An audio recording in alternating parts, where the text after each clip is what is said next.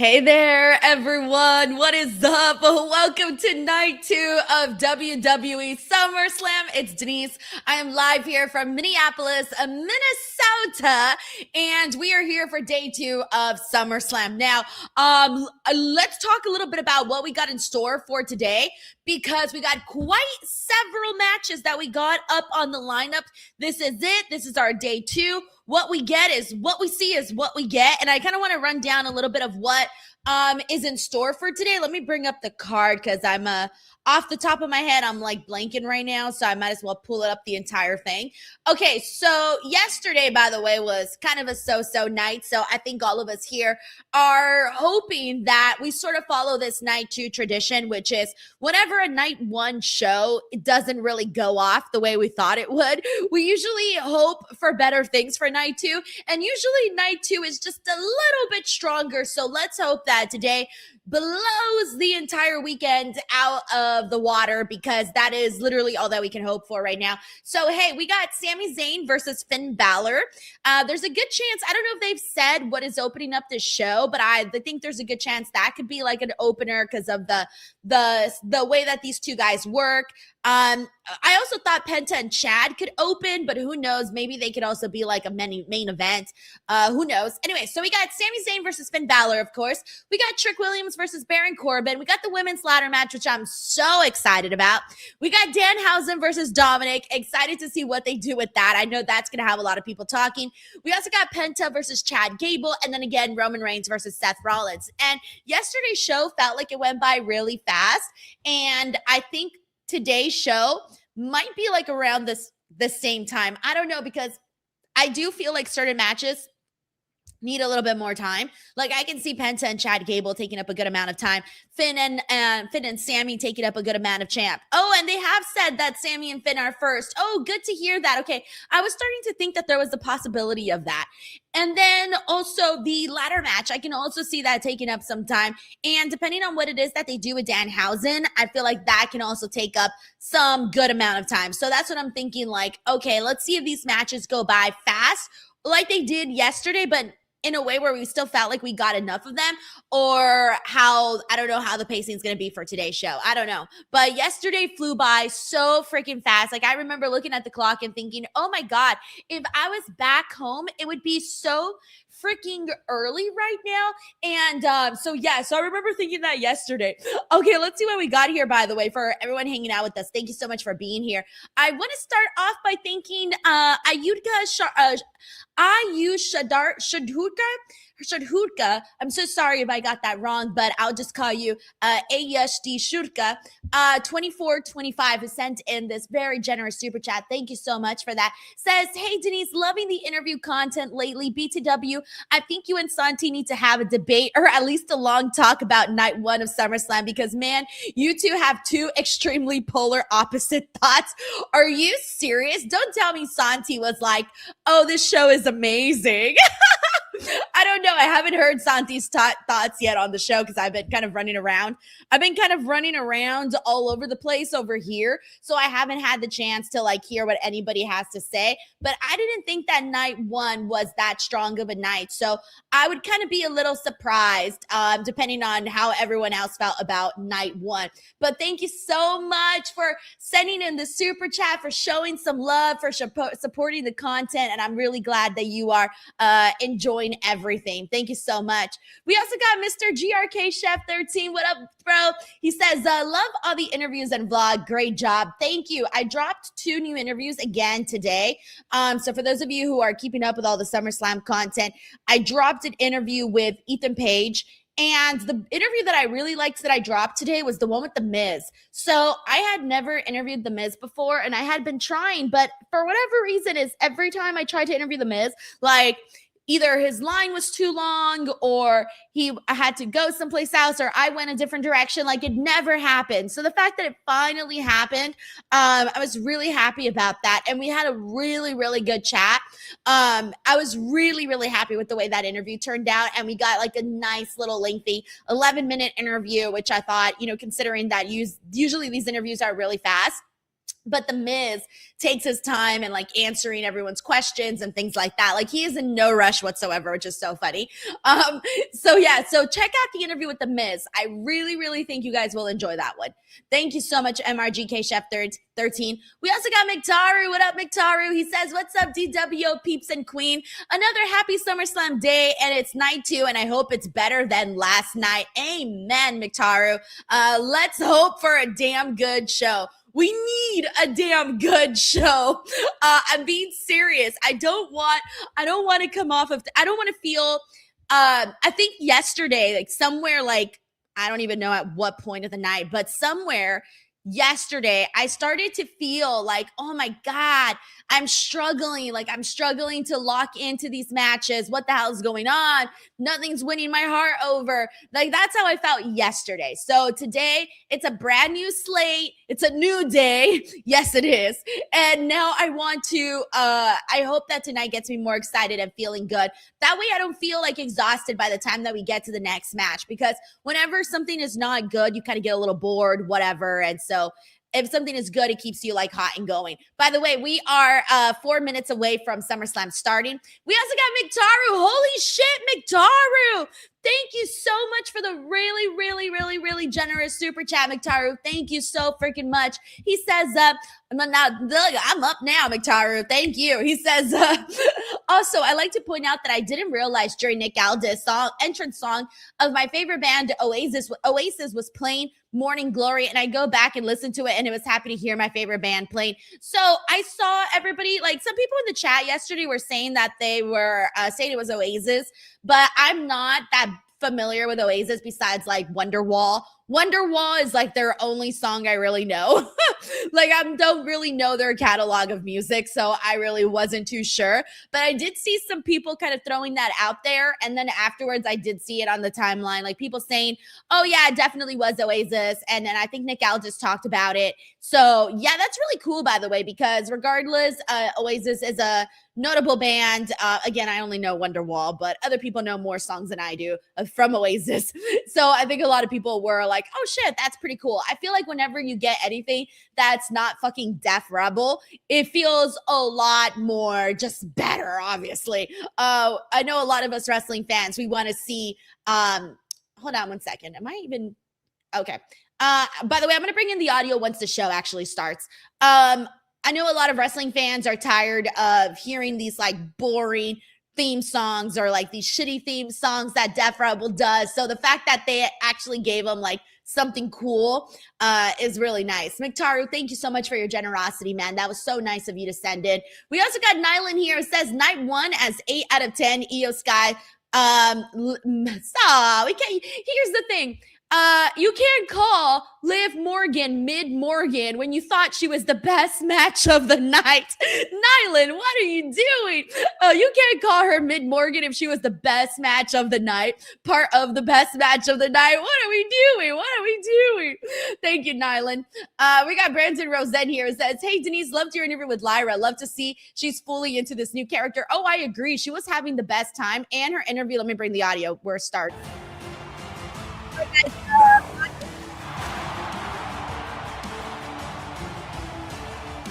WWE and me, throw it in the chat. If not, if you need the audio louder, please let me know. Oops, I muted it. Ah, that was my fault. Shit. Okay, there we go. Sorry. That was my fault. You know, ESPN's buttons here on this screen are not that easy to navigate. Every time I press pause, it mutes. When I press mute, it pauses. I don't know what's going on. Okay, cool. Everyone's saying audio's good. Sweet. All right, I want to make sure everyone can hear SummerSlam nicely. Made to order, always fresh. Don't miss any of the action. So yeah, Brandon, Lyra was probably the best interview across the board because she was in character and it brought something new. So I think a lot of her fans were really enjoying getting to see her and her interviews that she was doing. What's up, Errol Smith? Thank you so much for the jewels. Also, shout out to Jackson. Thank you for the membership. Errol Smith, thank you so much for the gold coin and the silver star. Thank you so much to Orlando for the floating heart. We got Sleaze Boy. Oh my God, look at Jade. She looks like a bow goddess with the purple and the lace and the headband. Can she climb the ladder to retrieve the championship? Chelsea's ready. I think today might be Chelsea's big night. The US champion, There's a good chance it's her big night today. Will it be We got Sleaze Boy here who says Liam and Noel Gallagher in a death match at Survivor Series. Did you ever set what I sent you on Twitter? I have not seen what you're talking about, Sleaze Boy. I get a lot of notifications, so there's a good chance I might have missed it. Unless you saw me hit the like button, I probably didn't see it. So feel free to resend it if you can, but maybe send it on a slow day, not on a SummerSlam day, because I definitely won't see it. Thank you, Sleaze Boy. SummerSlam Sunday. We also got Young Jamie in the building. What up, Young Jamie? Says, what's good, Denise? Night 1 was a 3 out of 10. Hopefully night 2 is better. I agree, bro. Let's fingers crossed, man. I'm so excited for the women's match, for the ladder match. Like, literally, that's the one that I'm most excited for. Like, yeah, I'm interested in Roman and Seth. Don't get me wrong. But the one that I feel giddy about, I feel like, that's the ladder match. The ladder match has me feeling giddy inside. Thank you, Young Jamie. We got Hollywood Dave. Hollywood Dave. He says, congrats on 255,000 YouTube subscribers. Thank you so much, Dave. It's been a hard route, but it's been a fun one. Okay, sometimes it's been fun. Sometimes it's been stressful. But I was gonna say, Denise, you're lying. It's been stressful a couple of times. But no, I'm so proud of 255,000 subscribers. You guys know I'm here almost every single day. Live streams, videos, shorts, interviews, you name it. So I always have, I really care about this channel and I really want to see it grow. And I hope someday I get to see the 1 million here on this YouTube channel. And when that does happen, I think everybody here is going to know that we showed up every single day to make it happen. So thank you to you for subscribing. Thank you to everybody here for subscribing. And thank you to any new people who subscribe. Thank you, Hollywood Dave, for your generosity. We're still on the intro, guys. Nothing's really happened yet. We don't really need to see SmackDown highlights. We got Nick McCarty here. What up, Nick? He says, cheers to a good show and stream. Peace and love. Nick, thank you so much. Yes, peace and love. Well, wait, peace and love. My other arm was a little too comfortable, and I was like, it just looks weird. Bring out the other arm for the heart. But hey, Nick, I'm doing good. I also hope today we get a good stream and a good show. Thank you, Nick. Hope you're doing well. Happy SummerSlam. Spike Hunter, thank you so much for the DWO membership. Very cool of you. Welcome to SummerSlam Night 2. All right. Welcome package is over. About to be. Tony Kreis, thank you so much for the jewels, man. Gracias. You are looking all right. Noche dos, everybody. Minneapolis, Minnesota. Home tonight to SummerSlam Sunday. Presented by Gears of War. E-Day. Yesterday, the Gears of War entrance kind of looked pretty cool, right? For the Usos, I didn't mind it. I prefer something like that instead of putting their logo on our fucking tables and shit. All right, I'm gonna be quiet because I want to enjoy this song. Cheers, everyone. SummerSlam is here. Night 2.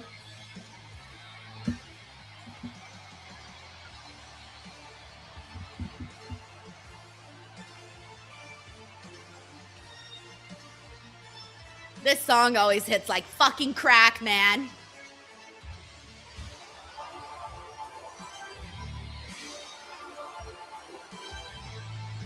Wait, Finn Balor has more abs. He got more abs than the last time we saw him. How does this man blinks and he grows a new pair of abs? I'm not kidding, guys. Tell me I'm telling lies. Look at that man. Tell me there's not extra abs since the last time we saw him.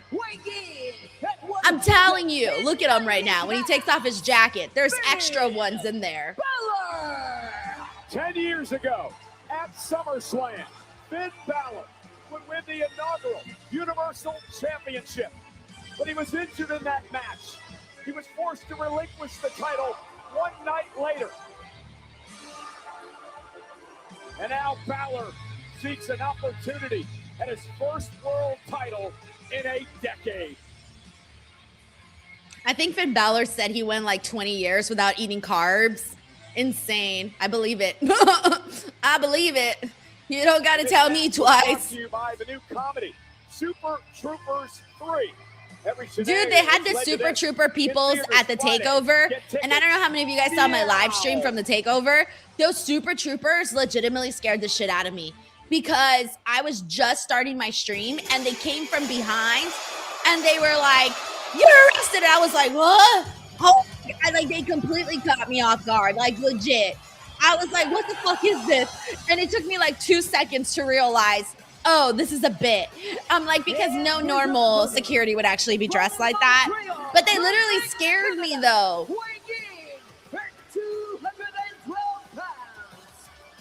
So yeah, we gotta, they said that if I didn't go see the movie, we got Lonely Night Forever who says you better go see that movie, Denise. They said that if I didn't go see the movie, I was gonna get arrested. So I might have to go see that movie. All right, we got Brandon Rosette. What up, Brandon? How are you, man? Money in the Bank Toronto. Tiffany throws Chelsea off the ladder and wins the title. SummerSlam 9-2. Chelsea throws Tiffany off the ladder and wins. Long-term storytelling at its finest. Exactly. I think we're all secretly hoping something like that happens because we all remember what an amazing moment that was because Chelsea took a gnarly bump that she freaking flew flawlessly into that table at the hands of Tiffany Stratton. And I think all of us still have that visual in our head. So if it were to happen this time around, but the opposite way, oh, that would be so good. So good. Thank you, Brandon. Also, thank you so much to Earl Smith for all of the jewels. Oh, what does Nick Aldis have to say? Also, nice reaction there for Nick Aldis. Imagine he goes, "You're out, I'm in the match." As you may have heard, I have been reinstated as SmackDown GM. We should boo that, actually. And in an effort to call things down the middle and do what's best for business, I've made the executive decision to add a participant to this matchup. Why? What? What? Why? ¿Por qué? I mean, I get that he's beefing with Sami, but what is Finn Balor? But okay, correct me if I'm wrong, guys, but didn't Sami... No, it was Finn Balor who earned this match. So Sami got this match because he was screwed by Gunther. Okay, Gunther was technically screwed too, right?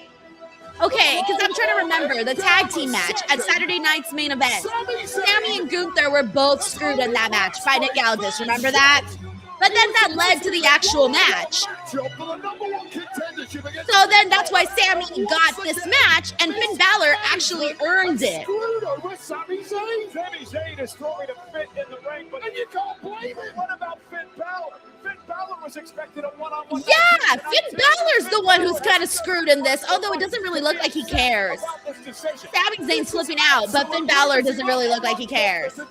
Okay, in that case, let me post my widget, guys. I almost forgot the poll. This is simply on the fair. Shit. On Sami Zayn, and yes, I grant you. Okay, hold on.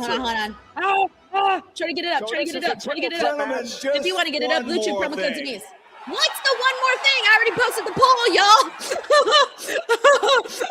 I didn't say I was only adding. Oh my God. Okay, let me fucking fix this. Who's the Kevin Executive decision. Wait, is it Kevin Owens? To make this a fatal four-way match. Tell me it's Kevin Owens. Tell me it's Kevin Owens. I don't know. We need one more. Come on. I don't know who. Besides, I don't know. The only person I can think of is KO.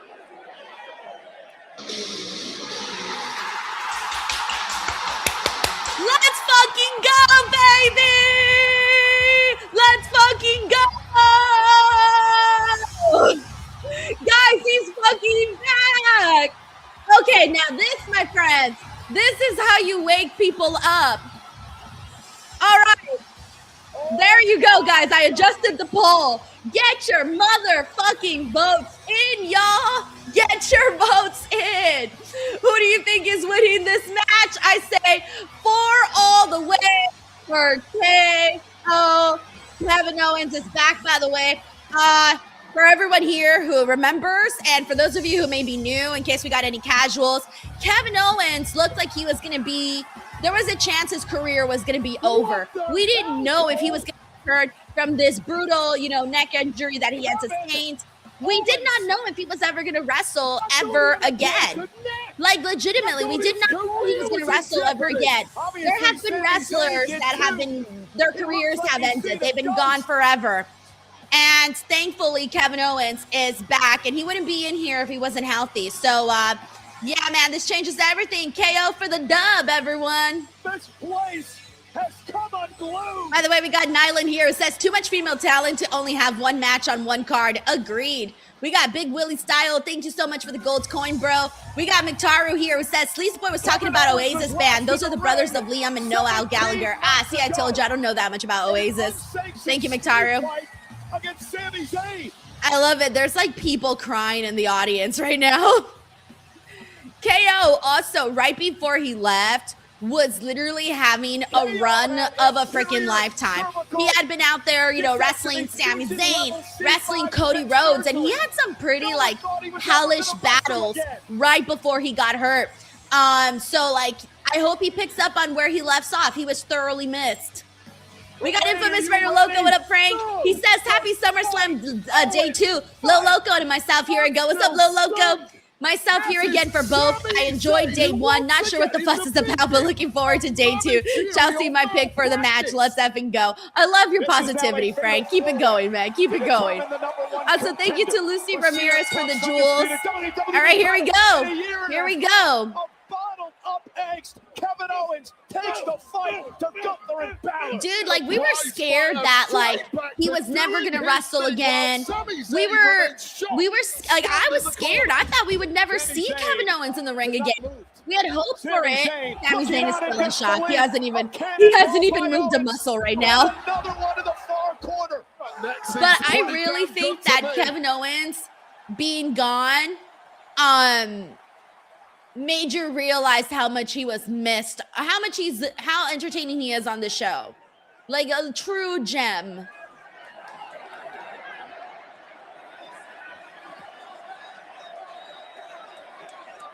Oh, okay. I wasn't sure what Sammy's reaction was going to be. He did hug KO. Now they're like, I mean, these two guys know they have been friends. They have been enemies. They have a very, very long history. Yeah, right before Kevin Owens got injured, he had that fucking hell of a match with Sami. Like, at Elimination Chamber, that was literally their WrestleMania match. Thank you so much, Earl Smith, for all of the jewels. A fever pitch here in Minnesota. The ultimate slugger, the ultimate. There we go. With a swanton. He said, in case you guys were wondering if I was going to be rusty or not, I'm not. He's out there doing fucking crazy ass moves from the very beginning. You would probably never know this man had a broken neck. Crazy, huh? Head down, swinging for the fences, and he might put it away here, Cole. And Gunther went through a battle with Nick Aldis. Nice full beard. And there's nice full head of hair. Kevin Owens looks good. Kevin Owens looks great in the early goings of this matchup. Went for the stunner. By the way, I'm stopping the poll, but everyone here is voting for KO, obviously. It completely changed things. Get pinfall or submission wins. And now Balor runs into a boot by Gunther. We all thought this was Finn Balor's moment, but unfortunately, it's not looking like it. Well, unfortunately for Finn, but fortunately for KO, I'm good with it. I also like the idea of Gunther. I don't mind Gunther having 2 matches either. You gotta wonder if that early adrenaline rush is starting to wear off here, Wade. I mean, that will beat anybody up to go that hard, that quickly for that sustained. Gunther's like, I didn't chop people enough yesterday. He didn't get his fix of chops enough yesterday. By the way, we got Saif Din who says, oh God, seriously, what is Triple H's problem? I guess you sent this in when we were all like, why is Gunther being added to this match? Thank you, Saif. We got Plus Ultra Adrian here who says, all hail the ring general. That is fun to say. Thank you, Adrian. Did last night against Nick Aldis take out of the ring general on this evidence? Very little, but wait up. Balor into the cover. Is it enough to win this #1 contenders match? In a kick out. Finn Balor's got muscles in places we don't even got places. Sami Zayn issues with management. See, like, that's another match that I want to see, by the way. Gunther and Finn, I need to see them go to town. Take control of his own destiny right now. I want to see them, like, in a fucking 40-minute classic. What can I say, guys? I like them. I like those matches that we get that are long and hard. Long and hard. That's how I like them. That's what she said. 10 years ago, set the world ablaze. And Balor dropping Sami into Gunther. And Gunther now maybe in the drop zone. Finn Balor, who's had a new lease on life since coming to SmackDown. Top rope knot for Balor. Looking for the coup de grace, and moving out of the way is Gunther. And Gunther now with that drop kick. Dropping Balor. And now Gunther looking for the power bomb. Stacks up Balor. And now, wow. Damn, Gunther. I love Gunther, like, manipulating Finn's body, just like that. One, bam, slam your ass. Two, trap your ass. Like it. By the way, we got Mr. GRK Chef who says, let's go, KO! Thank you, Mr. GRK Chef. We got Spike Hunter who says, fight, Owens, fight, let's fucking go! We got Brandon Rosen who says, biggest pop of SummerSlam weekend so far. I'm going to be real with you, Brandon. I don't know if anything tops Kevin Owens' pop. Because what do you think could top Kevin Owens' pop on today's show? The only thing I can think of is, like, maybe a Chelsea Green victory. I don't know. Because it'd be like a heart, like, oh my gosh, she actually did it. Maybe. I don't know. But, like, that Kevin Owens pop, like, that was even bigger than Randy's return pop. And Randy's return pop was pretty damn loud, but I think KO's might have been better. I mean, bigger. Thank you, Brandon. Now look at that. Down goes Balor by Owens. Sami Zayn now into the fight. Sends Kevin Owens out to the floor. Sami looking to pick the bones of Balor. And a kick out by two. We got Guitar Junkie here. Says, I'll have an order of KO versus Punk and a large fry, please. Hey, Guitar Junkie, can I come to this meal with you? I definitely want an order of this too. I mean, there are so many people. Think about how many people have been added to the roster since Kevin Owens was gone. Think of how many people we haven't seen him wrestle since he left. Like, there's quite a bit. Like, imagine when we finally get, for example, I know they're on different brands, but imagine if we ever get Oba and Kevin Owens, or on the SmackDown roster. I presume he's going to be on SmackDown. I'm actually not sure if he's still on SmackDown. I assume he is because he's in this match, so I'm just going to take he's still on SmackDown. But for example, like, I would like to see Kevin Owens work with Trick Williams, see what he can pull out of Trick Williams. I would like to see him work with nice. If they ever bring back Elia, love to see him work with Elia. I would love to see KO work with Carmelo Hayes. That would be fantastic. Ryan Tran checking on Owens and backing. There was a few other names I wanted to mention, and now I forgot them. Eventually, if he ever gets a chance to work with Javon Evans, that'll be so much fun. If we ever get to see, like, even on the Raw side, there's so many matches we want to see. Kevin Owens and Gunther one-on-one. I'd be fucking hella down for that again. Like, let's fucking go. I want all those things. Balor will he become the #1 contender? And also with a side of fries. Thank you, Guitar Junkie. We got David Primero who says, Denise gave Nick Aldis a lot of blue chew today. Damn, David! Don't start spreading rumors now. Thank you, David. We got Logan here who says, okay, I'll just now add AJ Lee to the ladder match. Oh, man, that's hilarious. And that's wishful thinking, Logan. Wishful thinking. Thank you, Logan. Also, thank you to Eric Diaz for the jewels. We got Johnny Magic who says, I just woke up. What in the world is happening? Yeah, what's happening is that we're starting the show off with a bang, and it was desperately needed. We already got a moment on the show, and this match has been doing really good. Like, everyone's had some really good moments together. I loved what we've seen with Kevin Owens and pretty much all three guys, because he's had a moment with all three. Thank you, Donnie, for hanging out with us. Just agonizingly close. We also got Rooter Kung here who says we might get KO versus Punk soon. Dreams do come true. Please, please, please. I don't beg for much. I might beg for that. Thank you, Rooter Kung. I actually wouldn't mind it either if they ran back Cody and Kevin Owens, because that honestly may have been one of Cody's best matches in WWE, was the match that he had with Kevin Owens. I genuinely think that Cody's best work in WWE. There we go. KO got the win, baby. We're back. We're back. KO, baby. It's gonna liven up SmackDown so much. Welcome to the KO show. The best, I think, like the best people that have worked against Cody, off the top of my head, of course, Roman Reigns. I've always liked the matches he had with Cody. Second, Seth Rollins. I've always liked the matches Seth had with Cody. And Kevin Owens. I feel like those might be my top three that I genuinely feel he has always had chemistry with in all of their like matches or interactions with. Thank you, Rooter Kung. We also have 100 The Will, who says, I have the same surgery as KO 2 years ago. We good. Aw, dude, 100 The Will. I'm so glad you're doing good too, man.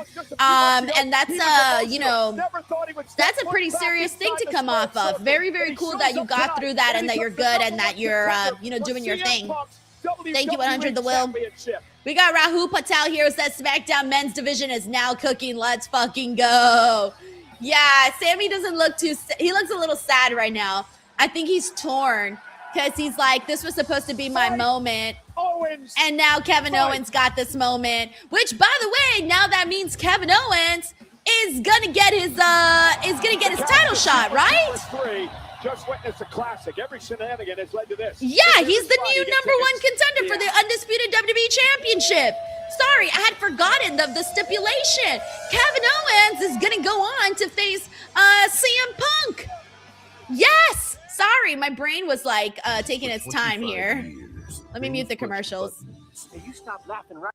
All right, BTW, we got David Primero here, who says, should they add another woman in the ladder match? Nah, I think they're good. Honestly, I know a lot of people, I don't know if you guys are feeling a certain way about it, but I think they're good with what they have. They have a good amount of versatile competitors in there. Thank you, David. We got Big Dave. Thank you so much for the clapping seal. That's so cute. We got Plus Ultra Agent here. Says, waiting for the day we get Gunther versus Oba. Amen, baby. That's going to be good. Thank you, Earl Smith. We're also back here on SummerSlam. DoorDash, official delivery partner of WWE. When the bell rings, it's we got Mr. Fat Boy. What up, Mr. Fat Boy? He says, Denise, happy SummerSlam and good interviews you have been doing as lately as well. Awesome wrestling content. Aw, thank you so much for watching, Mr. Fat Boy. You have no idea how much it means to me whenever people watch my interviews and enjoy them and genuinely get a little kick out of them. Always very pleasing to hear people say, so thank you for supporting those, and I'm glad they were, I'm glad you enjoyed yourself. Thank you, Mr. Fat Boy. Also, of course, I don't think anybody's here surprised. Let me mute the commercials again. I don't think anybody here is surprised, but our poll ended with KO. And of course, KO got the win. 86% of our chat. Basically, once we saw KO, we were like, all right, we know what time it is. We know what time it is. So I'm going to post the next one because we are going to get Trick versus Baron Corbin. I'm not expecting that much out of this match, to be real with y'all. Throw a 1 in the chat if you expect Trick to win. Throw a 2 in the chat if you expect Baron Corbin to win. I think we all know this is Trick's to win, but I just hope this match doesn't stink. Honestly, that's my only hope for this. I don't care who wins, what happens, as long as it doesn't stink. By the way, thank you so much to Jonathan Carter for the jewels. Very nice of you. We got Andrew Panajotis here who says, hello, Denise. Add Bailey to the ladder match. Oh, see, everybody's been talking about adding people to ladder matches. If they were to add Bailey, that would be pretty cool.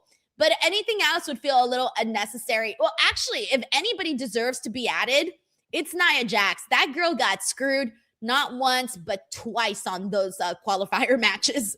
By the way, Christian Paler Smith, what up, Christian? He says, first time I'm super chatting. Oh, thank you so much, dude. He says, and thank you for shouting me out. Let's hope this match leads to other surprises. 6-women's ladder match. I know everyone's really excited about that one. And I think that now that we got the Kevin Owens surprise, instantly, right now, we're feeling, I can already tell you, I'm feeling so much more differently about today's show than I was about yesterday's show.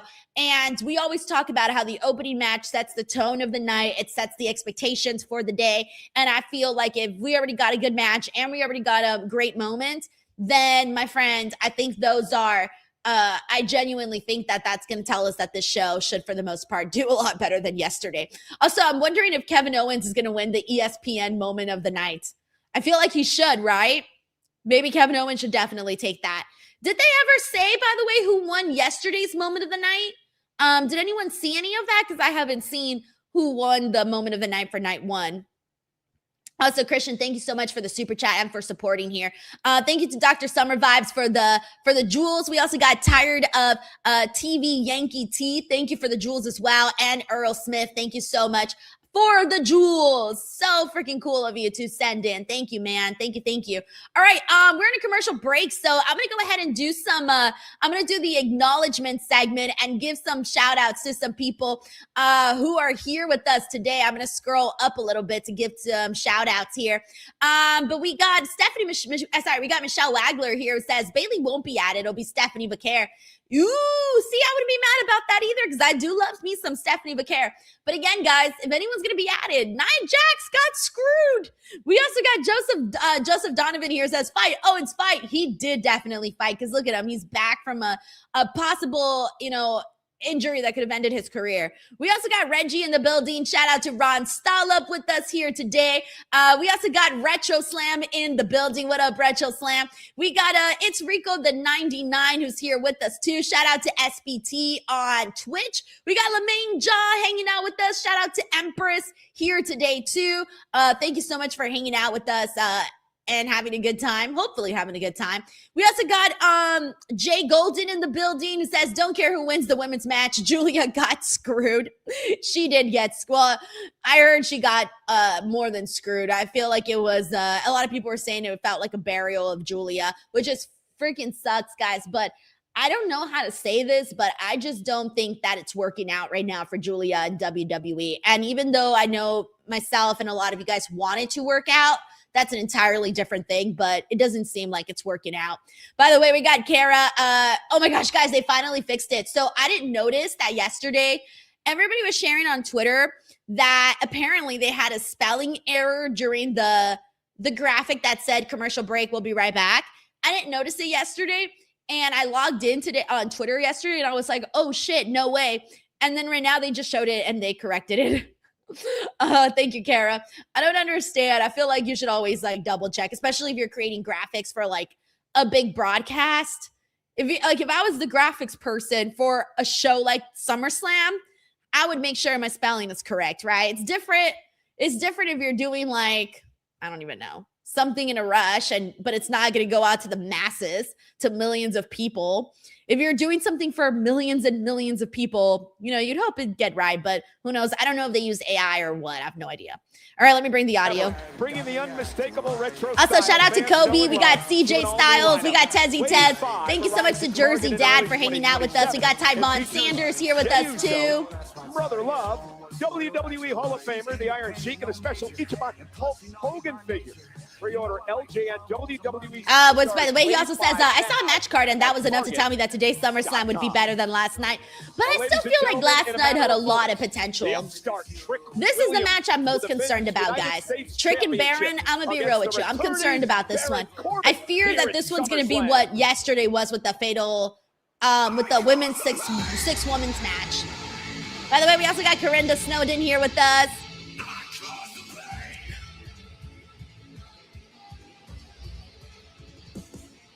Oh, thank you, Cable. He says Oba won a moment of the night.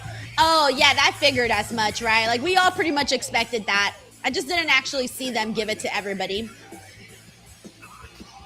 We also got Brie Marie with us here today. We got Generic Human. Thank you for hanging out with us, everyone. We got D-Cran4D who says, great match. It was great to see Kevin Owens back. We got W. Stein here who says, I'm ready for Chelsea Green to finally win the big one. We got Gohan Trunk fans who also said, I want Chelsea to win tonight. I agree with you. Yes, Empress says, hey, Denise, second time on the chat. Oh, I love it. I love it. We're incorporating you into the family. Very, very cool. I always get happy when people say that they come back. because then that means they had a decent amount of time. They enjoyed themselves enough to come back, so thank you very much. 2 years back. He left WWE. He said he needed to get a bad taste out of his mouth. All right, and let's see how the poll is doing too. We got, oh wow, I'm actually surprised some people voted for Baron Corbin. I'm a little surprised we got some Baron Corbin votes. So we got 48 votes for Trick Williams.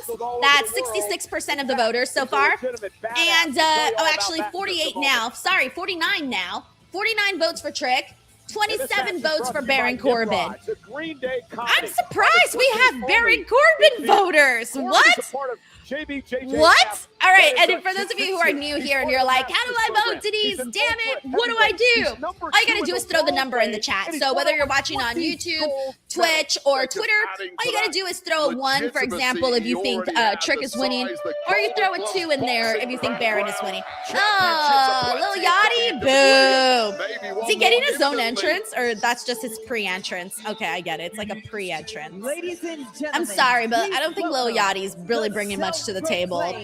I'm not a fan. Sorry, he hasn't made me laugh, not one time. Lil Yachty. That's right, baby. Minnesota, what's the deal? Bring out Trick. I love Trick's entrance. Check it out, His baby. entrance I'ma always keep it feels real. so Look, fancy. I ain't gonna take up too much time. Look, I'm sending somebody 6'5", 250 pounds your way. All right, make some noise for my dog, Trick Willie. Trick Willie. Oh, wait, does he have jewels? Oh, he's got mirrors. He's got little mirrors on his coat today. So they kind of look like diamonds. Nice. Still got that furry ass belt. I was so happy that they weren't selling the furry belt at the takeover. I was thrilled when I didn't see that ugly ass belt.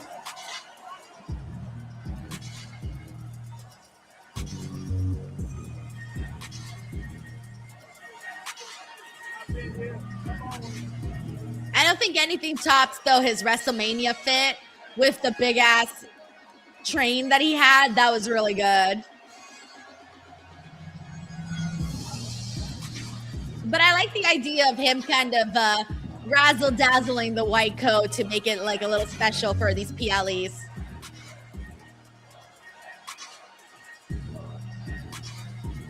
Trick Williams won the United States By the way, we also have from Sami Zayn back in WrestleMania. AJ Tripp here. What up, AJ? Thank you for the super chat. He says, I don't think they did it last night because it was all about the Dodgers getting Tariq's screwball. Sorry, I'm sorry if I messed up that last name. So, AJ, it turns out everyone said that they did do it. I just missed it. I didn't see them give it to Oba. Thank you, AJ. We got Errol Smith also. Thank you for the jewels. We got Connor Lake here. It says, Denise, have you tried a Juicy Lucy burger in Minneapolis? No. Oh my gosh, Connor Lake. I'm not really like, so in the area that I'm at, there's like a lot of restaurants, but I've been so busy because literally I wake up in the morning, I get ready, I go straight to the media day, I do the interviews, and then I come back and I upload and I edit. So I really haven't had a chance to go eat like at restaurants. So I've been having to just order takeout and stuff. So I haven't even sat down anywhere to eat in this whole trip in Minneapolis. And a kip up by the United States champion. I was going to say, does he have the substance to contend with an oversized, hard-nosed All right, so let's just fighter hope this like match Baron isn't Corbin? And the brutal. answer apparently Let's is hope we yes, get and a something big good out of quick it. slap Also, to Nyland Corbin. here says You've Trick heard that Williams one versus over the Tommy last several Pickles. weeks. Tommy Pickles? What did Tommy? Oh, you're saying that Baron Corbin looks like Tommy Pickles. Okay. I was about to say, why are we involving Tommy Pickles in this? What did Tommy Pickles ever do? He does kind of look like Tommy Pickles. Like Tommy Pickles' dad. Thank you, Nyland. Problem here is the guard is Also, thank you to firmly up Earl and Smith Trick for all of the Williams jewels. primed and ready to defend that title. Official Jason Ayers is going to have his hands full in this one as Corbin is sent shoulder first into the barricade in front of the timekeeper's area. It's simple with Corbin. He is a highly skilled but old school. Oh, he also added the mirrors to his trunks as well. Ready for that. And what on earth is Trick Williams pulling out here? Okay, hey, wait. I didn't. What is champion to do this. Remember, champion's Wait, advantage tonight. I didn't Corbin know. will need to pin or submit Trick Williams to win the title. I mean, you've got to be very careful messing around with tables and weaponry in a match like this. And Wait, Corbin what did this understanding say? I that, was rolls into like, the ring to break the did count. he use weapons? What? get away from that table, whatever was getting cooked up by Trick Williams. But now I was confused right now. I was Did you like, what are we expect doing? to What are we see doing? Corbin And I'm like, I didn't know this match had a early on in this stip. match? I certainly Oh, did and also not, I'm but going I to stop did the poll, so expect you guys Trick can't Williams vote no to come more. out We're the locking them blocks hard. in. It's really You can rough. vote for the next one. Corbin But is Trick obviously retreating wins here with to a 54% of the Look vote. out, deep six. Well, perhaps laying in wait there. I don't think this is no DQ. I don't know why they brought out the table. Indeed. Maybe they just wanted to get that Slim Jim logo out there. Cyclops better than Wolverine said Denise is a hater that don't appreciate art. You know what? Damn right, I am a hater. I be hating everything. All of it. Hate everything. Thank you, Cyclops. It's better than Wolverine. Realizes he's going to have to get Williams back in the ring. Yeah, I think Corbin's still shaking off those cobwebs after that early relentless attack from Trick Williams. Christian's like product placement. I think that's what we were all trying to get. Oh, I love this idea. Christopher Snow says Lil Yachty is going through the table. I love that idea, but I don't actually, I wonder if he is though. I don't think he actually is. Let's not forget, because like he's not a heel. Like I may be annoyed of him, but he's not a heel. If he was a heel and getting on everyone's nerves, then yeah, then I would say yeah, put Lil Yachty through the table. But technically he's not playing that kind of role. Even though he annoys me, he's not technically playing that role. Hard against the floor there. And the champ, Trick Williams, really has not looked the same ever since. Yeah, I think we're going to learn a lot about the champion here tonight. Corbin quickly on the attack. Tremaine says Corbin wins, we riot. Hey, Jacob, thank you so much for the super chat, bro. Jacob says, so freaking happy Kevin Owens is back and is the #1 contender for CM Punk's title. What is next for Gunther and Sami Zayn? Hopefully Charlotte Flair wins the ladder match tonight, plus favorite type of sandwich. Oh, my favorite type of sandwich is anything with chicken or turkey or bacon. As long as it's got those ingredients, I'm good. I don't think Charlotte Flair is winning today. If she does, I wouldn't mind it though, because then we automatically know we get Charlotte versus Rhea. But the reason I don't want Charlotte to win today is I don't like the idea of her being an interim champion. I think that she's really above being an interim champion. So for that reason, I don't want Charlotte to win that match. Because again, interim championship is key there. And then, yes, I'm so happy for Kevin Owens. I was not expecting him to return. I know yesterday everybody was talking about it, and then I kind of forgot about it today. Like, I forgot that yesterday we were all talking about the possibility of that happening. And this match sucks, by the way. Like, this match kind of sucks. This is exactly what I thought it was going to be. I'm not a big fan of a lot of... Oh wow, Trick Williams is bleeding a little bit from his hands. NXT, but he may be hitting a brick wall here tonight. Jesus, do not move the camera that direction. That side is rough.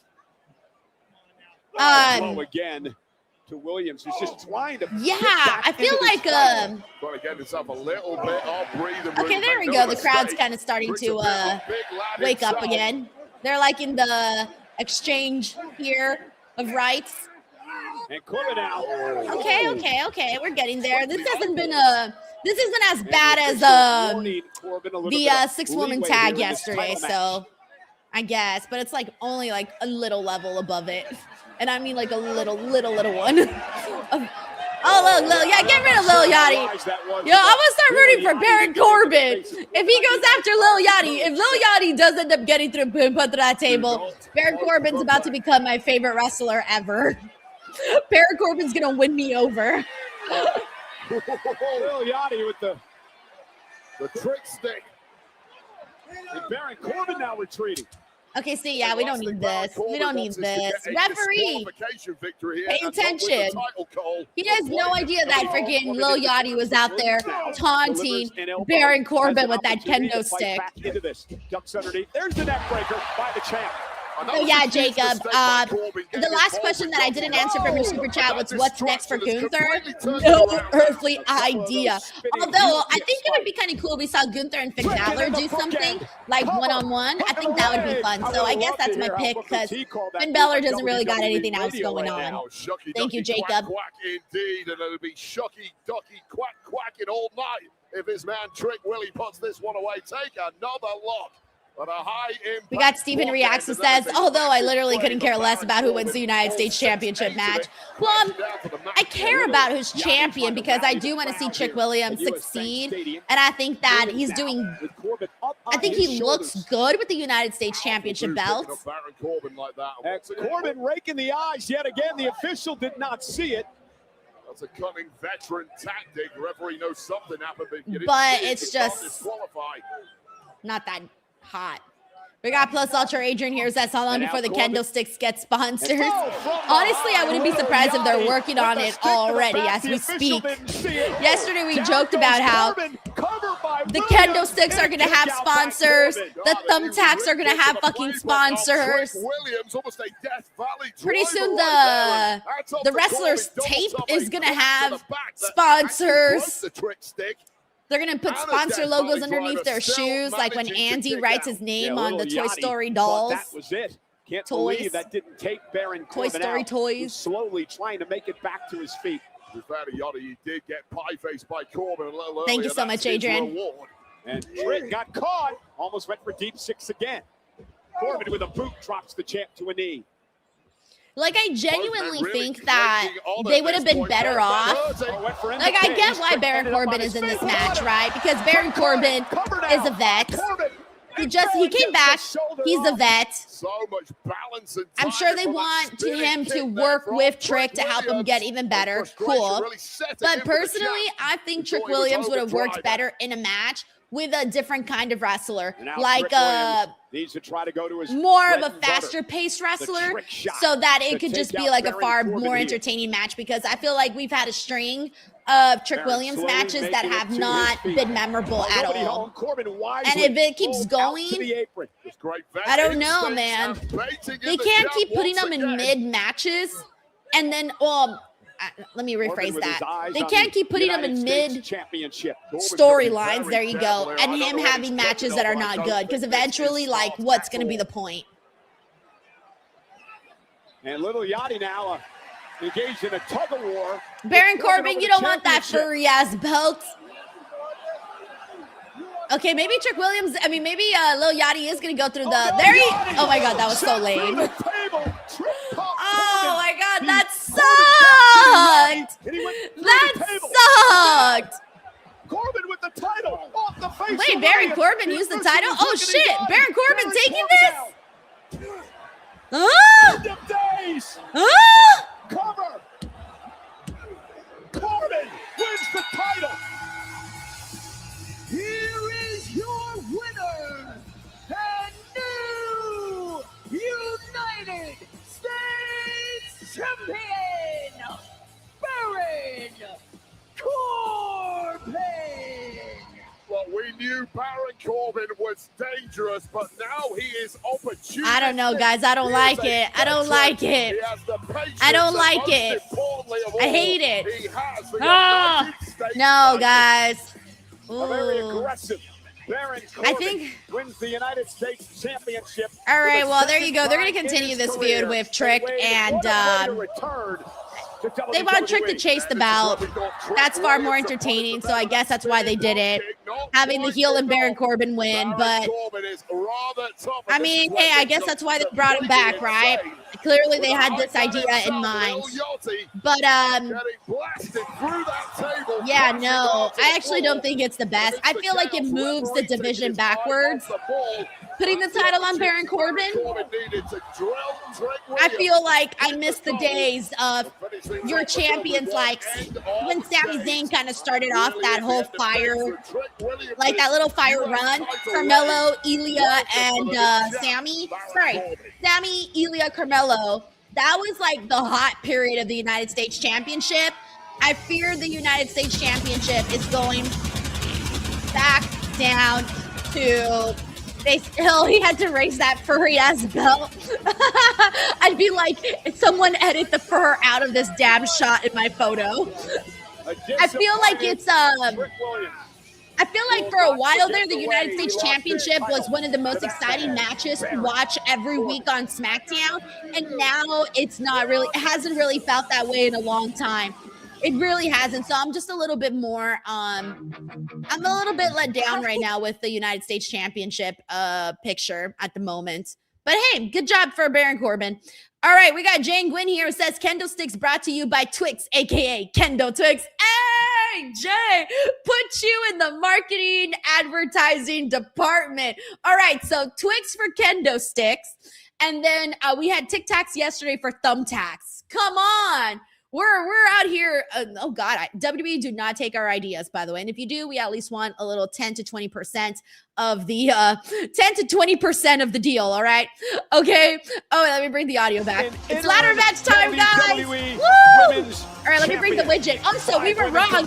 And congratulations to those 36 people that took the courage, had the guts to say that Baron Corbin was winning. You guys were right. Applaud yourself. That was the first match that I freaking got wrong on this whole damn thing. So I'm a little irritated. But anyway, so good job to those 36 brave souls that were mocked, made fun of, and yet they were right.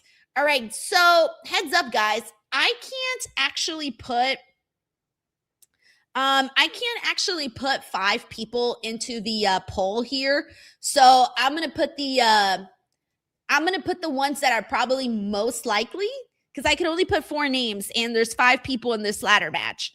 So, I feel bad having to leave somebody out, but someone's going to have to get left out. I'm just going to go in order of how Wikipedia has it.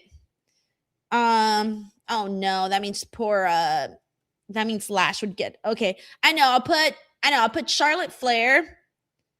Okay, I know what I'll do. I'll put Charlotte Flair and Jade in the same number, and then I'll put Lash in her own number. Okay. Let me create the poll. Sorry, guys. It only allows me 4 slots. So throw a 1 in for Tiffy, throw a 2 in for Lash, a 3 for Chelsea, and if you think Charlotte Flair or Jade is winning, throw a 4 in there. I know, too bad we can't do more than that, but that's the many names. That's how many names it allows. All right, we got Infamous Ray Loco, by the way, who says best SummerSlam night already. Corbin, US champ, baby. Yeah, definitely. Far better than yesterday already. Thank you, Frank. We got Jacob Tatum here who says, who's your pick to win the ladders match? It's Chelsea Green. Yeah, after thinking about it, during the process of elimination, it all boiled down to Chelsea Green. Thank you so much to Jacob. We also got Ben Fossey. Hey, Ben, how are you? Thank you for the jewels. We got Brandon Rosen who says, what in the actual fucking hell just happened? I honestly think that they probably feel like Trick Williams got a little stale with the United States Championship. So they were just thinking, all right, we need a heel.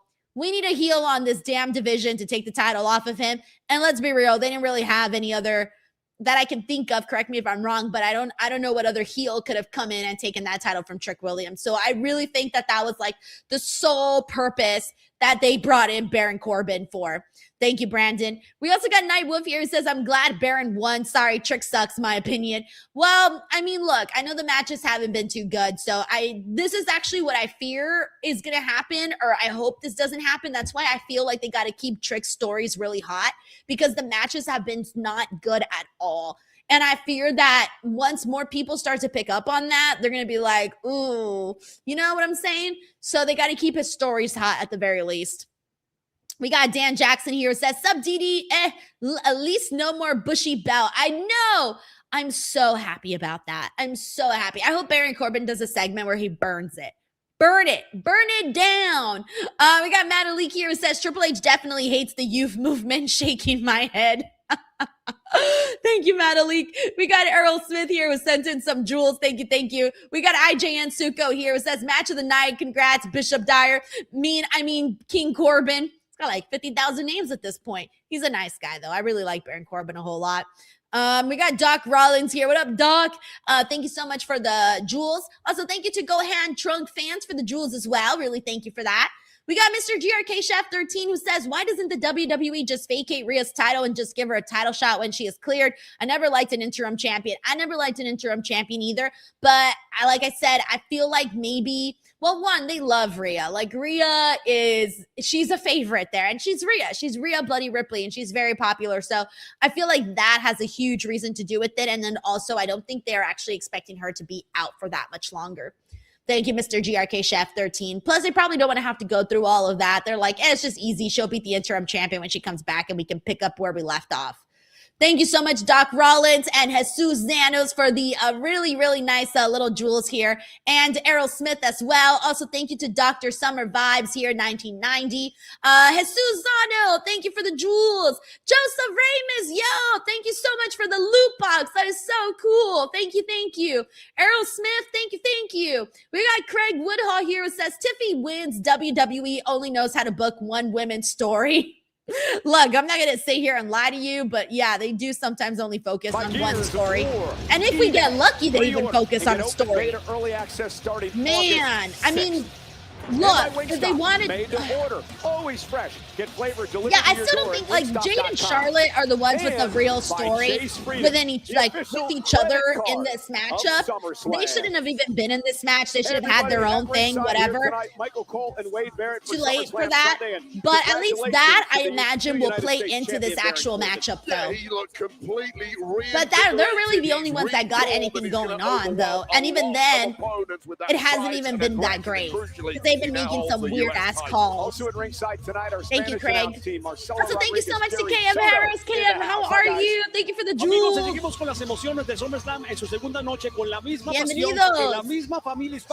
Bienvenidos a SummerSlam. Están en mi live stream aquí con Denise Salcedo. No estoy en mi casa en Los Ángeles. Estoy aquí en Minneapolis, Minnesota. Y estoy mirando las luchas y ahorita pues el show está más mejor que la primera noche, so qué bueno por eso, estoy feliz, pero a ver cómo va el resto del programa. There you go. Now, I'm going to speak Spanish every time the Spanish announcers come on. We got Matt Raquel here who says, in the theater in Orlando, watching SummerSlam. Atmosphere is great. Have a great watch along. Yo, Matt, thank you for coming in here and showing some love. And I've never watched wrestling in a theater. However, everyone else that has ever watched it in a theater has always told me that it's a cool experience. I don't know. I've never done it. So enjoy yourself, Matt. And Dublin, Ireland. I like when they show the fans in different parts of the world. It is now time. We also got Chewy here. Thank you, Chewy. Thank you to Gohan Trunk fans. Champion. It is a ladder match here at SummerSlam. All right, so let's see how our poll's doing right now. So we got 10 votes for Tiffany Stratton. We got 7 votes for Lash Legend. We got 48 votes for Chelsea Green. And 14 votes for a combined Charlotte Flair and Jade Cargill. Now, I'm going to keep this poll open up until the bell rings. So keep voting if you're here. Throw a 1 for Tiffany in the chat. Throw a 2. Sorry, can't even count anymore. How was that in Shrek when the guy goes, pick no, how did he do it? He was like, pick number 3. No, how did he do it? I think he had the 2 fingers up and he kept saying, pick number 3, my lord, pick number 3. Whatever, that part. That's how I felt right now. All right, throw a 1 for Tiffany, a 2 for Lash, a 3 for Chelsea, and a 4 for a combined Charlotte or Jade. Tiffany Stratton wearing the colors of the NFL's Minnesota Vikings for this matchup here tonight. And she hopes to become... Yeah, don't forget it's also her hometown. So in case that sways anybody's vote here, that could sway your vote. A chance to double up, but this lady has the kind of athletic gifts. I love her gear every single time. Well in a ladder match environment. I feel like Tiffany Stratton looks better than she ever has. Ever since she came back from her return, she's just looked so so fresh, so good. Is coming.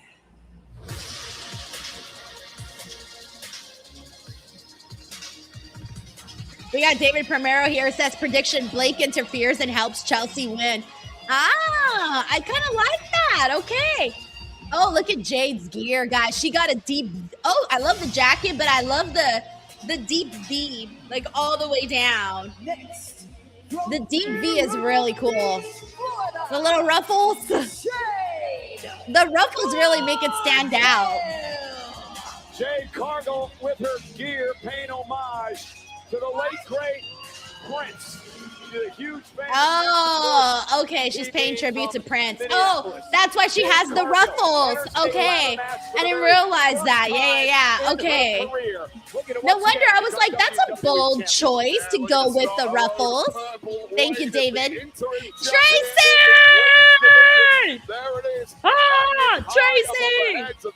Thank you so much. Tracy says it won't let me put what I want. So let me just say, I'm very happy. I was crying. I was screaming. Here's your $100 super chat. 7 months in the making. So for those of you guys who don't know, Tracy has been saying almost every single show ever that if Kevin Owens comes back, she's sending a $100 super chat. And she's been saying it for 7 months. Tracy's a big fan of Kevin Owens. She's been waiting to see Kevin Owens come back. It's one of her favorites. He's one of her favorites in WWE. And he finally came back, Tracy, and I'm sure you were like you said, screaming, crying, happy, all of the emotions. Bask in it, girl. Bask in it, because that's your fave. Own it. And I'm so happy for you that he's back. And thank you so much, Tracy. You didn't have to place this. You didn't even have to do this, but you did. And that really helps me out a lot. So thank you so much, Tracy. Hold on. Tracy's got to get some even more good karma. So Chelsea Green. Tracy's like, I already got all the good karma, girl. Kevin Owens is here. Oh my gosh, Tracy, thank you so much. Seriously. Please, guys, give some love to Tracy in the chat. She's always been so supportive here, but also she's a genuinely big fan of Kevin Owens. We also got Mono King who says no Sabo Kid. Bro, I ain't no Sabo Kid. It's an insult, Mono King. I'll fight you.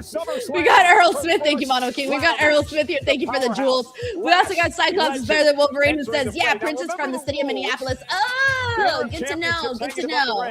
Thank you, Cyclops better than Wolverine. Sorry, guys. I didn't really, besides Purple Rain, I don't really know much about Prince. Thank you, Earl Smith. Lash legend has that huge frame, former basketball star, and you'd think someone with those long legs, maybe on a scale, a ladder. Damn, I'm learning about everybody who's from Minneapolis. Who else is from Minneapolis? Like, what other famous people are from Minneapolis or from Minnesota? Thank you, Arthur. A lot of people do think Lash legend. Thank you, Darkwing. Yo, I love these fucking jewels that YouTube's giving everybody. A hell of a lot of talent in the ring for this match. All right, I'm so excited for this match. This is my giddy match. Julia on SmackDown on Friday to complete this. By the way, we got Stephen Marchulli here who says, I wouldn't mind Blake getting involved in this match. I wouldn't either. We were talking yesterday in our interview, and she was like, I haven't even had a match. And I'm like, damn, that's crazy. She hasn't even had a match. I love the way that Blake talks. Oh, I can't talk like Blake. But y'all know what I'm trying to do. The glamour is here, baby. Oh my gosh, Charlotte Flair has lover hair. Oh my gosh, she's got lover hair. That's how Taylor did her hair for the Lover album. She did like different versions. She had the blue version, and then she had the pink version. She had like 2 different versions. It became like the hot thing to do during that period. Thank you, Steven. Hope you're feeling better, man. We also got David Primero here who says, announcer said Chelsea's family is in the audience. Does it mean she'll win? Remember when Kendall Gray won the NXT title, her family was there too. Dude, okay, maybe it will actually happen. Because imagine like saying, oh yeah, her family's here, and then she loses, and now everybody knows she lost in front of her family. Matt Cardona, by the way, was doing media today. I'll post my video with him later on. But yeah, Matt Cardona was there. He was wearing his Chelsea green shirt. He was really excited for Chelsea and talking about how excited he is. Thank you, David. All right, I'm closing the poll, guys. So if you didn't vote, I'm sorry. All right, the poll is now done. We got a total of 18 votes for Tiffany Stratton, 9 votes for Lash Legend, 71 votes for Chelsea, and 23 for the combined Charlotte Flair and Jade here. And now Charlotte with that back elbow in the ball. Let's go, Chelsea. This is her day, guys. This has to be her day. Legend get into the fray. And Oh, she caught her. catching I'm Tiffany. excited There to is see the what Tiffany power Stratton rocket. does because she's the gymnast in this match. So I expect her to do all the flashy moves. I expect Lash Legend to be the muscle. And Chelsea has guts. Like, she's not afraid to do... By Lash Legend.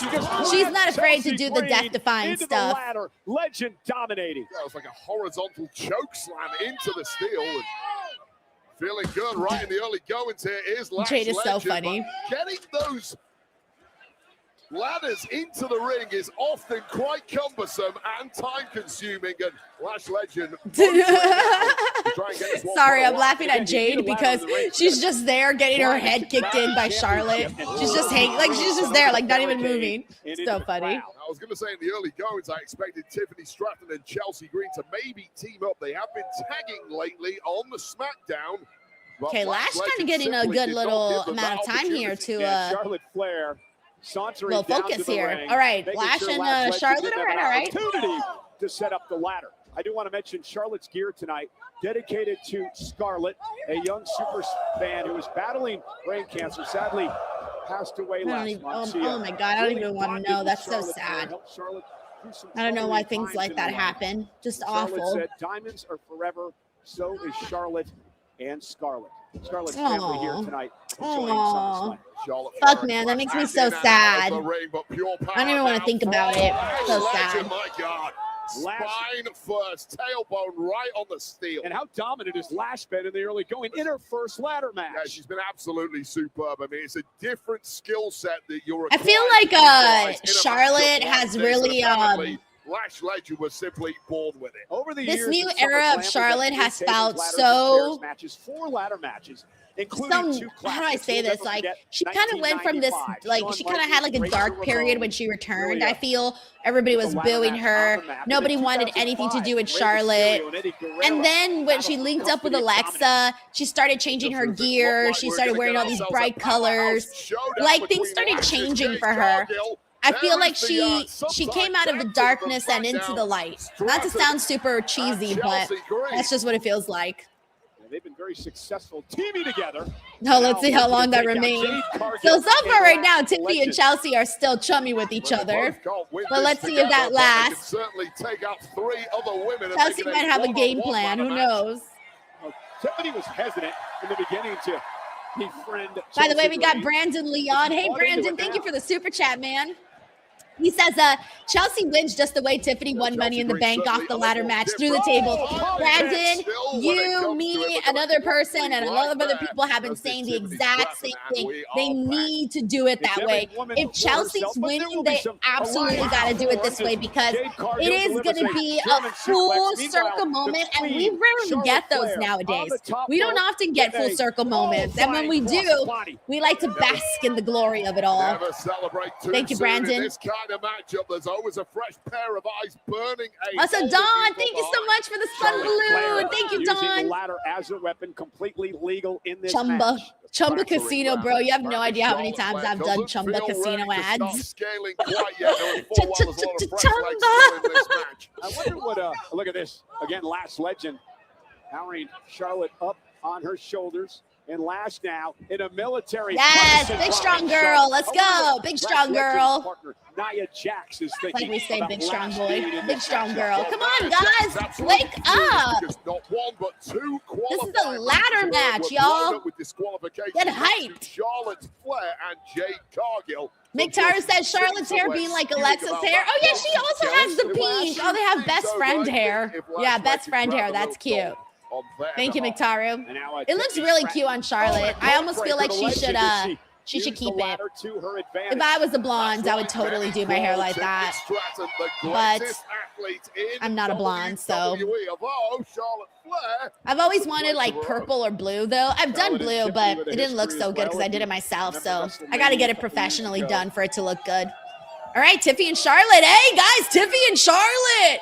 Hey, sorry. It took me a second. Let's not forget their beef at WrestleMania. That was crazy. Remember that? When they fucking went off and started talking about how Ludwig was supposedly in Charlotte's DMs and Tiffany brought up her divorces and it got ugly. It got really ugly. And then their WrestleMania match was, ooh-wee, it was rough. It was rough. Like it didn't work out. So who knows? Maybe they moved past it.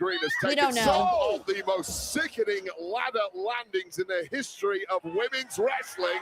But now is your chance. Oh yeah, unreal. I think they did like a whole thing where they had to like apologize to each other. But it's unreal, so take it for what it is. Climbing the ladder now, trying to grab the title. Jade Cargill gonna play defense. She has PTSD of climbing those ladders, knowing full well she's taking some sickening landings, and here's another one about to come. I also love Chelsea's gear too. Looking for headed on the ladder. Face first. I mean, that just about. And now it's Cargill's opportunity. The Storm climbing the ladder.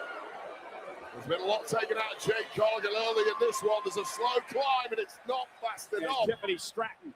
By the way, we got Andrew Brown. What's up, Andrew? Thank you for the super chat. He says, WWE should do the main event Mafia as what's better than old guys beating up young guys and putting them over. Hey, speaking of the main event Mafia, I was at WrestleCon when they did the reunion. Yeah, that was pretty fun. That was pretty cool. That was pretty cool. But who knows? Maybe we'll have a old. I don't want to do an old versus young thing, but maybe call it something else, obviously. You don't got to say old versus young. Think of better words. But, I mean, who knows? We did have Damian Priest kind of bring that up a little bit, how they only see the same top. And then that's been like a conversation on social media as of late. Some of Triple H's press conference comments that he said has been having people, you know, talking a whole lot about his, what he said. Thank you, Andrew. In pain, it's not cooperating, and it can only get worse. Oh no, Lash is in a terrible position. Okay, I think Tiffany's about to do something cool because she's setting up Lash in a very interesting position here with the ladder. Oh, this is some unique offense. I'm not sure what she's aiming for. Maybe a hurricane. No, Lash is going for a choke slam. Oh, but now Tiffany tried.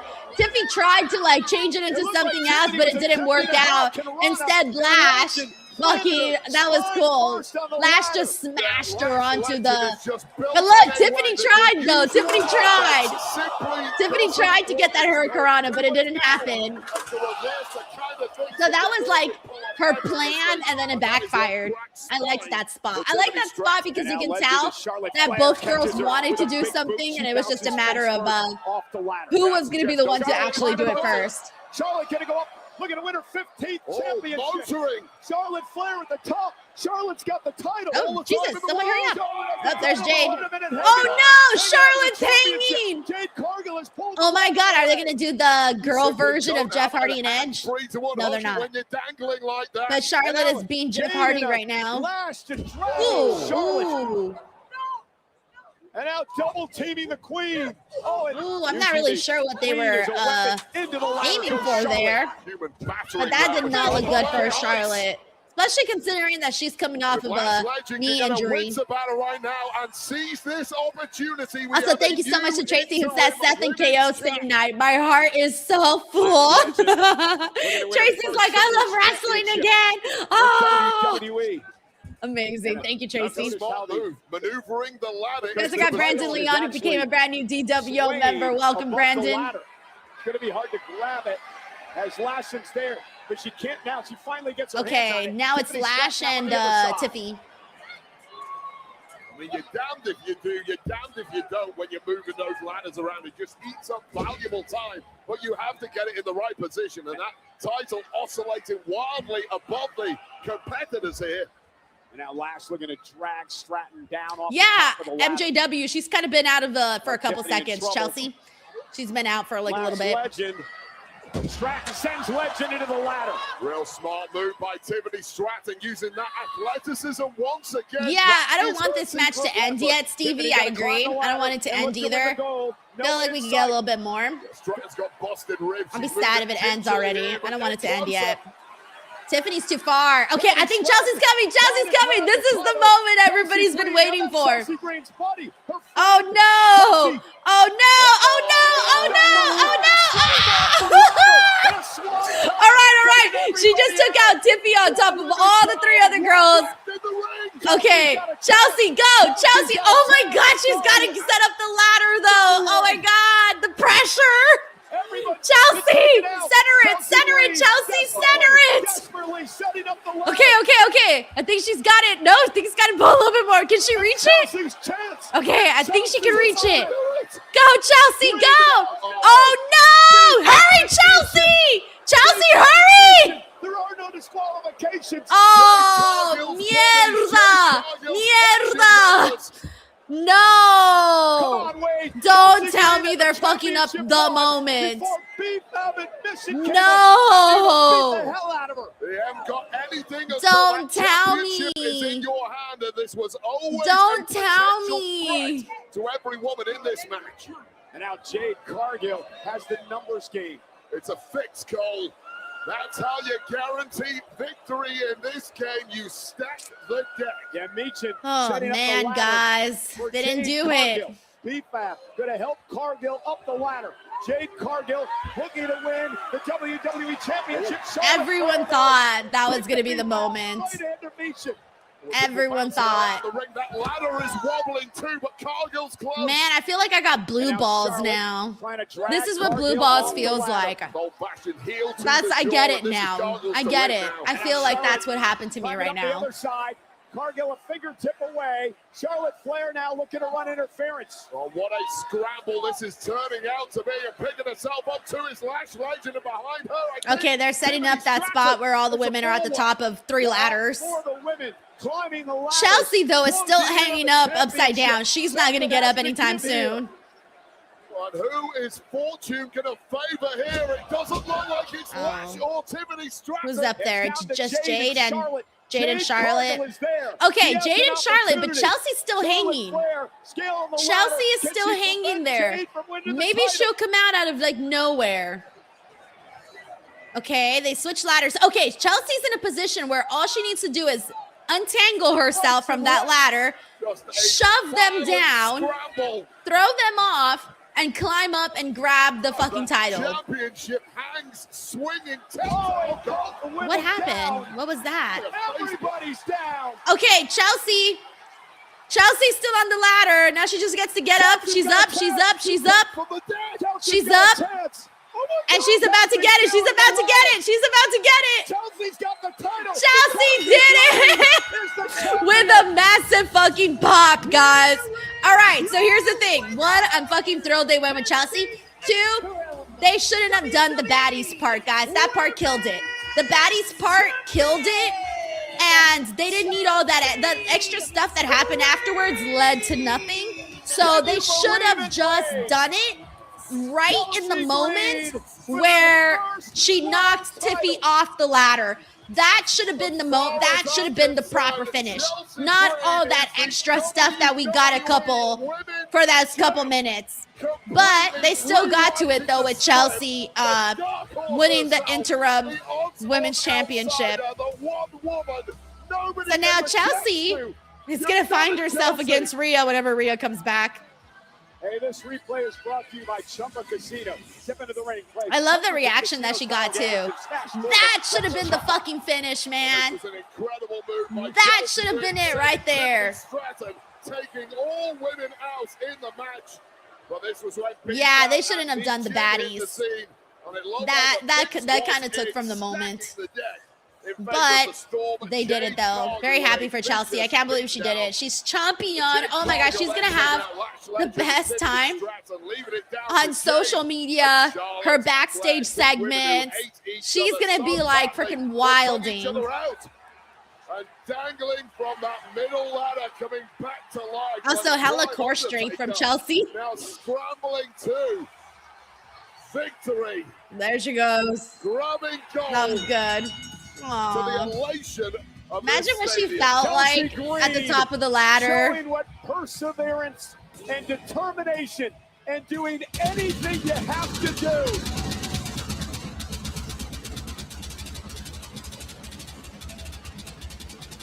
I love that she's also facing this direction so she can get the pyro, the stage. WWE Women's Aw, Champion. look at Chelsea got her moment. With envy.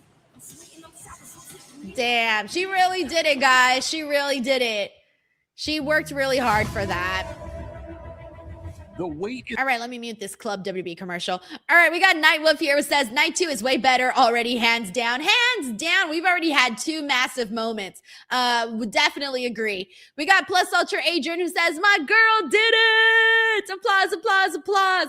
We also got Mr. GRK Chef 13 who says, congrats to Chelsea. She deserves it. She does. She busted her ass on not just the main roster, as we all know, but she went over to AAA. She went to NXT. She went fucking everywhere that she possibly could. She did all of the media interviews. She did every appearance she possibly could. She did everything she possibly could to grow her stock, grow her value, and make people like her, make the WWE fan base like her and respect her and all of that. Because I genuinely think a lot of people legitimately respect Chelsea Green for everything she's done.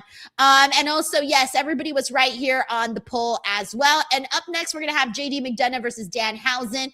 We'll get that in a second. But we got IGN Suko here who says, Rhea better show up next Friday, and just said, just take it. And the baddies made this match so much better. See, I actually think the baddies took away from it. I think the baddies should have came in a long time ago. Like, that should have been like earlier in the match for some other moment, not for the Chelsea moment. Thank you, IGN Suko. We got David Primero here who says Chelsea finally won the big one. The big one. Thank you, David. We got C. Delgado here who says Chelsea and KO both win. Yay, Canada. Hey, today is a good day for Canadians. So if you're Canadian, shoot your shot today. Today is your day. Today is your day. To all the Canadians.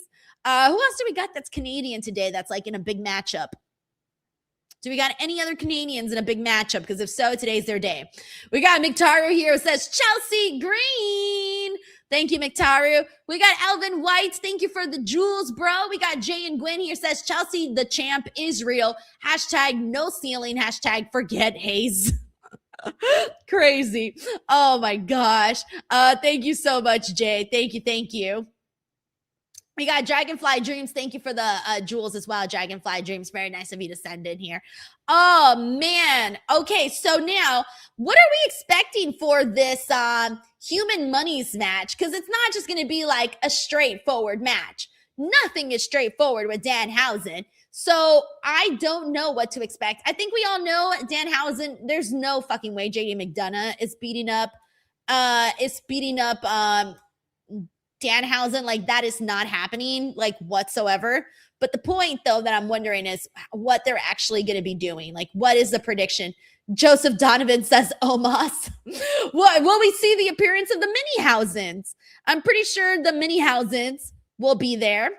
Oh, yeah, Brandon says we had Sami. He's Canadian. Yeah, but he lost. But he kind of won in seeing the return of his bestie. So he did win in a certain way, just a different way. Alrighty, let's see what else we got here. Oh my gosh, did I seriously put, sorry guys, I forgot it's actually Dominik. Why did I say JD? Whoops, sorry guys, my brain is off. Sorry. Why was I thinking JD McDonough? What's wrong with me? Oh, because they just wrestled. Yeah, that's what it is. They just wrestled. So my brain was like JD McDonough. Whoops, girl. What is going on here?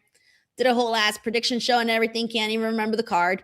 All right, there you go, Dominik. Damn, that's sad, bro. I forgot about Dominik. That's sad. That's really sad. That's really, really sad.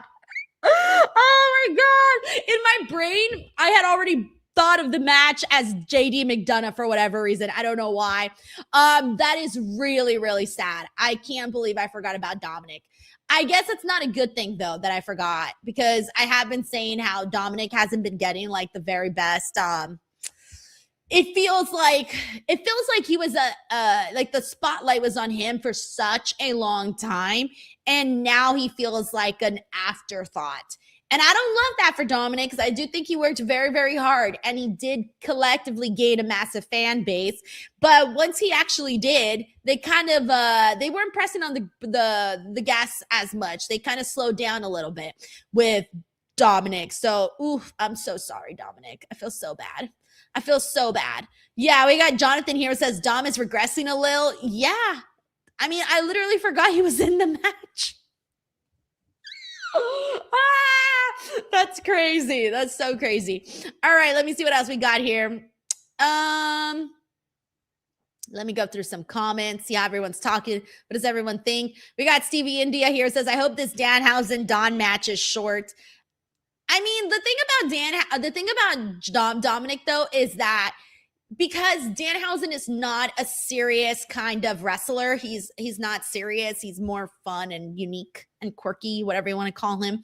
However you want to describe Danhausen, Dominik can work well with that because he has that kind of personality where he can be silly too, and it'll still work out for him. So that works. All right, let me bring the still to come tonight, including our main event. Very true. We got Precision Tom here who says Dom's Triple A storylines are better than his WWE ones. Oh yeah, for sure. We got Antonio Reyes Jr. who says they are mostly going to work Dom in Mexico with Triple A. Right, and that's fine, but he's still somebody on the main roster. So, and he still has like. He's a popular dude. I feel like they shouldn't drop that. Ostino here says, Michael Hayes, you are wrong. Yeah, so Michael Hayes had said that in that Netflix documentary, and a lot of people were really upset by that. Thank you, Ostino. Hope you're doing good today. I like how they're showing everybody's reaction in all the different languages. Also, thank you, Corey MacArthur, for the jewels. Já fica de joelhos. Traz para Alexander mais uma vez. Pode ser. Dois, I went to Whole Foods today, and I'm trying a new drink. I've never tried this one before. It's called Soon Peach Tea. This is not an ad. I've never even heard of this brand before. It's pretty good, actually. I kind of like it. I don't really have a Whole Foods by my house. It's a little bit more into like into other areas. We got in my area, we're more of Sprouts people. We're Sprouts people in my area. We're not Whole Foods people. We're Sprouts people. So I haven't seen this one at Sprouts, but I think I'm gonna look for it. It's not bad, and it's only 5 calories. All right, here we go. Oh, I got scared. Critically acclaimed The Curse Father, Danhausen, alongside Danhausen, settled the score. By the way, I just realized my poll wasn't working. If you guys didn't vote, you can vote now. Sorry, guys. That was my mistake. There we go. You can vote on the poll now. But just when he thought he was out, they pulled him back in. Where is our money? I told you I don't have it. I'm at JD here. Break your jaw so we don't have to hear any more of your stupid little curses. JD, the real star of Judgment Day, according to me. Give us our money. Never. Never. Rise. Thank you, Arthur. A new arrangement is made. Human monies on a pole? Yes. Haven't you ever watched wrestling? At SummerSlam. Haven't you ever watched wrestling? It's personal. I love the Danhausens. They're a little like scary looking, but they're like cute scary. You know what I mean? They're a little cute, a little scary. Like I wouldn't want to be in a room alone with Danhausens. I would be like, ah.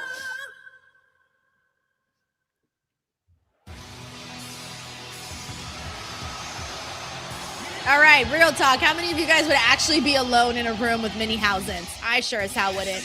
By the way, Corey MacArthur says, yo, Denise and DW, how's everyone? Yo, Corey!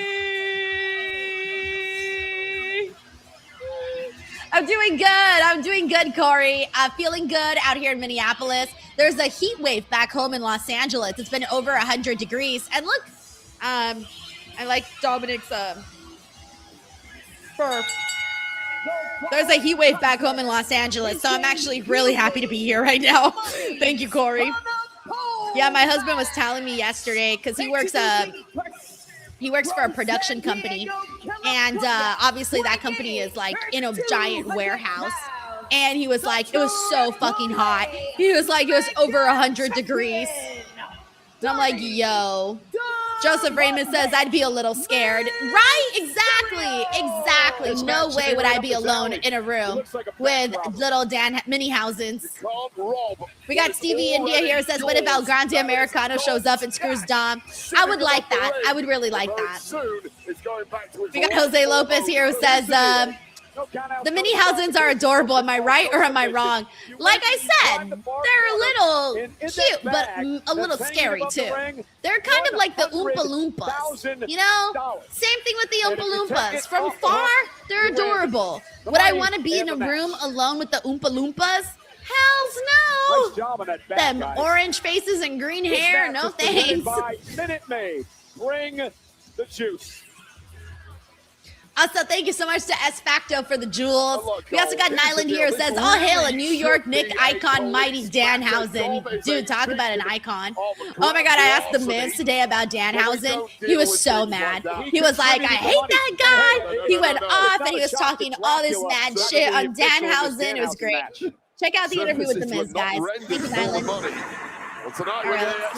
Oh my God, the little bag on the pole. Okay, let's be real, guys. Some of us got bills to pay. I'm about to run in and steal that bag. Well, he brought the Danhausen mobile. That's a start. Yeah, straight out of wacky races. Lovely, turns it around and sends it straight back there. I like this song. Danhausen told me earlier today that his tights were to honor the great Bret Hart, one of SummerSlam's great.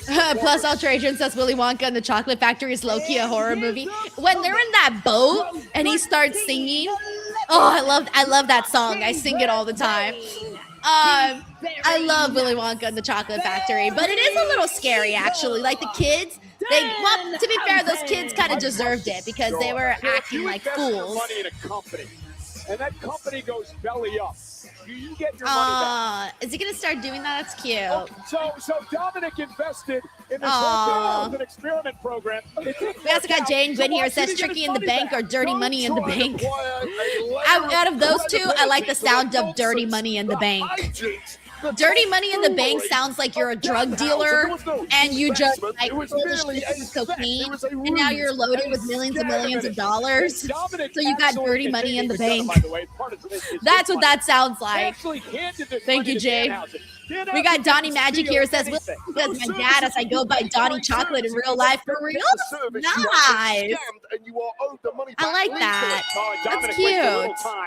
Thank you, Donnie. Here we go. Get your money, Don. I always loved Willy Wonka. Such a good movie. Danhausen trying to prevent that. All right, here we happening. go. And It'll be something. It'll be a spectacle. I'll tell you that. Wow, 13 people voted for Dominik. What? Dominik with a knee to the midsection. There's no way that WWE's golden boy Danhausen loses. Like, there's no way. Like, they are pushing for this man hard. Anyways, 76% of you think Danhausen's winning, 24% think Dominik's winning. JD McDonough, though, had a problem in that cruiserweight match the other night, didn't he? Well, he also had some problems with that massive very evil, very nice, very evil, very nice. Choke slamming him Saturday night's main event a couple of weeks ago. Danhausen now. Yo, what up, C. Clay? How are you? Dominic. That's got David Ebanks in the building. What up, David? Danhausen into the corner. Willard Roser says his nickname was Willy Wonka in high school. That's great. I love how everybody just randomly has Willy Wonka and the Chocolate Factory lore here. Like Dirty Dom Mysterio. I used to have this like really weird crush on Willy Wonka. One of the most popular I don't know why, guys. I have no idea why, but I don't even know why I'm saying that out loud. Pretend you did not hear that. You did not hear that. Erase that from your memories. Who else has money other than I will not acknowledge it any further. Haven't you been on WWE Shop? He's got like $1 trillion on there. Yeah, and it's not legal tender, Michael Cole. It's pretend money. Like the OG Willy Wonka, guys. The OG Willy Wonka. I thought he was kind of hot. Yes, Gene Wilder. There you go, Gene Wilder. I was trying to remember his first name, but I blanked a little bit. I always thought he was hot. I don't know what it is.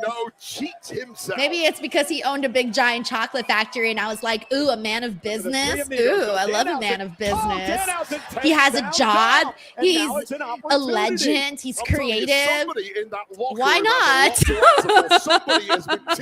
Wes Watcher Stuff says, wow, Gene Wilder. Wow. Shut up. I don't need no one making fun of me right now, okay? Look, I'm blushing. You see, you can tell people your weird crush and people think you're crazy. Everybody here at some point has had a weird crush, okay? I was wondering when it would happen. JD McDonough. I'm not the only one. Into the ring, assaulting Danhausen. Brandon Leon says it was his voice.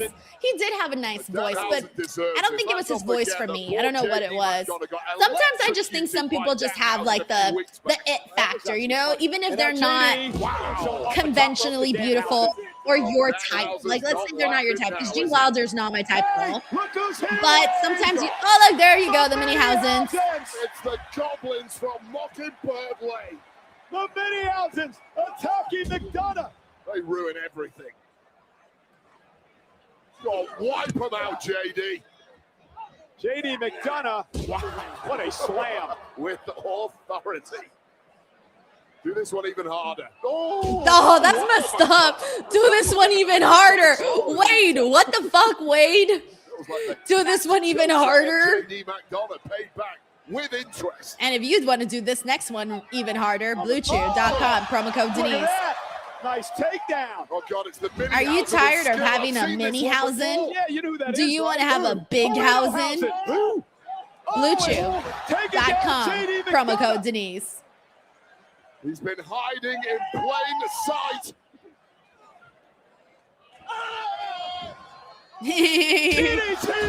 Cute. Yeah, I told you they're creepy. They're creepy, but they're cute. Burrito Hausen. Rings a bell. Did he say Burrito Hausen? They can't take the money. Did he say Burrito Hausen? Maybe they are. Sorry, I don't know what he said. Count? No. Dominik Oh, Torito Hausen. Okay, I was about to say, did he say burrito? All right, we know where my mind's at. My mind's at in burritos. And these mini houses have infiltrated a WWE Oh no, his peluca fell off. And look at his wig fell off the top of the little mini Hausen. Wiped everyone out. I do not need to see a bald mini Hausen. It's gonna scare me for the rest of my life. And he's not done yet. Nice. Yeah. Oh. I love how he just went face first into the barricade. Himself in the process, but that little guy is a human cheat code. And look at Danhausen now, back in the ring, dragging himself to the corner, looking to win the match and save the money. Stop him. Danhausen, JD McDonough with that bison-like head. Drilled. Bison-like head. Like video out of Yellowstone a few weeks ago. He's literally saying JD's head is as big as a bison. Like that one bison that got that tourist and that man that sent him fucking flying. That video went viral. That was insane. How that man did not die is a blessing. Hiding under the ring, is that right? No, it was a plan, all a plot. Like a practical joke by this wrong. Oh, Joe Hendry. I'm surprised they're giving Joe Hendry a little bit here. I mean, he did the concert. He did the concert with Danhausen, so it does make sense for him to come out here. Plus, like, honestly, right now, Joe Hendry's stock has kind of gone down a little bit, so at least he's getting a moment here on the show. Very Scottish of him, I might add. Scottish. And Danhausen and Dominik Mysterio both into the ring, same time. Both and Dominik now with a kick to the face. Dominik looking to climb the ropes, looking to head up to the top rope. Danhausen intercepting from behind. Things are getting a little frazzled at this point, and both men agonizingly close to that bag of dosh. Danhausen up top. Dominik shots to the midsection. was a nasty Oh no, not in the. What are we calling Danhausen's family jewels? What are we calling them? His little Hausens? What are we calling them? I don't know. There's got to be a fun name for them. His little jewel Hausens? I don't know. Oh, right. That's it. Okay, they kept it short, guys. I don't know why, but I feel like I experienced memory loss in this match. You know what I mean? Like, it got so... I don't even know what happened in there. It got so kooky at one point that I think I started to forget what was happening. I was like, oh... Felt like I was a little bit on drugs during this match. Like I was on psychedelics or something. I've never, don't even, but that's what that felt like. I was like, oh. Yeah, Lazy Greenhouse says you'll forget it in 20 minutes. That's how I felt. I was like, I think I forgot what I just saw. There was one Danhausen who had a little too much skill for our Irish. Do we know how much money's in there? I think the Danhausens, believe it or not, I think they added quite a bit to it though. I didn't really care for like the Joe Hendry stuff. I was like, all right, cool. He gets some help, nice. But I think I got hung up on the idea that everybody was throwing out about El Grande Americano. I thought that was kind of cool. And the miscreant Danhausen steals the cash again. Here's some advice for JD McDonough and Jermaine says Testy-Hausens. Testy-Hausens sounds horrible. We need a cuter name. That's ugly. Testy-Hausens is ugly. Yeah, Brian says he better give Joe Hendry a cut. I agree. What is he doing? Hey, wait a minute. What's he doing? Is he going to give it to the people? Ah, man, I should have been there. I'm your biggest fan. I want some human money. Damn you, Danhausen. I want human money. Throw them to the camera. Throw them to the camera. Over here, Danhausen. Someone needs to show us what those bills look like. Nick Khan don't need none of those human monies. He's got enough human monies. Don't be giving human monies to Nick Khan. You know, if I got Come on now. It would be my first SummerSlam payday. You still don't deserve one. 30 years deep. Send it over here. Send it over here. Yeah, we're going. Yes. Look at that. I got a Danhausen $1. 100 human monies. 100. Wow, Michael Cole's really excited. Look at him. He's like showing the girl. The girl's like, okay, yeah, whatever. Human monies.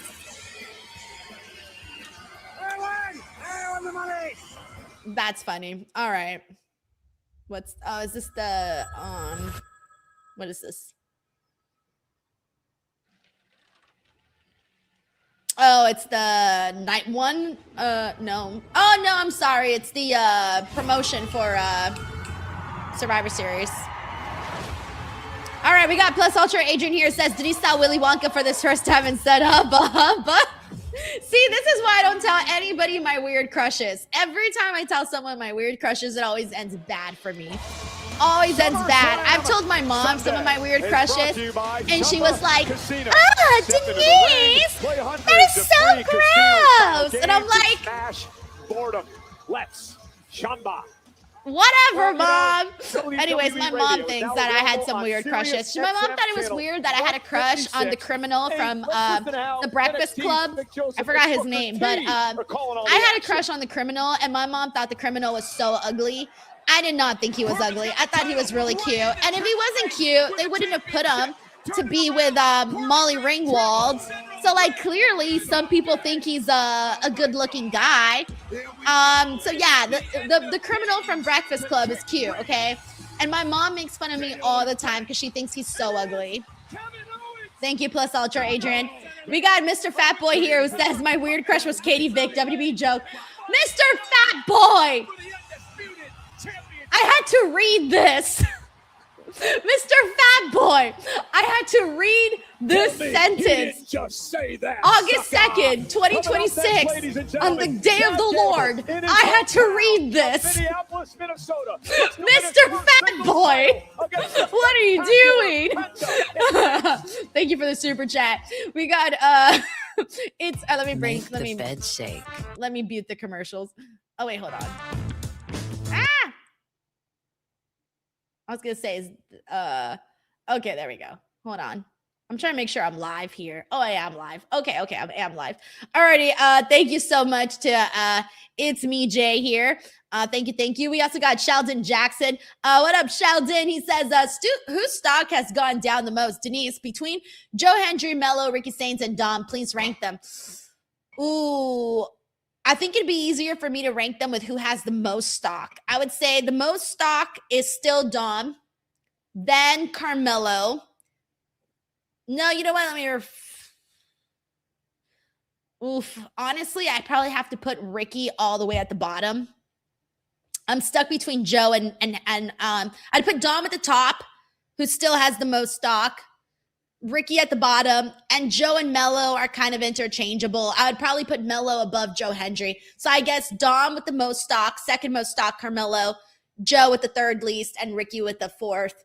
That was just the best way that I could piece that all together. So I would say maybe then, to answer your question, Ricky lost the most, and then Ricky, then Carmelo. No, Ricky, and then Joe, and then Carmelo, and then Dom. Thank you, Sheldon. We got Victaro here who says, literally laughed my ass off and Danhausen got Nuthausen. Okay, Nuthausen and blow up Dom up in the corner. Oh, man. Thank you, Victaro. Thank you, Aerosmith, for the jewels. We also got It's Me, Jay Free. Thank you for the jewels. That's very sweet of you. We got John Burke here who says, Testy-Housens. I hate that word. Testy-Housens is such an ugly word. Testy-Housen says, new spokeshausen for Blue Chew. We gotta think of a different word, man. Oh, a different word. It can't be Testy-Housens. It's so ugly. Thank you, John. We got Uncle Dog. Yo, Dog. What up, what up, what up, what up? He says, good evening. The opener was a banger. KO new QB1. Oh, damn, you're taking Cody's QB1 away from him? He says, I'm so happy for Chelsea. Still in disbelief. Props to Tiffy for taking some gnarly bumps. She always does, too. Tiffy does. Her and Chelsea are down for some shit. They're down for it. Why was Jade in the ladder match if she's not willing to take any bumps? Yeah, she didn't really do anything too crazy, but I wasn't really expecting her to. Like, I was literally expecting the ones to be taking the bumps, like the crazier ones, for Tiffy, Chelsea, and even Lash. Like, Lash is more of the muscle in the match, but like, she was in it. She was involved. She was doing stuff. And then Charlotte. Well, Charlotte's been in her fair share of ladder matches, so she was getting her stuff in too. But yeah, anyways, I'm so happy KO is back. I think everybody here is in agreement with that. And then Chelsea finally getting her moment. That's going to be really fun to follow because look at how much fun she had with the US championship. And now with this interim championship, like she's probably not even going to call it interim championship. Like I doubt she'll even refer to it as interim, honestly. We got Earl Smith here. Thank you so much, bro, for the jewels. And also thank you to Dr. Summer Vibes. Darren G, thank you very much. Darren G again. And then we got Miktaru here who says, if you're going to get Nuthausen on the top rope, Blue Chew, promo code Denise. And if you don't want your dick to be cursed, Blue Chew, promo code Denise. Thank you, thank you, thank you. Thank you, Miktaru. Alrighty, let me see. Let me catch up here with what we've got. Also, if we got any first-time viewers here today, shout out to Star Wars 2488.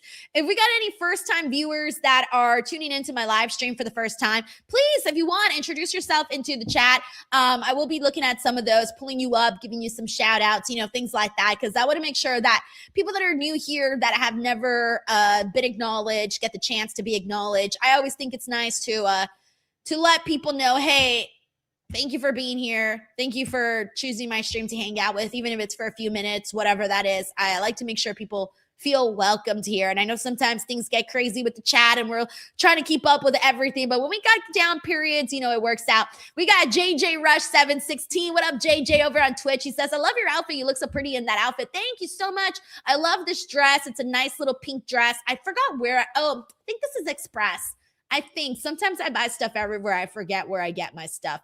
We got Steven Reacts here. What up, Steven? He says, I'm also a first-time viewer. My online name is Steven Reacts, and I'm a rather small channel myself. Steven, thank you so much for being out here and supporting. Very nice of you. We got Harashunga here. Thank you so much to Harashunga for tuning into the stream. I hope you're enjoying SummerSlam so far. We also got Patty Maxwell here who says, hi, I'm new to this channel. This is Micah. Micah! Hey, Micah, thank you for tuning in. I hope you're enjoying SummerSlam. Let us know what matches are your favorites so far. We also got Antonio Reyes Jr. What up, Antonio? He says, I like your default, by the way. He says, so happy that KO is back. My wife and I met KO at a Publix in Orlando when he was during his injury. Oh shit! So you were one of the few people that saw him during his time away. Oh wow! That's also really cool, to like just casually run into Kevin Owens at the supermarket. We also got Tired of Yankee T. What up, Tired of Yankee TV? Thank you for the jewels. Thank you. All right, let's go through some more comments, see who else is new here. Thank you so much to It's Me, Jay Free. And let me bring the audio back since we are back on. Brian Flair, legends enjoying SummerSlam tonight. The model weight is here. What up? Rick Martel. Oh, wow, I didn't recognize Rick Martel, guys. I did not recognize him. I was like, oh, who is that? I did not recognize him. Greg Gagne, I saw him at WrestleCon. Legend here in Minnesota, and of course. Thank you so much, Steven. That's so sweet of you. Micah Butler says, hey, Denise, I never got my super chat read, but what do you think of Roxy's chances? Wait, Micah, did you send a super chat? Because I didn't see yours. I didn't see yours. I hope if you sent one in, I did not see it go through. So please let me know. But he says, hey, Denise, I never got my super chat read, but what do you think Roxy's chances are of winning Money in the Bank now? Huge. I think they skyrocketed. I would say like 80 to 90%. 80 to 90% huge chances, maybe even more than that. Thank you, Micah. And please let me know when did you send a super chat? Was it on today's stream? Because I didn't see yours. Just want to make sure that actually, I don't want you to feel like you wasted your money.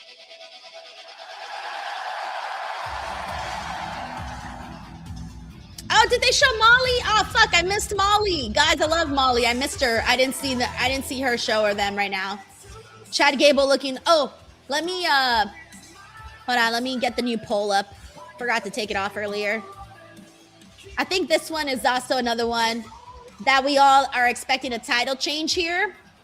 At least I sure am.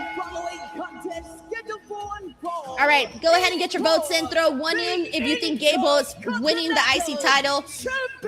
Throw a 2 in if you think Penta is retaining. We also, 1 second. 202 pounds,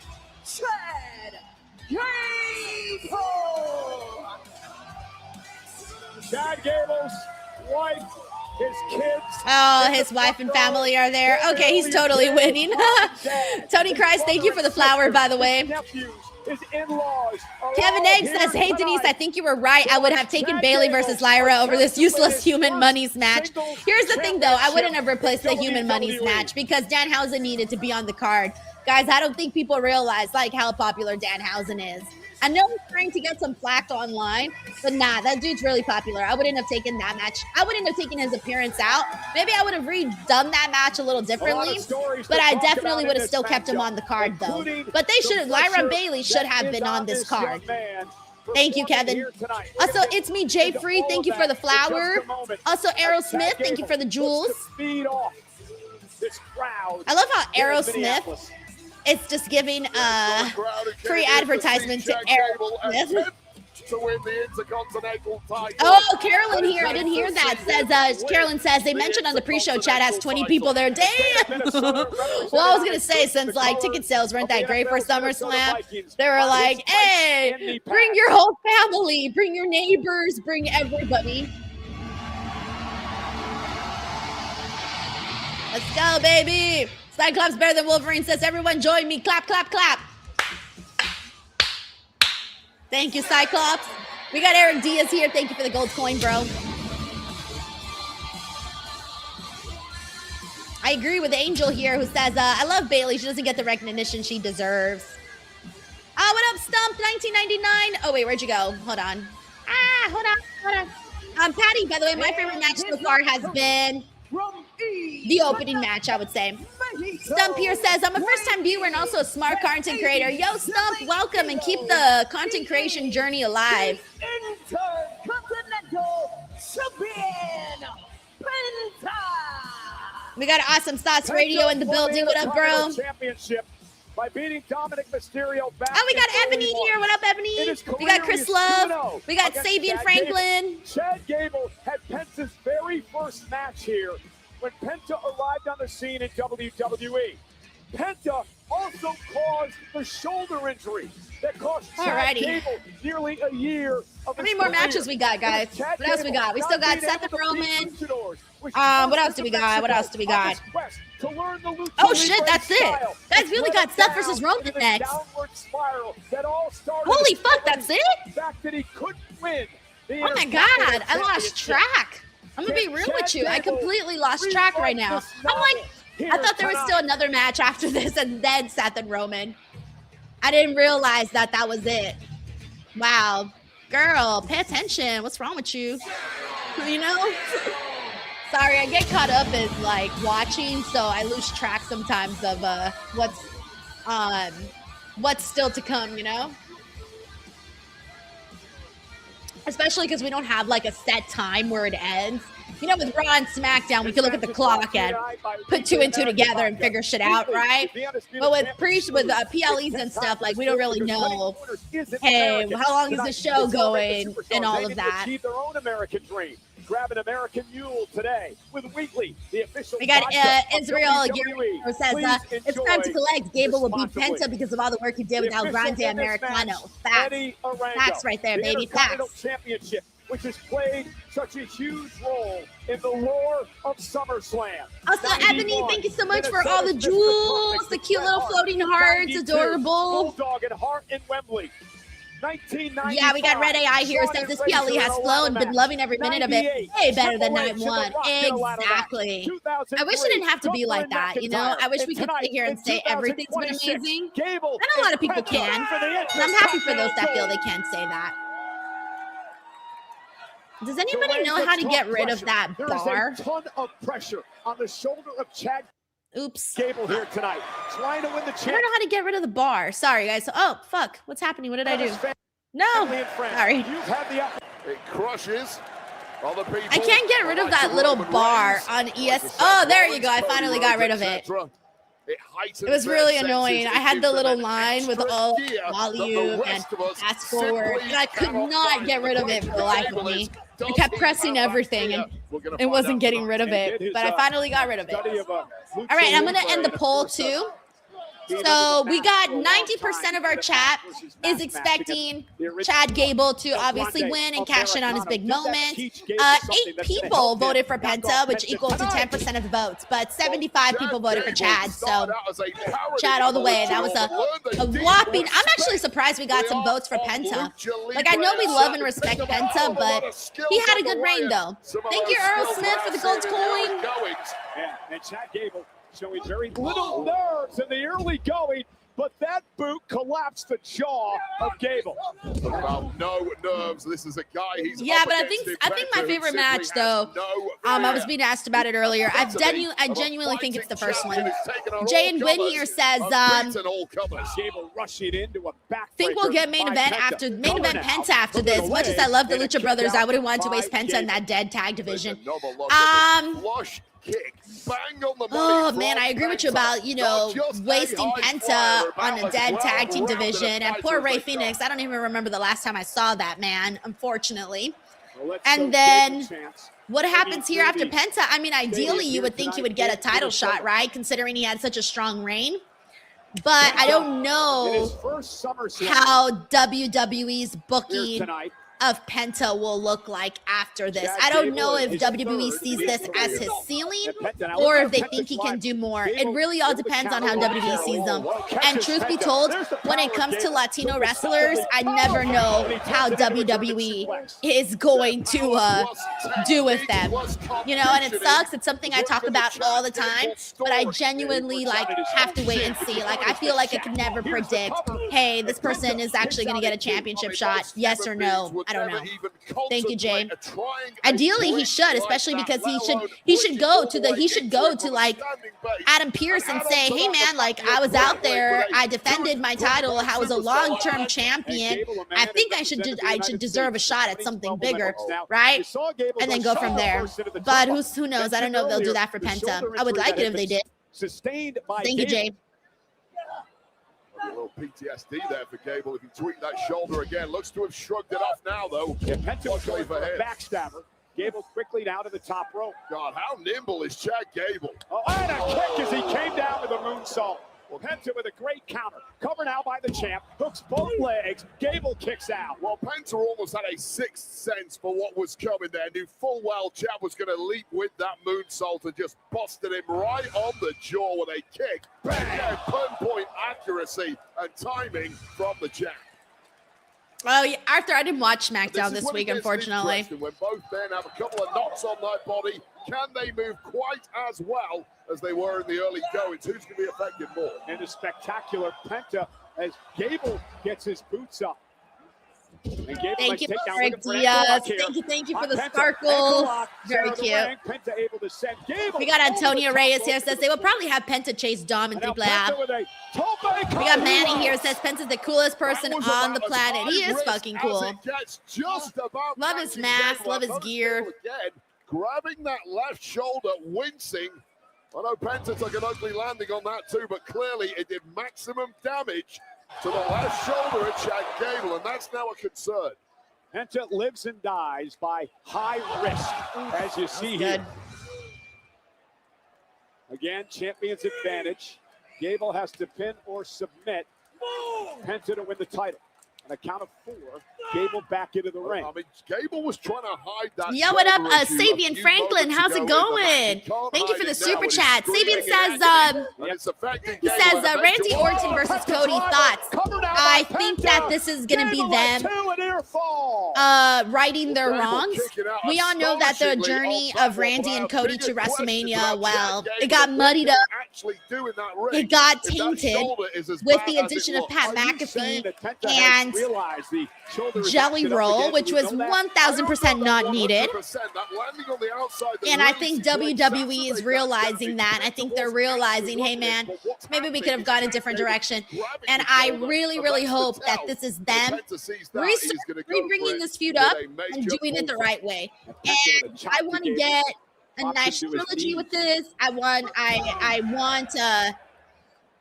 really want them. I really want them to do a long personal story here with Cody and with Randy, and just redo it. I'll act like I didn't remember what I saw at WrestleMania, because that wasn't good, guys. I didn't like that match at all. Like at all, not even a little bit. And so those two guys, that cannot be their match, man. Those two guys wanted to work with each other for such a long time.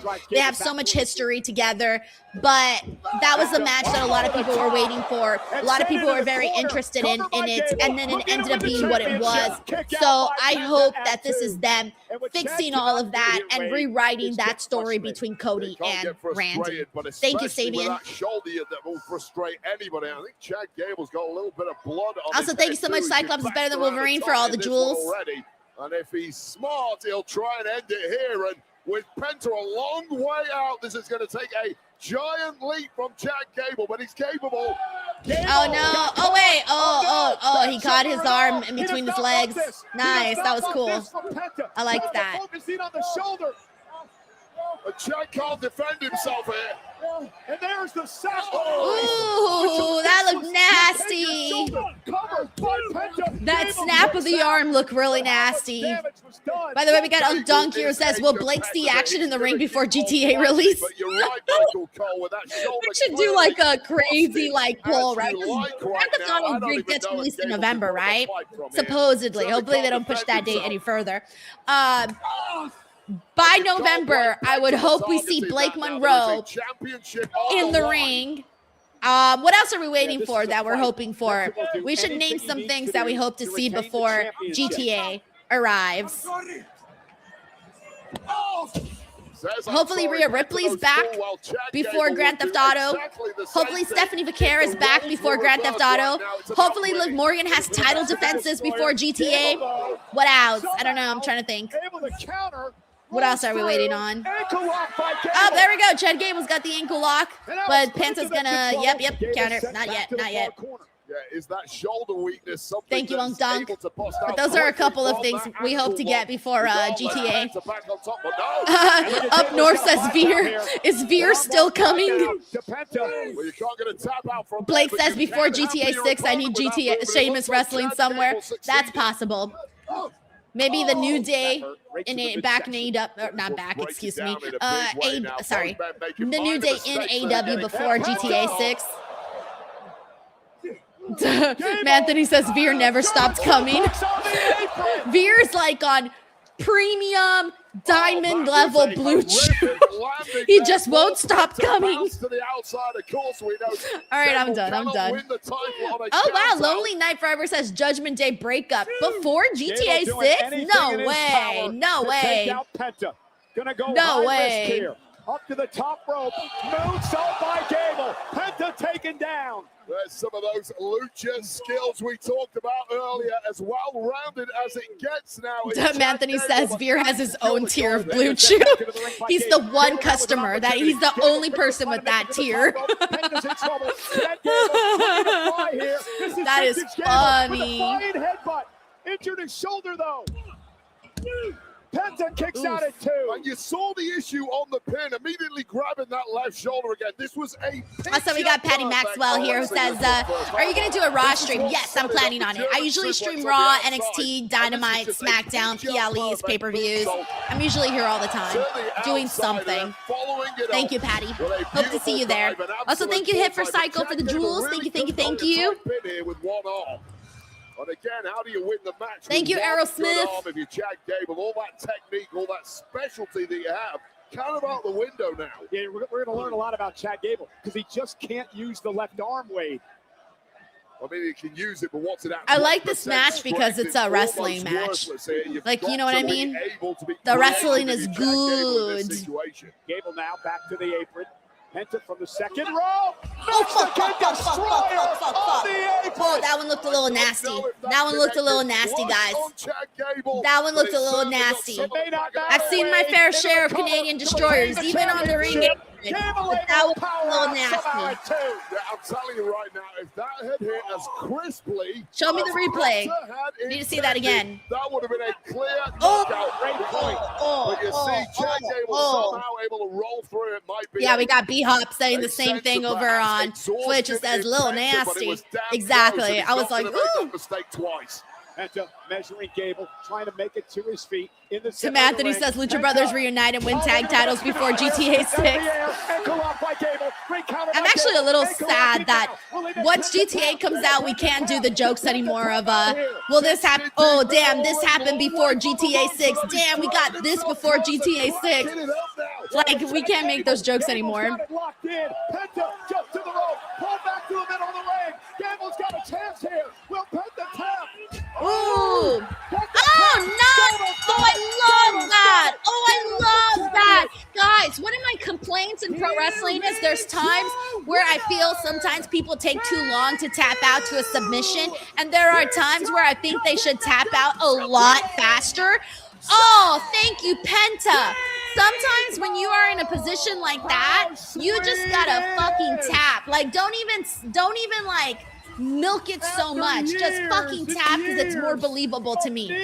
Love that he got into the ankle lock and was like, nah, I'm out. I don't want to break my fucking ankle. Tap. I liked that. I really liked that. Also, congratulations to Chad Gable, but I really liked that finish, guys. Legit. Love that finish. dissipated, replaced. Oh, it's Canadian Destroyer again. Oh.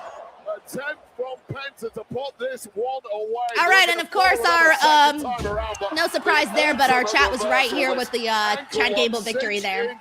But Penta, the warrior that he is, scrambling, fighting tooth and nail to get the hell out of Rob that. says match was too short. I mean, when you got guys like this wrestling, you like never want them to stop. Intercontinental champion as this place erupted. His wife, his kids. That's so sweet. Pouring out of this man, Chad Oh, we're Gable. gonna get a nice little, And Wade, for those of us nice who have little been sportsmanship along for this moment. decade ride of Chad Gable.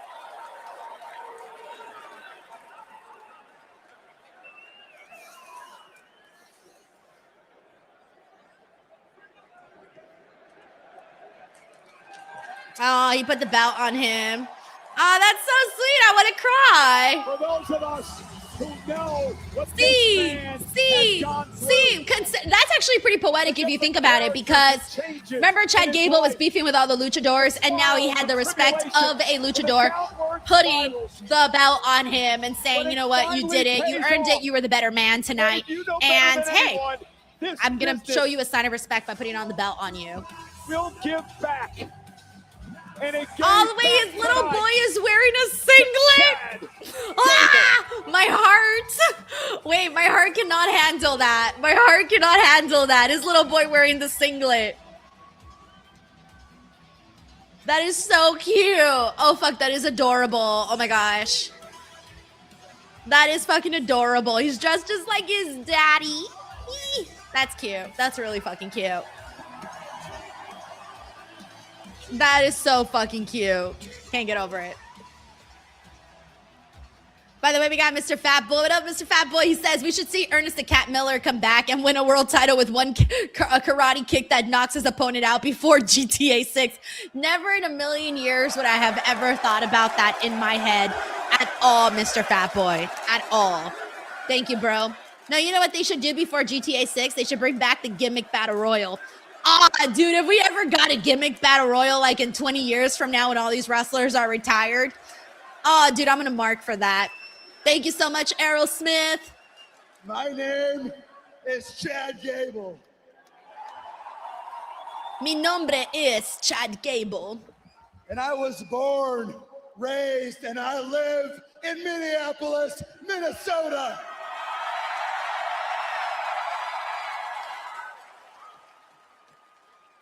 And this is my family who stood by me through the highs and lows, all the way to this moment right now, when I can finally say, I am the Intercontinental Champion. By the way, I just realized that the family, his parents, I think those are his parents.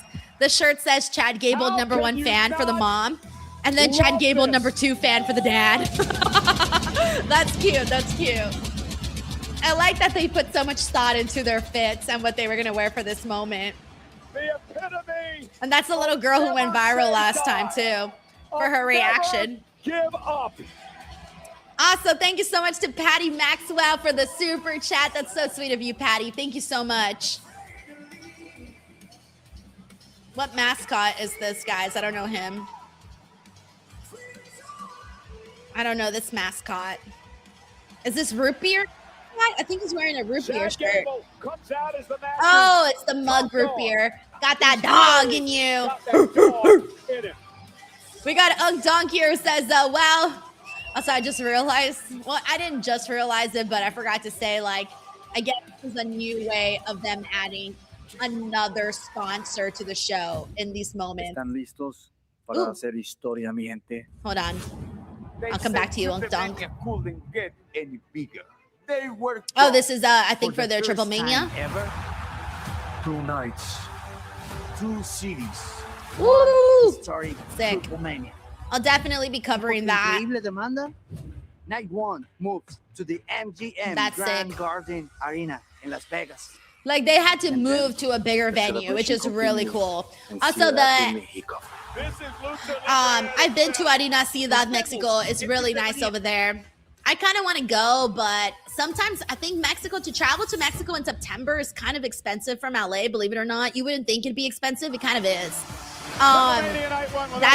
It's like cheaper to travel to Las Vegas, obviously, than it is to like go to Mexico.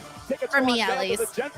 We got Unk Donk here who says, wow, what do you think? Gable can wrestle. Amen, man. Amen. Thank you, Unk Donk. We got Patty Maxwell here who says, I want Roman Reigns to retain his title. I'm pretty sure Roman's going to win. Roman's my pick for tonight. Thank you, Patty.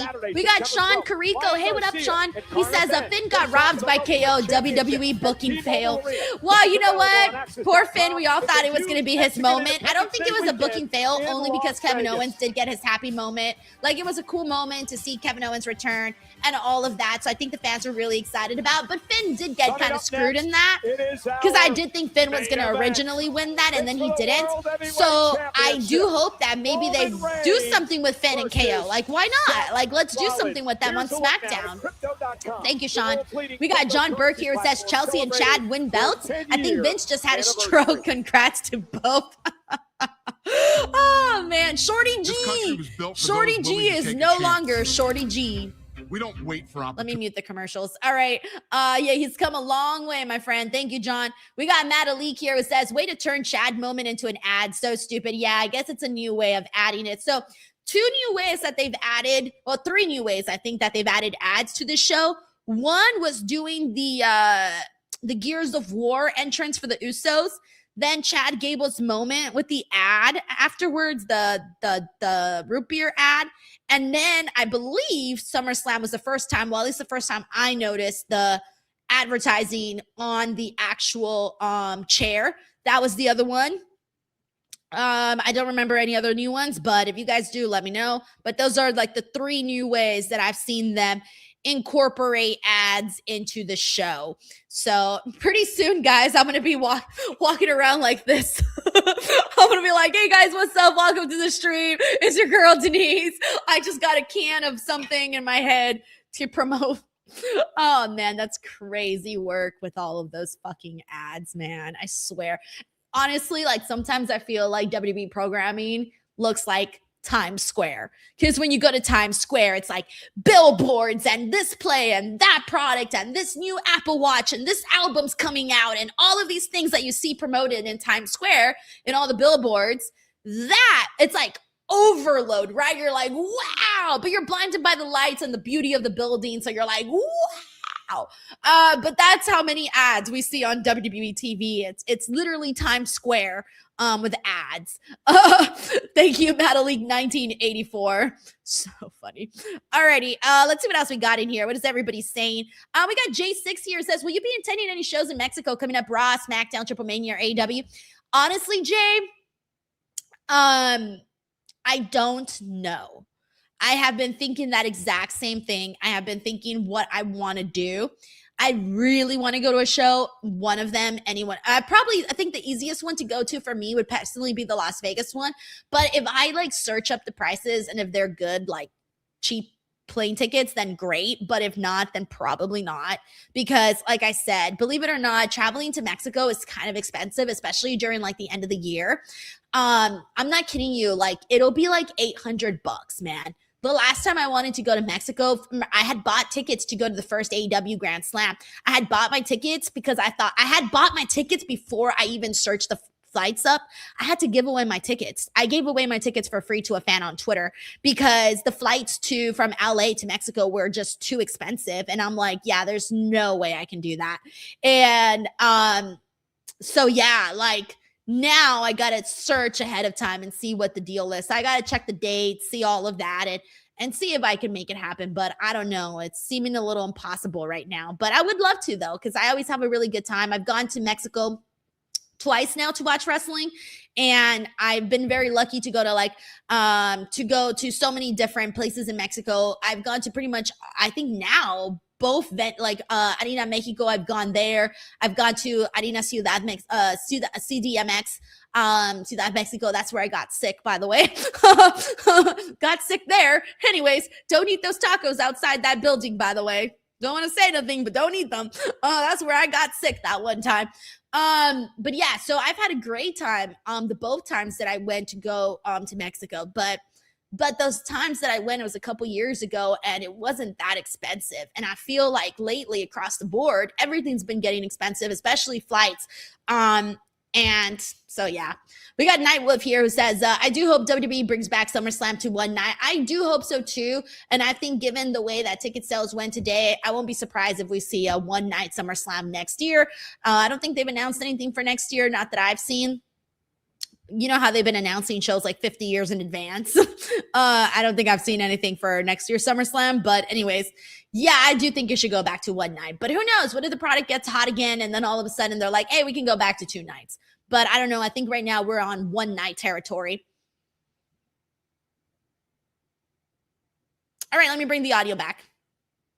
Hold on 1 second. Saturday, October 10th.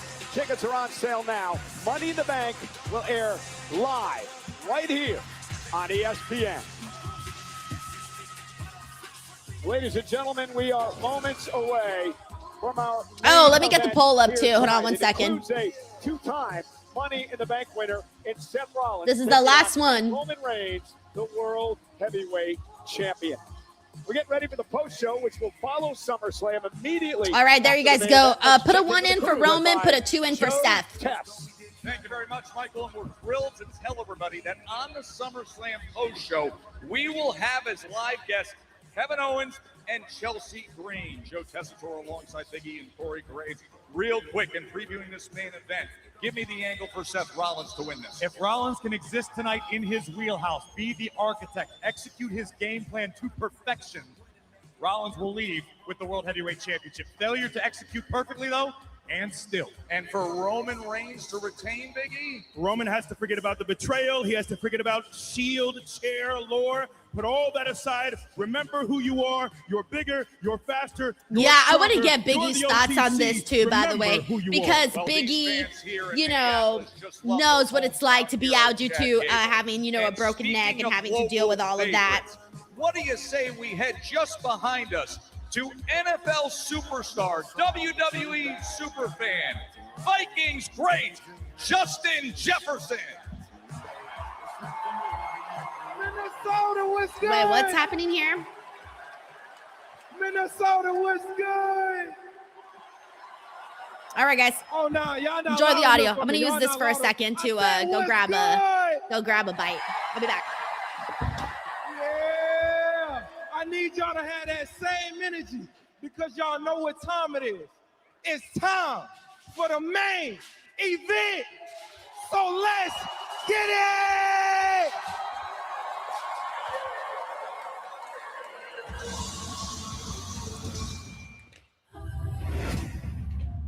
Hello, my brother. We came in here, one goal in mind. We were committed to the cause. We were committed to take over. 14 years. You and I have been tied together. There is one thing that you have not been able to do. Beat me. I don't want to beat you. I need to beat you. All right, let me check the poll status. We got 41 votes for Roman, 30 votes for Seth so far. By the way, we got Patty Maxwell here who says, who's your favorite wrestler? All time, Kurt Angle. Current, Will Ospreay. Thank you, Patty Maxwell.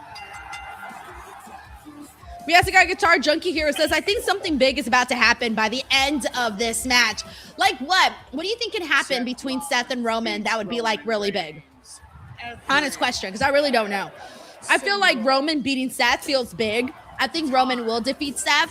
And I feel like that within itself would be like a pretty big moment. But I can't think of like what else could happen during this that would be like huge. Thank you, Guitar Junkie. We also got Hit for Cycle. Thank you so much for the jewels. #1 hater. We got Unk Dunk here who says, makes more sense to have 2 nights for the Rumble. Female and male Rumble each night. Yes and no. I don't know. I wonder how that would be, how they would do that. I mean, I don't know how they would do that, but I wonder how it would go. And the burden of being the top guy. Will they be able to fill up both nights is my question. Thank you, Unk Dunk. Also, Errol Smith, thank you so much for the jewels. Who's on your Mount Rushmore? This man is his own mountain. Acknowledge me. All right, let's see what else we got here. He still needs a Tanisha Hicks says The Rock pulls up. I would like laugh my ass off. I do not think so. Hank the Hank says Mox could buy a ticket and be in the crowd. Imagine he's just there like, hey, I'm just here watching the show, having a good time. Yeah, definitely not. Okay, Orlando says, Oba, well, no, Oba doesn't have the cash. He can't cash in the King in the Ring stuff. Like, that's not possible. My brother. No. But he could come out, though. Like, but he doesn't have any, like, he doesn't have anything to cash in or anything like that. But he could come out, though. I'll show you what #1 looks like. You will never. Oh, that's so sweet. Steven says, also, Denise, this is my first ever live stream where the creator actually responded to my comments. I try my best to react to respond to as many people as possible. I just think it's the nice thing to do. BTW, we also got Steven Marchuli here who says post-match face-off with the Oba. See, that would be good. That is what I could see happening. Like, Oba coming out and facing off like Roman and being like, hey, I'm here. Don't forget, I still got my title shot. Or not that I still got my title shot, but I'm going to earn my title shot again because I think he has to re-earn it. Thank you, Steven. Oh, look. That's doing the Shield entrance. Damn, I haven't heard that in a minute. I really have not heard that in a minute.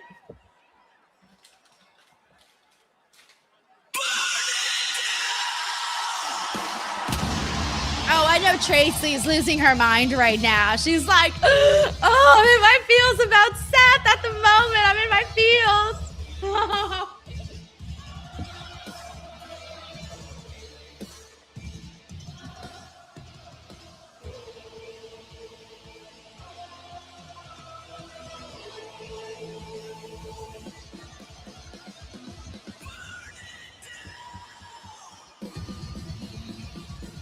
There's an interesting story, Wade, about the gear. I want to know the story. Seth Rollins is wearing tonight. He said the white and these colors indicate that he believes his redemption arc is complete tonight. Oh. He returned from injury, and he was on a path to revenge that was signified by the all black and the depth of the visionary. Tonight is his rebirth. Oh, so that's why he has the colors. Okay. I'm glad they explained it because I didn't really get the gear. I didn't know if it was like a cosplay or something. The outfit is one thing, Michael Cole, the not so subtle Shield reference. Susanna says, not gonna lie, his gear looks like ass. I'll be real with you. It's not my favorite, but I appreciate trying something new. 12 years ago. I can appreciate trying something new. It's not really my key, but whatever, to each their own. Hey, look, there's Mona! Oh my gosh, Mona. She's so sweet. By the way, we got Connor Lake here. It says hardest working woman in sports media entertainment. Oh, thank you so much for saying that, Connor Lake. Thank you. Very nice of you. And in case you guys haven't seen, I've uploaded so many brand new interviews. Today I uploaded an interview with The Miz. That's really good. Go check it out. An interview with Ethan Page. Yesterday I uploaded an interview with Lyra. That's doing pretty good. Check that one out. A lot of people had fun with that one. I did an interview with Blake Monroe that I personally thought was really good. Check that one out too. I spoke with Lola Vice. I also spoke with Jeff Cobb. That interview was really good. I spoke with Zoe Serrano. That interview was really good. I spoke with Zelina. She mentioned some really good things in there that I thought were interesting. Check that one out too. Leo Rush. That was a very fun interview, a very different interview, but I would check that one out too. I think you guys will have fun with it. Yeah, so I uploaded, I think, 9 interviews, and I still have some more clips and things that I'm going to be posting throughout the next couple of days. I got a lot actually happening. I've also been dropping some earlier releases on Patreon. So if you're on Patreon, I actually dropped 2 interviews that no one even knows about. Only the Patreon people know about, and I dropped them on Patreon. They won't be coming to YouTube until a couple of days from now. So if you are interested in checking out the Patreon content, you can just search my name up on Patreon, and you'll see that there. Again, thank you so much, Connor Lake. We also got McTaru here who says, I think this night 2 is feeling a lot better than last night, and I hope the main event delivers tonight. Oh, yeah. By like the first match, night 2 is already miles ahead of night 1 for sure. Thank you, Miktaru.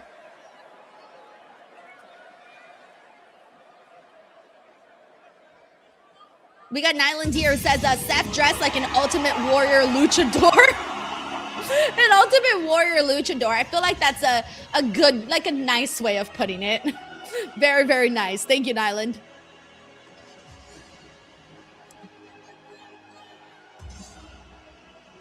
All right, and by the way, our poll right now, if you still want to vote, throw a 1 in the chat if you think Roman Reigns is winning. Throw a 2 in the chat if you think Seth is winning. I'm going with Roman today. I think he's going to get his big win over Seth. And so far, we got 54 votes for Roman. We got 35 votes for Seth. So right now, Roman has 61% of the votes.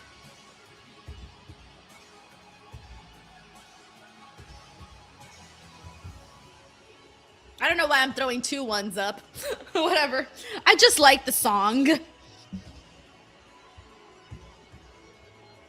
It's funny how different both Roman and Seth are.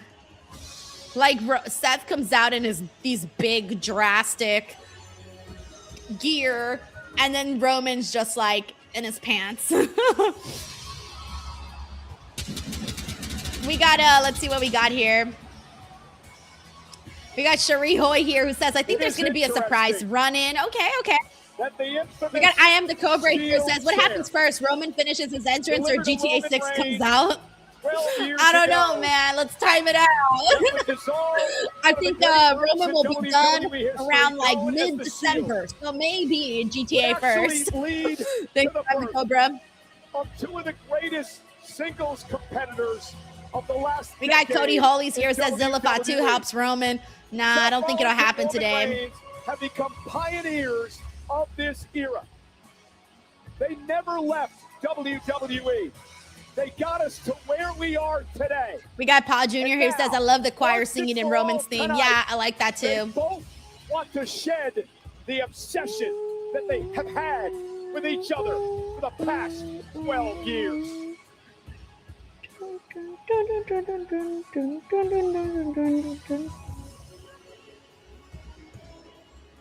Yo, we got hold on, I want to read this one from TV Brent here says, do you think Haku is going to convince the MFTs to join Roman?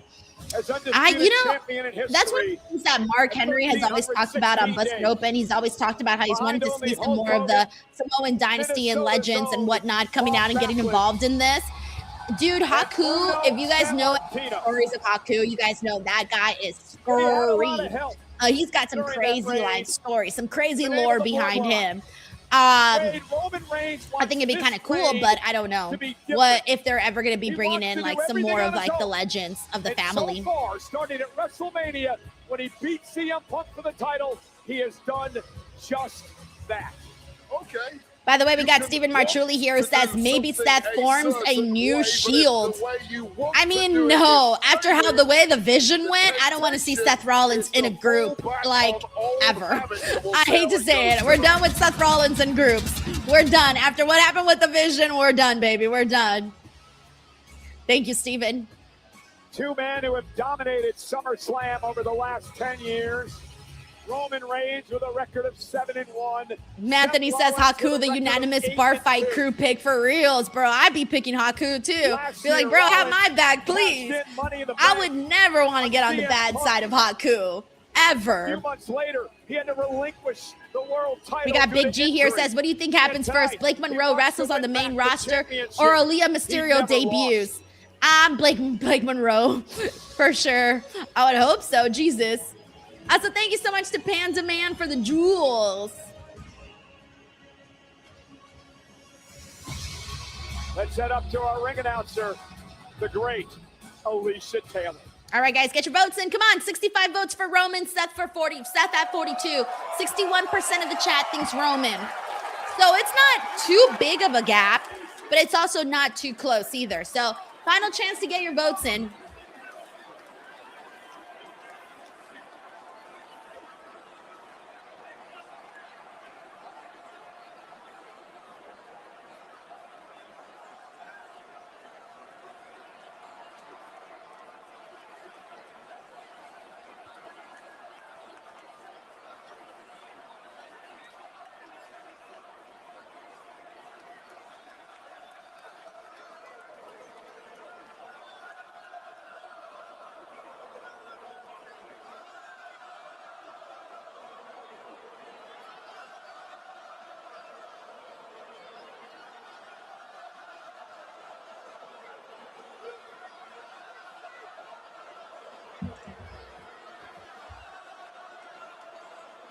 All right, we're now at 74 votes for Roman, 46 for Seth. All right, I'm going to close the poll by the time Alicia's done with the announcement. Oh my God, someone has a "Where is Dean Ambrose" sign. Whatever happened to Dean Ambrose? Never heard about that guy ever again. He must have retired. Who knows? Maybe he's out there in the convention circuit now. The challenger from Davenport, Iowa. Christopher Snow says, "Wish my beard looked half as good as Roman's." Jay Golden, I was being sarcastic, bro. I know for a fact, John Moxley. I was making a joke, by the way. I hope you guys got that, guys. I hope you guys got the joke. I definitely know what happened to Dean Ambrose, guys. I cover AEW every week. It was a joke. We got David Primero here who says after Roman wins Oba. Okay, he says after Roman wins, Oba cashes in the King of the Ring. Guys, there's nothing for Oba to cash in. He does not have nothing to cash in, guys. Nothing. He can just come out and confront him, but he does not have anything to cash in. Thank you, David. He is the world. Also, thank you to It's Me Jay Free and Panda Man for the jewels. Thank you so much, It's Me Jay Free. The OTC Roman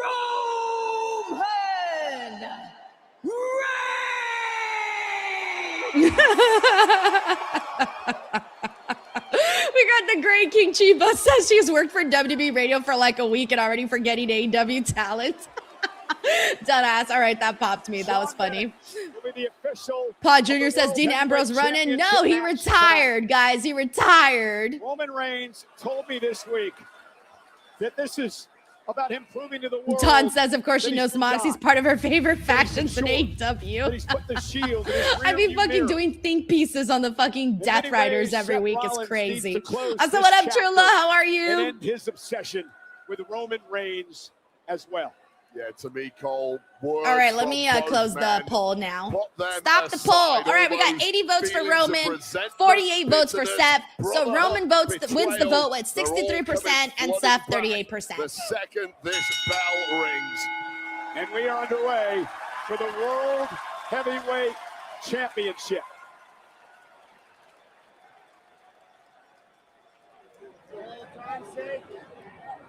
We got D18 Scudo says, I blame WWE because it seems like people have forgot how the King of the Ring works.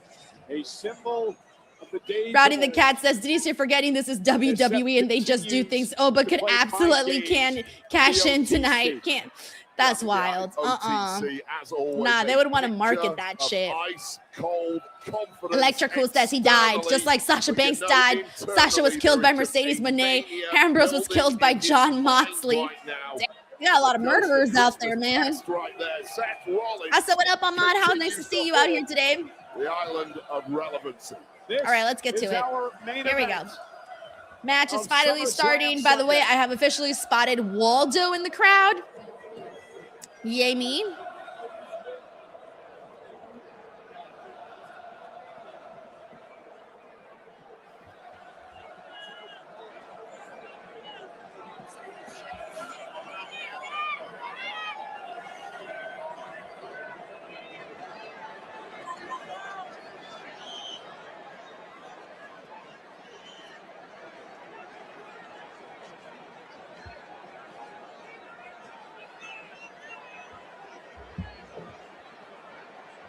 Talking is over. It's time to fight for the world title. Big fight feel here tonight at US Bank Stadium in Minnesota as Roman Reigns looks to outpower Rollins early on. 1, 2, 3. Power was always going to be Roman Reigns' advantage here. How does Roman keep his championship tonight? He has to keep the red mist from descending. Lowly Night Forever says we found Waldo. Now we gotta find Dean. I'm looking for him. I'm looking for him. Don't worry. In there. I promise you, Seth Rollins. I was like, turn it into a major chasm. And Seth Rollins right from the off, just toying with Roman Reigns. Also, do y'all like this plant setting the mood? I'm in my Airbnb, so this is not my normal kind of art. I'm not really a plant person, to be honest with you, but I do kind of like the vibe that the plant gives, right? Kind of gives a relaxing kind of vibe here on the stream. So just a heads up, guys, this is not my house. For those of you who are new to the streams, this is not my house. I'm in Minneapolis. I'm in my Airbnb. So just a heads up on all of that. This is not my normal setup. Yeah, I did. Randy says, Denise, did you move that plant there for us? Yeah, the plant is actually goes by the door, but I didn't like how it looked just like a plain wall, so I put the plant there. Went for the side headlock. Lazy Greenhouse, I go back home tomorrow. Yeah, I go back home. I'll be back home in LA bright and early. I want to go home and go to sleep because I have a very early flight. So my plan is to get home, go to sleep, and then wake up, do my work, and then watch Raw. It's really not much between either of them at any level here. It's interesting. Two of the most popular, most respected superstars in the world. Yes, they are, but there is a... Okay, they're taking their time with this one, by the way. Taking their time. Whenever they encounter. And it's completely one-sided in favor of Rollins. Again, Reigns missed wildly.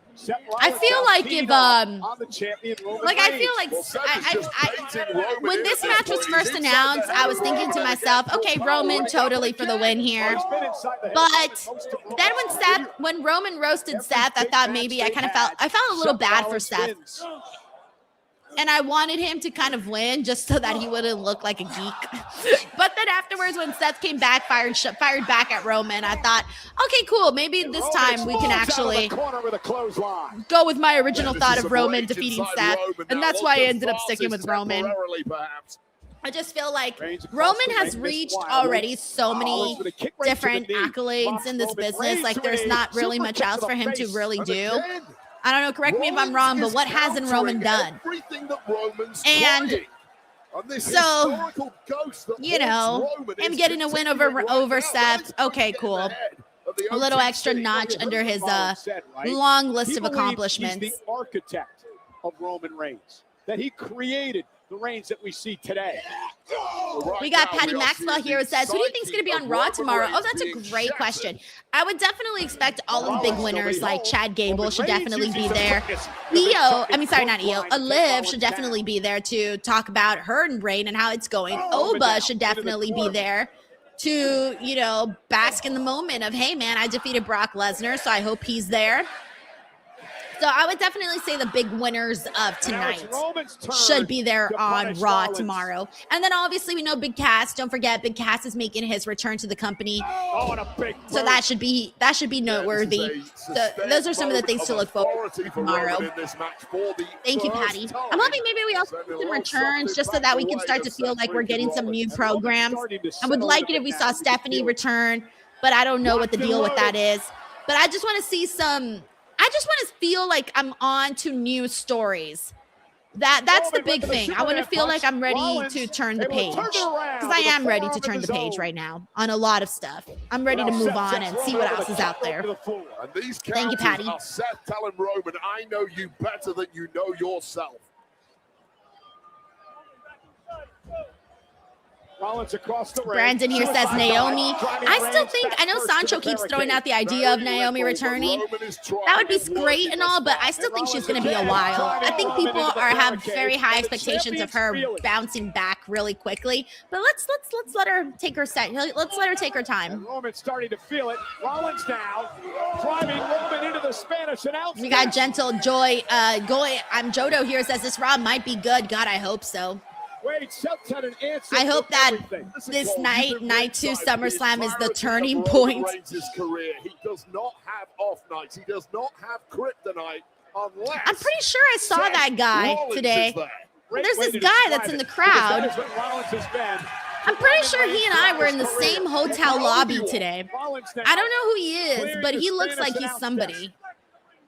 I don't know. I saw this guy at a hotel that I was at because I was doing an interview with somebody, and I was meeting them at the hotel, and I was sitting in the lobby, and there was these 3 guys, and they were like having this like intense conversation, like not like fighting or anything, just like an intense conversation. And I was bored, so I was like, oh, okay, these people are having an intense conversation. I'll be a little nosy, not too nosy, just a little bit. And anyways, now that guy is like right in the front, practically in the front row. And now Seth Rollins trying to regroup and gather himself.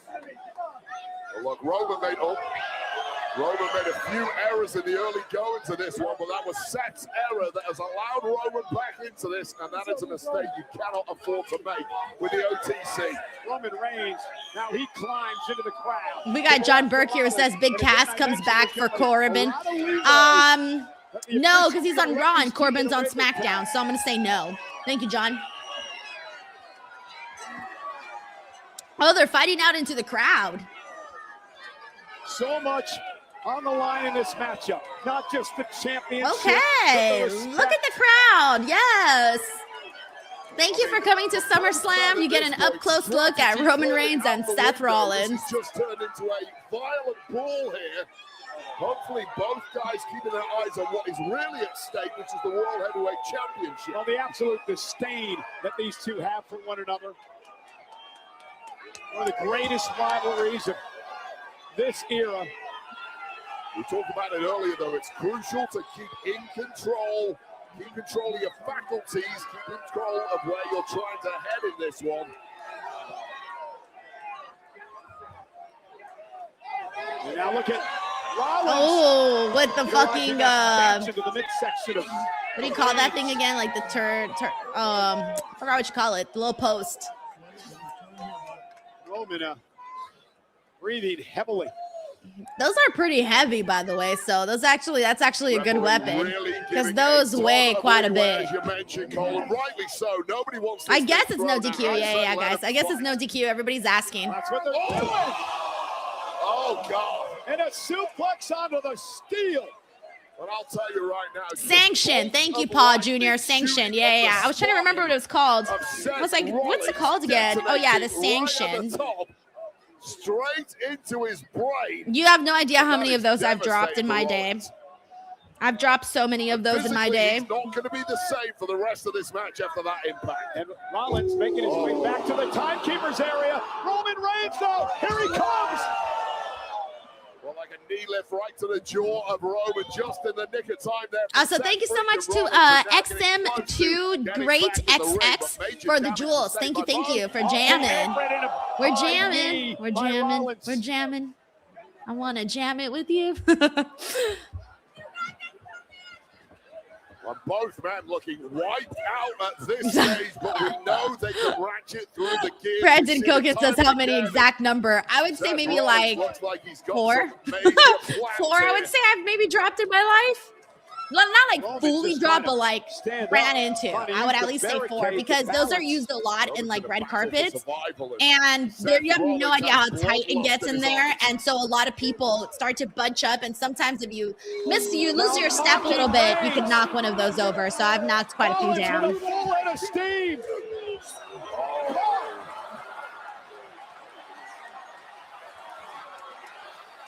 Look out! And the Spanish commentary table. Always. ¿Por qué? ¿Por qué? I wonder in our lifetime, think about this, for as long as you've been watching wrestling, how many times do you think you've watched the Spanish announcement table get completely and utterly crashed? If you've been watching wrestling for many years, you're definitely in the hundreds, for sure. In the hundreds, maybe even more, maybe over 1,000. I don't know. Admonishing Roman Reigns to break the count. We got Brandon Kokins here who says Spanish team gets hazard pace. We got Sultan of Wrestling who says we need a creative overhaul and a draft. Ooh, I do kind of want a draft too. Exactly. Anthony says it's always the Spanish table. Always. football ability. Well, Roman's something that's completely renewed. We've seen this from him in the past, back from the dead. And with bad intent in mind, let me show you how we do it. Chewy says justice for the Spanish announcement table. Sean Peter says we need a side, beware of Denise side on the red carpet. Yo, I'd be getting crazy on some of those guys. I've been on some crazy carpets where things have like gone down. All sorts of things. Oh. And now the English announcement table. Good, all right? If we go down, we're bringing you guys with us too. We're all going down.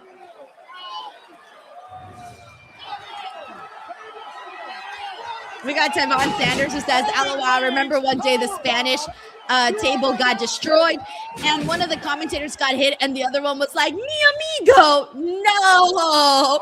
Can you imagine your friend goes down and you're like, mi amigo. All right, I'm going to have to steal that now. Anytime anything happens to anybody, I'm just going to be like, mi amigo. Mi amigo. Oh, now the referee is counting. Okay, guys, I don't know. We got Randy O who says equal opportunity tables taken out. Exactly. Equal opportunity. At least break the count. Also, shout out to No Life SK, Lonely Night Forever, who's here with us too. Tracy here says she loves this match. Mexican Mac Keeps here, also in the building.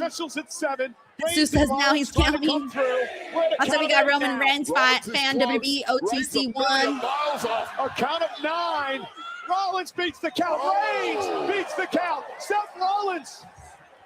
Imagine big main event and it's a count out. For the title. And a kick out.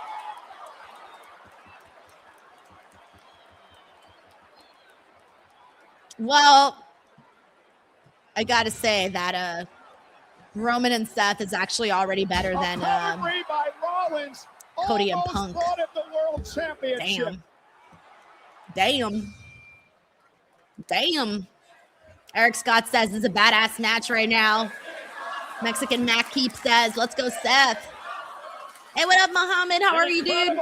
Main event.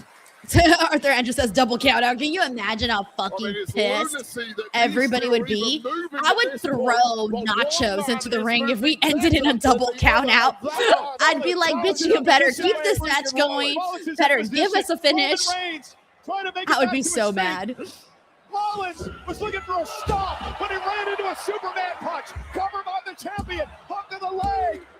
Rollins got the shoulder up at 2.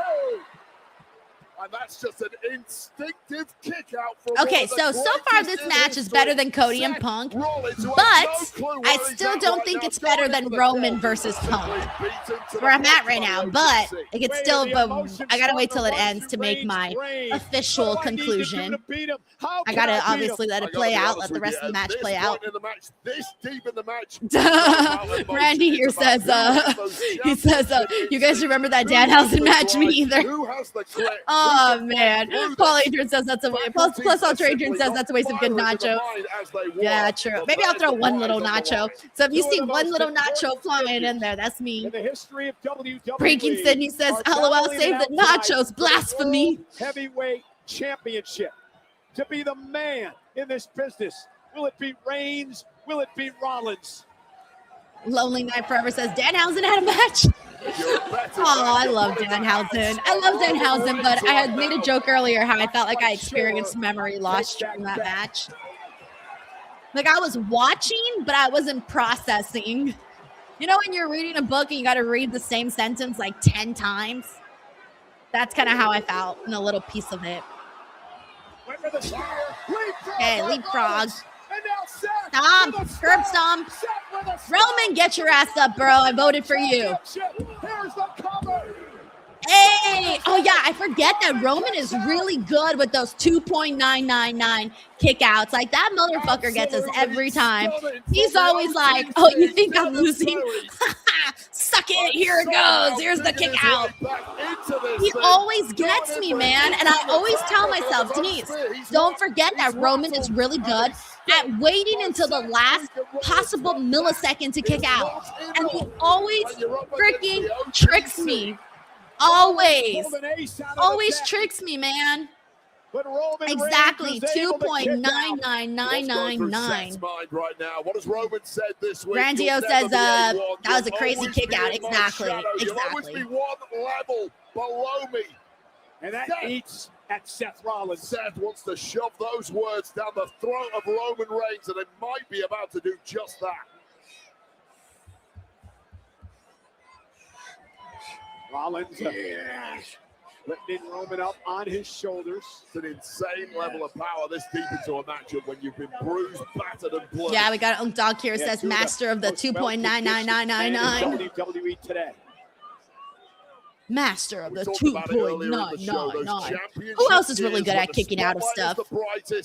You know who else I feel is good at it? Sami Zayn. There's been some matches where I was like, dude, no fucking way you had time for that. No fucking way you had time. Sami's another one that I can think of that's really good at kicking out like that. Like, there's a lot of people. It's kind of hard to remember everybody, but off the top of my head, that's another one. We got Lonely Night Forever says Kurt Angle was good at that. My fucking goat, man. My fucking goat, Kurt motherfucking Angle. Rollins to the mat. I saw him yesterday at WrestleCon for like a split second, and I was like, Rollins up top, hooks. He hooks Roman. Rollins with a superplex. The Tom Plus as the master of the .999. That's funny. Guillotine counter by Reigns. Guillotine by Reigns. Rollins is slowly. Is Rollins going to tap? That choke is that'd be so. Seth, you can't tap out, dude. We get roasted. People will be chanting, you tapped out at you. Don't do it, Seth. Gotta go down like a man, take a pinfall. It's frantic moments now for Seth freaking Rollins. That is completely cinched in now. Roman wrapping his legs like a constrictor around the waist. Magnus says Johnny Gargano in NXT was crazy with it. Yo, don't even remind me of Johnny Wrestling right now. I saw his how he was at the meet and greet at the takeover, and I just thought, fucking sad, man. What a downfall for Johnny Gargano right now with that character work that gimmick that he has, and he's out there like in the meet and greets on the table too, and I'm like, yo, your neck must be hurting. But I do feel bad for Johnny Gargano. We need Johnny mother effing Wrestling back, baby. And the fact that CM Punk acknowledged that on SmackDown and he's still in the same gimmick is crazy. And Rollins is able to slip his arm around the face of Roman. Roman landed on his feet from behind. Ooh, yeah, like, that's gonna be a 2. There's no way that's it. Hey, Seth almost made me second guess myself. Did Rollins kick out? Oh man, an action replay. We got No Life SK here, says they messed up with Johnny Wrestling. That's the thing that I feel like, imagine if Johnny Wrestling was still Johnny Wrestling. Like, he should have been out there wrestling. If Johnny Wrestling still had what he had in NXT, he should have been out there wrestling Trick Williams. You know what I mean? Like, I don't know. Also, thank you so much, Wafer Man, for the happy poop. Gracias.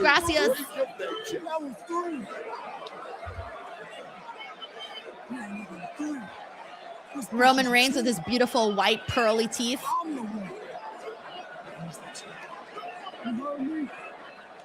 I went to Disneyland last weekend or 2 weeks ago on the 21st, and I went on the Little Mermaid ride.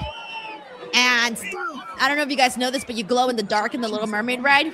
And my sister was like, Denise, your teeth are glowing. And so when I was smiling, my teeth were glowing, and I took a picture of it, and I was like, oh my God, I'm Roman Reigns. That's exactly what I thought to myself. I was all, I'm Roman Reigns. So funny. I wish I had, well, actually, maybe not like that, but, you know.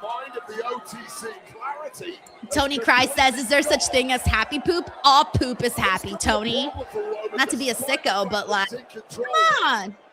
All poop is happy poop. I cannot believe I just said that sentence. I'm embarrassed. I take it back. Does he believe it? All right. Oh, then Seth returns him with a favor with a spear. Rollins crawling to the cover. Seth's gonna do it here. And there he goes, kicking out. See, I'm not trusting you no more. I'm not falling for it, Roman. I know how you do. I know how you do. I'm not falling for it. By Roman Reigns, the taunting, the pie facing. And it almost also, thank you so much, Tiffany Cries again, for some more happy poop. Yeah, happy poop. Roman Reigns. And with it, the World Heavyweight Championship, and you've got to see the reaction in the arena. This is the Vikings, the Minnesota Vikings. Yo, I thought that guy was gonna go over the fucking barricade and fucking throw himself. I thought he was about to get into the match. Oh, thank you, Wait for Man, for some more happy poop. Yeah, happy poop. Oh, I thought I did that. I was like, wait, did I do that? Because it muted because Seth Rollins was talking shit. Tonight, I take that from you.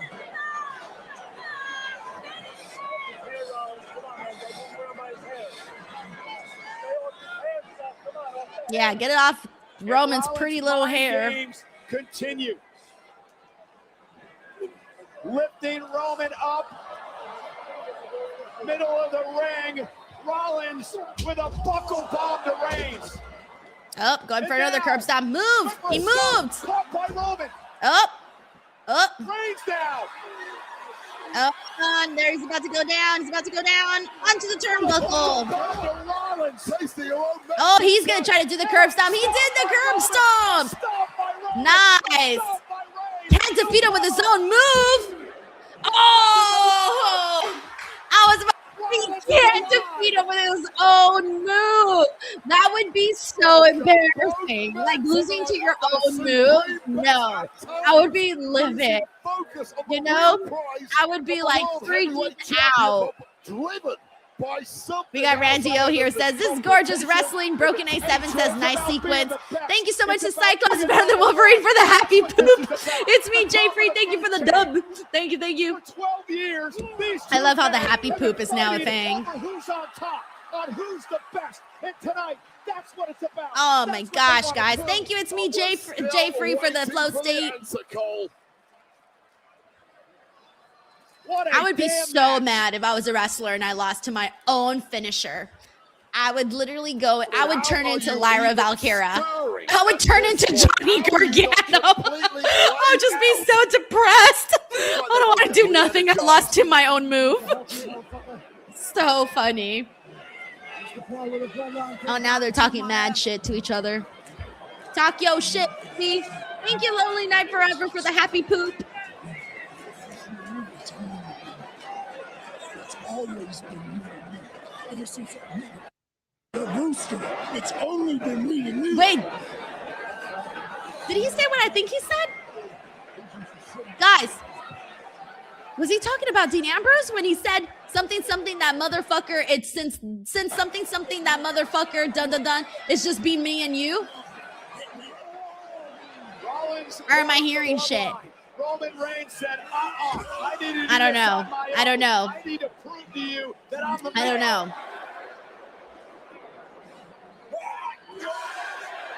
Listen to this place. Yeah, no, he straight out said something that motherfucker something ever since it's been me and you. So it sounded like he said ever since that motherfucker left, blah, blah, blah, it's been me and you.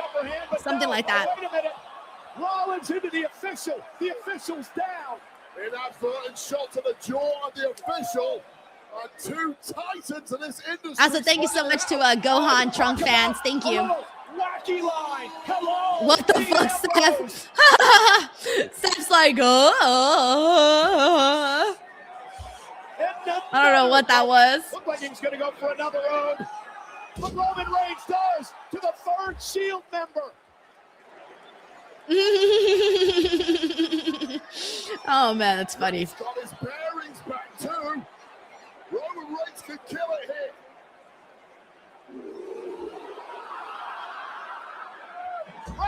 Oh, no, man.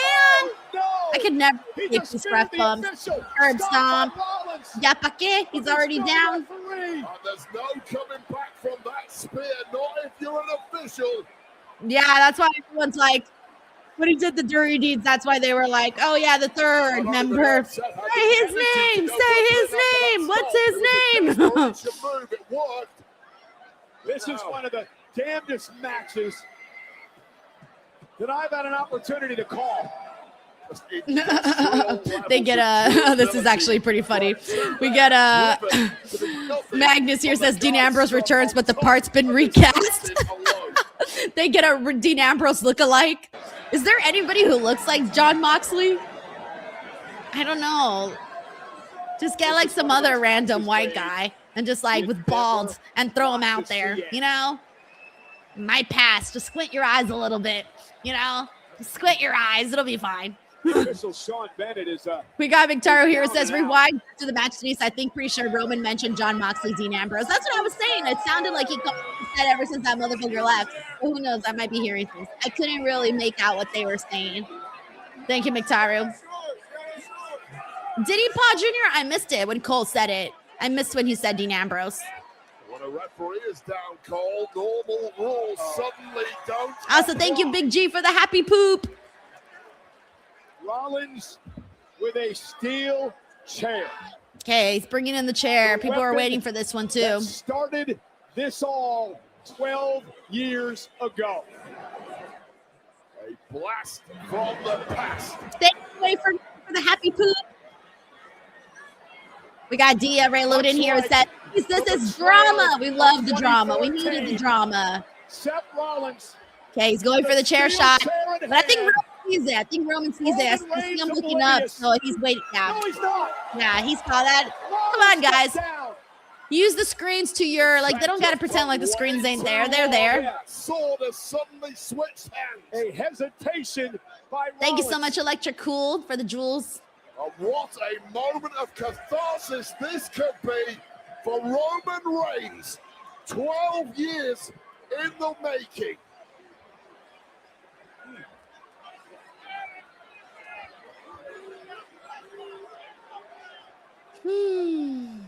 Electric Cool says hiding because, yo, happy poop stinks. I love that there's a method to the jewels here. That's hilarious. Thank you for going that extra mile and putting some thought into it. Oh my gosh, Breaking Sydney says recast Dean Ambrose with Hornswoggle. Vince McMahon would so fucking do that, and you know it. Vince would have so done that. Oh, wait, Roman didn't do it. Roman had the chance to hit Seth in the back with the chair, but he didn't do it. The obsession.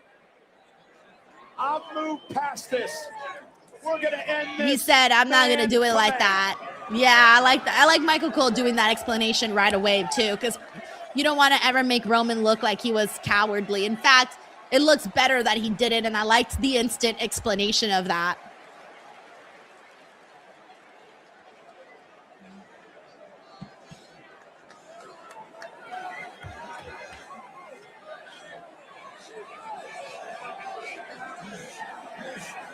Yep, here we go. Let's go. We're on to the second act. Seth's shoulders, by the way, it's pretty bruised up. Pretty bruised up. Who is going to dig down deeper? Who's got a little bit more left? Who is the better man? I was literally about to say that, bro.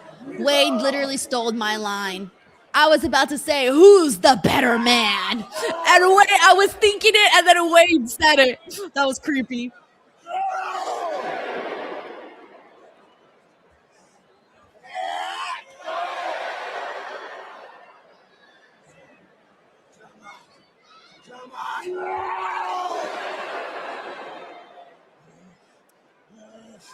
Oh, TT Brent says Denise is from the suplex outside. It scratched him up bad. Yeah, I was going to say, I can tell. I can see it. Oh, that was funny. Steph was slapping Roman, telling him to be a man, and so Roman grabs his face and headbutts him twice. That was pretty funny. He's like, all right, fucker, you want me to be a man? Here it goes. Here's my big-ass head.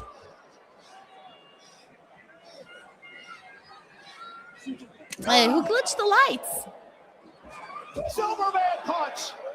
and Seth stays off. Oh, sorry. I just realized that now. He hit the Superman punch and he didn't. Oh, and Seth just did the thing that he does whenever someone tries to spear him, and he does it into a pedigree. I don't always love the way it looks. Sometimes it looks good and sometimes it doesn't. It's like hit or miss. Voided the curb stomp. And I think Seth landed a bit gingerly on his ankle. Can't move Seth, Roman. Nope, he got him. He got him with that one. Reigns is flatlined here. Reigns is done. From the top rope. I don't know, though. Roman doesn't seem like he's fully down. Up, and no, he wasn't because he moved. Spear. Okay. The referee's still down? Yo, this fucking guy went on vacation. Spear again. Like, you would think by now they would have sent a second ref. That's why I hate ref bumps, man. Like, they wait for the wrestler to call for the ref. Like, come on, man.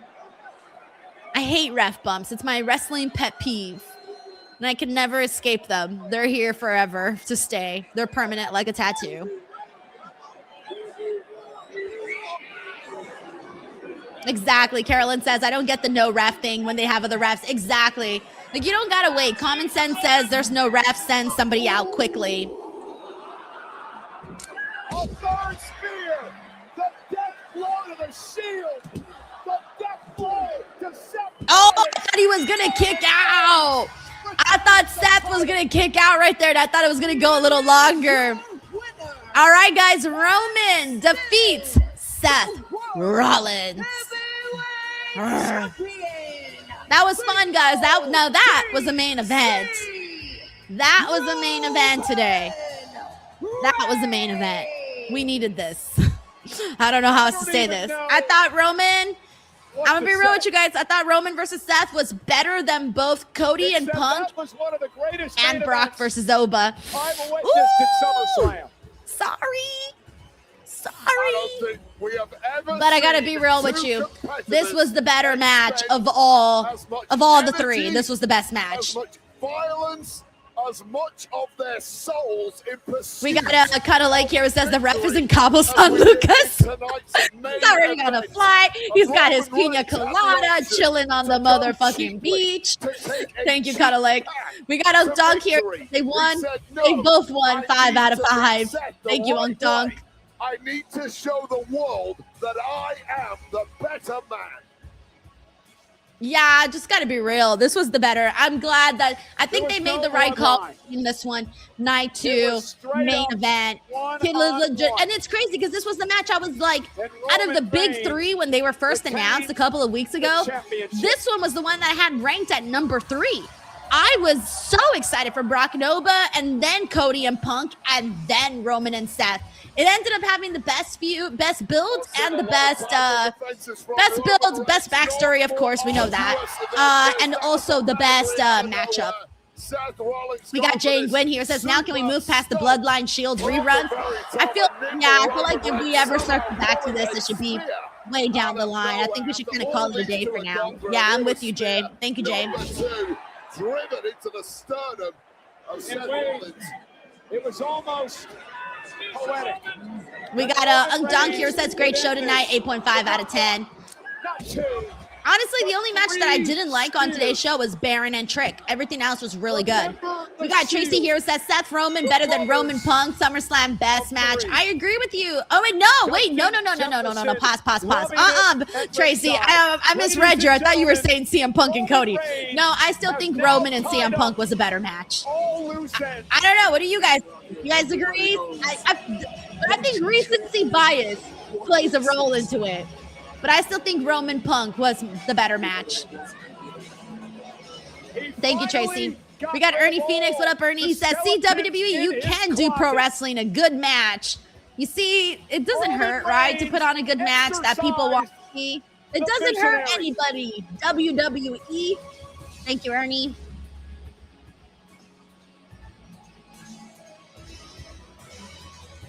And for tonight. So Tracy says you said it, can't take it back. I thought I misread that. I thought you were talking about Cody and Punk. Cody and Punk was not good at all, unfortunately. Breaks my heart. Tragic.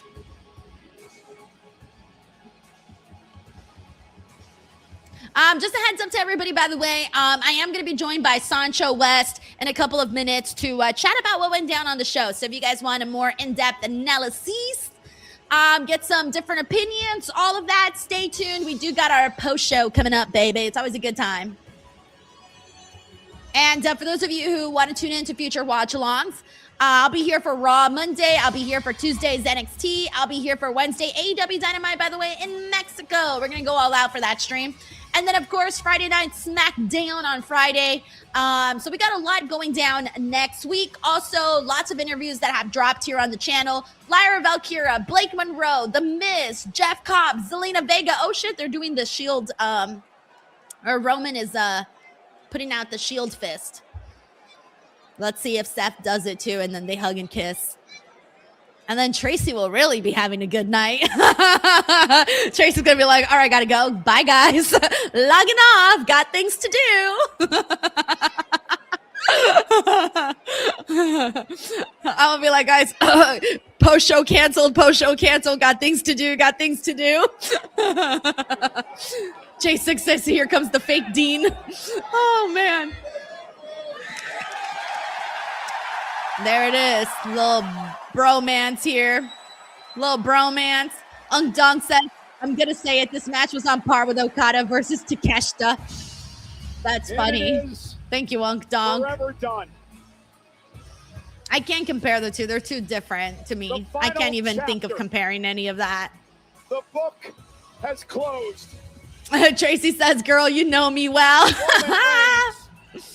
Funny stuff. The world heavyweight champion.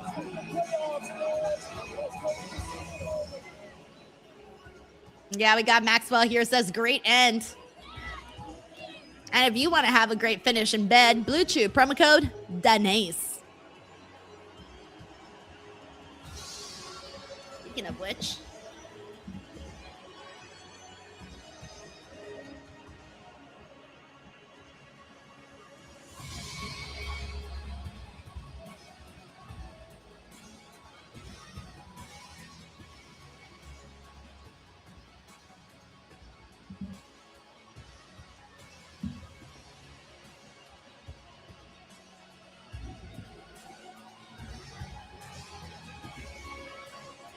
okay, I can take this off. We were right on the poll. Good stuff. Roman's so happy. He's like, all's well that ends well here. Alrighty, everyone. So we got to wait for Sancho to get in here so that we can do our post show. But in the meantime, though, we got a word here from our sponsors. So, hey. This episode is sponsored by Blue Chew. Guys, what do women want? And what do they need? Stability. Reliability. Be her rock with Blue Chew. They're sponsoring the podcast and sponsoring your bedroom performance. That's right. With Blue Chew, you're not just having sex anymore. You're putting on a show. Hell yeah. Talk about putting on a big time main event here. Your wiener is no longer just an organ. It's a star athlete. You're like a slugger in the 90s, juiced up and ready to knock it out of the park. Break a record. Blue Chew Gold is a better sex in a tablet. They combined 4 ingredients into one powerful solution.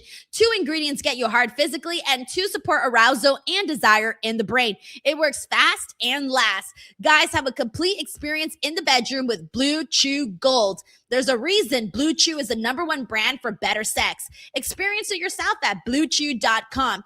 And we've got a special deal for our listeners. Right now, when you buy 2 months of Blue Chew Gold, you get the 3rd for free with promo code Denise. That's promo code Denise. You also receive an additional 10% off. Nice. Plus free overnight shipping on your first order. Nice. Visit BlueChew.com for more details and important safety information. We thank Blue Chew for sponsoring the pod and the bedroom. Nice. All right, guys. All right, we're still waiting for Sancho. So while we wait for Sancho, we're going to kill some time. I want to get people's thoughts on the show. So let me know, how'd you guys feel about, Jonathan says, be her rock, be her Dwayne Johnson. Hey, if you want your Johnson to be a rock, Blue Chew, promo code Denise. All right. Let's see. We got a super chat here from hold on one second. Let me see where we got it from. Hold on.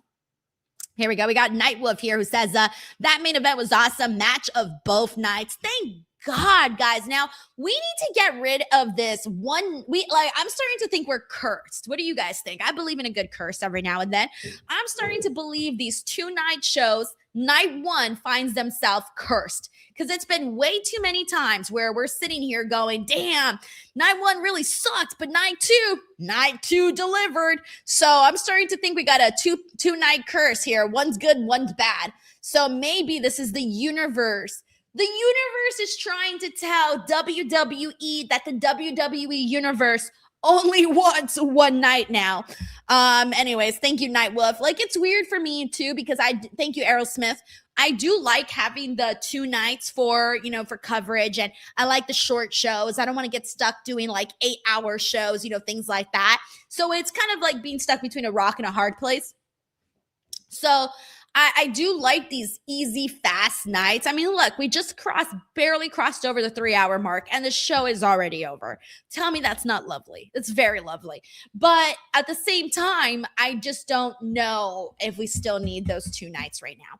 But anyways, let me continue on getting some more opinions here from the people. We got DC for Life. Thank you so much for the super chat. It says, hi, no spoilers for me. I haven't watched night 2 yet. We'll rewatch it. Oh no. So DC for Life, you might not want to stick around for the post show then, because you will get spoilers there. So all I will tell you is you'll enjoy yourself. That's it. Thumbs up.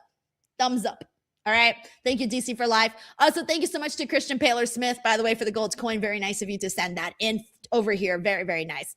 Let's see what else everybody is saying here. Let's see. Let's go through some comments. Okay, let's see what everyone is saying. Let me get some comments in here. All right, let me go through. I'm going through the list, see what everyone has to say. We got Huddle Talk here. It says night 1 was not that bad. That was actually a good show. This was a very good to great show. I still think night 1 was not good, but hey, to each their own, man. We got Justin Simpson says night 1 wasn't bad at all, actually. Did we watch the same show? I'm starting to think we watched different shows. What SummerSlam did you guys watch? What SummerSlam night 1 did y'all watch? All right. Also, by the way, we got Sancho in here, so let me go ahead and bring him in and get the post show started. Also, thank you, Errol Smith, for the gold coin. All right, Sancho. Oop, I clicked on you, and then I had to click on you again. Boo! What's up? How are you, bro? What up? Haven't seen you in forever. We're going to see each other for 3 nights in a row, Denise. Oh, shit. That's right. I got you tomorrow, too, huh? That's right. You can't get rid of me, Denise. Someone take Sancho away. All right. I need a break from Sancho West. All right. Trivia. Okay. Whose wrestler shirt is this? What faction? Ooh, Street Trash with the little skull and the little... that looks familiar. I don't know. Judgment Day. Oh, that's Judgment Day? Judgment Days. They had it for like a hot minute with Finn, Damian, and Dominik. I was not thinking Judgment Day at all, by the way. Okay, there's a few people in here who knew that right away. They were putting Damian Priest and Judgment Day. That doesn't really look like it. Honestly, it kind of looks like a video game shirt in a way. I guess that's why I was like, oh, this is kind of cool shirt. And it has like a dumpster on the back. And it has like, I don't know what this is right here. It looks like a Judgment Day. Oh, it's their signia. Remember they used to have this weird little thing. No, I don't remember that at all. What shirt did you get? Did you get this shirt from the Judgment Day Twilight Zone? I got it when Judgment Day was cool. What can I say? When was that? Dean. all right. I'm just a heel. Leave me alone. All right, let's do this. Ready, guys? In 3, 2, 1.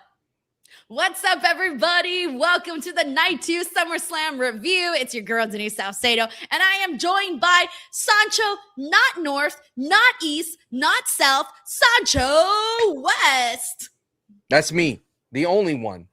Denise, you started off the other show saying you had some bad vibes after night 1. Did night 2 of SummerSlam, the big 2-6, give you the vibes? I thought night 2 sucked. It was horrendous. Just kidding. Whoa. Pause. No, that's actually why I'm in a good mood today, was because I actually felt that night 2 definitely delivered. We finally got a real main event that I thought right off the bat, I want to say this.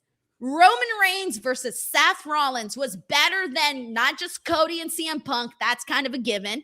I thought it was better too than Brock and Oba, and I cannot believe that that's how I feel, because I really thought that Brock and Oba had all the ingredients to be magnificent. But I got to tell you, Roman and Seth, they ended up winning me here, which is crazy too, Sancho, because this was the one that I was least interested going into if you had me picking in the main events a couple weeks ago, I was the least interested in this story. And now look at me. Well, I think it's because the WWE snuck in a bigger story than we weren't expecting, the end of the Shield. That's what I didn't really expect. I thought it'd be just another feud between, hey, brother, let's do this, brother, type of situation of Roman and Seth. But then they started to weave in the story. Like it seemed like when Seth Rollins came out using the Shield music and then rebirth himself as Seth Rollins to who he is, the visionary. And then when you get into Roman, and then it got into this moment of they both honoring Dean Ambrose, aka Jon Moxley, with the dirty deeds and then the clothesline from Seth Rollins. And then it got in with the mask representing Dean, and then they did the Shield bump at the end. I was like, okay, this is the story of the Shield. And when they reframed it as the story of the Shield from the beginning all the way to the end, not just a Seth Rollins and Roman type of situation, I was like, damn, okay. Really great story, because, you know, we always in the back of my mind is like, can Jon Moxley ever come back? I think that WWE's proven this today, that they're put that whole saga to rest, and both Roman and Seth Rollins can move on forward and put their Shield past behind. This was the end of an era here where that's it. Like you said, we're putting the past behind. It ended the way that it should. Roman Reigns got his victory. Seth Rollins is like, all right, cool, sportsmanship, fist bump. You fought the hard fight.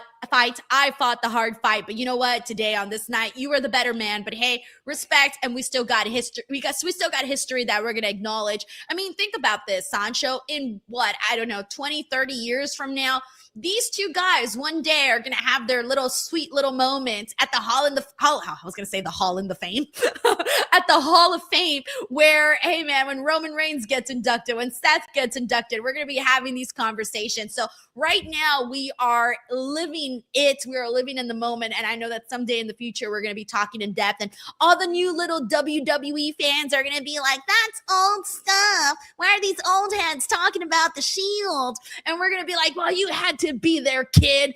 Anyway, so no, all that to say is that I genuinely thought they did a fantastic job here. Love the pacing of the match. Love them using each other's moves, the curb stomp, the spear, and vice versa. Both of them utilizing that. I thought that made the match really special. There was a moment in this match, by the way, a couple where we saw Roman and Seth arguing and like talking shit to each other, right? Sancho, I haven't re-listened to the broadcast, so I don't know, but it sounded to me at one point like Roman Reigns was saying something about a mother effer, and he said, like, ever since that mother effer, X, Y, and Z, I couldn't fill in the blanks there. And then he said, it's just been me and you. So I started thinking to myself, was he referring to Dean Ambrose during that moment, to Jon Moxley, as like, hey, ever since that motherfucker left, it's just been me and you here? Maybe. I mean, like I said, they did the moves and they used the mask to kind of represent him at the final moment where they were doing the fist bump. There was just so many good callbacks to the past, but I did enjoy the moments of like Seth going, what is this, when the bloodline comes out after the ref bump? And he's like, no, it's just going to be me and you. But like I mentioned, like the reframing of everything, they did an in-ring, like using the callbacks of the chair spot. And then Roman going to do it again. And then Rollins is like, yeah, this is what I want. I want you to hit me with a chair.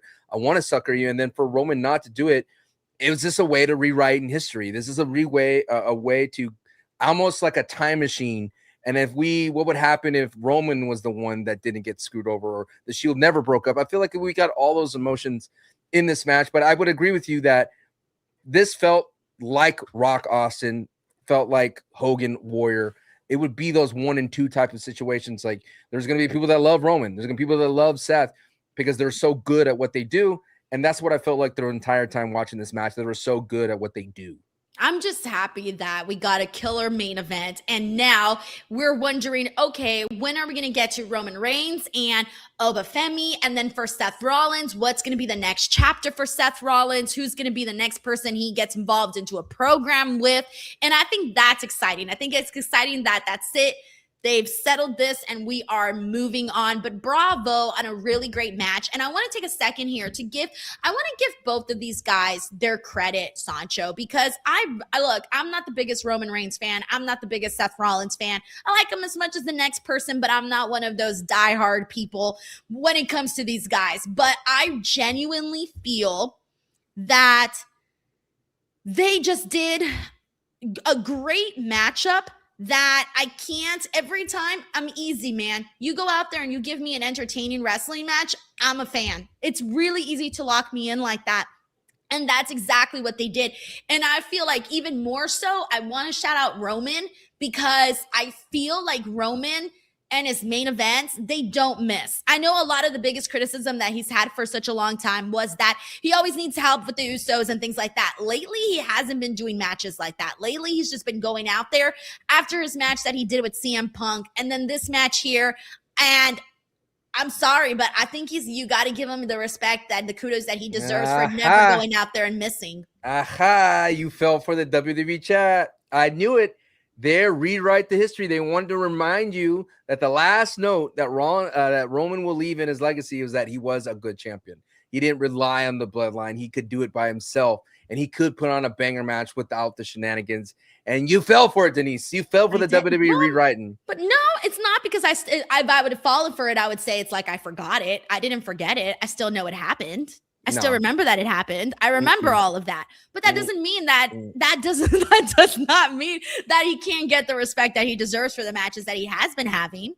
Yes, but I mean, like, if he continued doing the heavyweight title run like the Undisputed, where the bloodline would come in, Jacob, Jimmy, Jay, Zilla, Fatu, if all that happened again over and over again, what would you be saying right now about Right now, I'd Roman? be like, oh, well, if you've seen one Roman match, you've seen them all. But it was still good. But I would have probably said that. Yeah. But we're not there no more, though, Sancho. We're someplace else now. He's out there being a big boy, handling his own business. Yes, and you know what's going to happen on October 10th, right? Oh, my gosh. Sancho, I might have to kick you out of this podcast. By the way, why are you even bringing this up right now? This has nothing to do with what we're talking about. You think okay. Because, you know why? You know who called me as soon as Trick Williams lost the title to Baron Corbin, his United States title? Santi called me from his little club WWE watch party he was having in person to tell me, oh, Trick in the Bank. Trick in the Bank, Trick in the Bank. I'm like, why? Oh my God. Why? No, I'm sorry. I don't think it's going to be Trick. I don't think it's going to be LA Knight. I think you guys are both wrong. I don't know who the fuck it's going to be, but it's not going to be any one of them too. It's not going to be Seth Rollins. That's for sure. Like, here's the thing. Roman is setting his legacy, but I think you hinted at it in the opening. It's Oba or bust here. There is Monday night. I need to see Oba challenge this man. And I will not accept anything else from WWE. I don't care if Big Cass, I don't care if the mayor of Knoxville, Kane, shows up and challenges Oba. Are they going to be in Knoxville? I didn't even realize they're going to be in Knoxville. I don't know. No, he's the mayor right now. The point I'm trying to make. They're not going to be in Knoxville. Where are they going to be at for Raw? The point I'm trying to make, Denise. Well, why would the mayor of Knoxville come out on a Raw that isn't in Knoxville? The point I'm trying to make is I don't care who or what comes out. It needs to be Roman versus Oba. No other feud for Oba. None. It can't be a detour of Kit Wilson like they did when he first showed main roster. No. It is Oba versus Roman. That's it.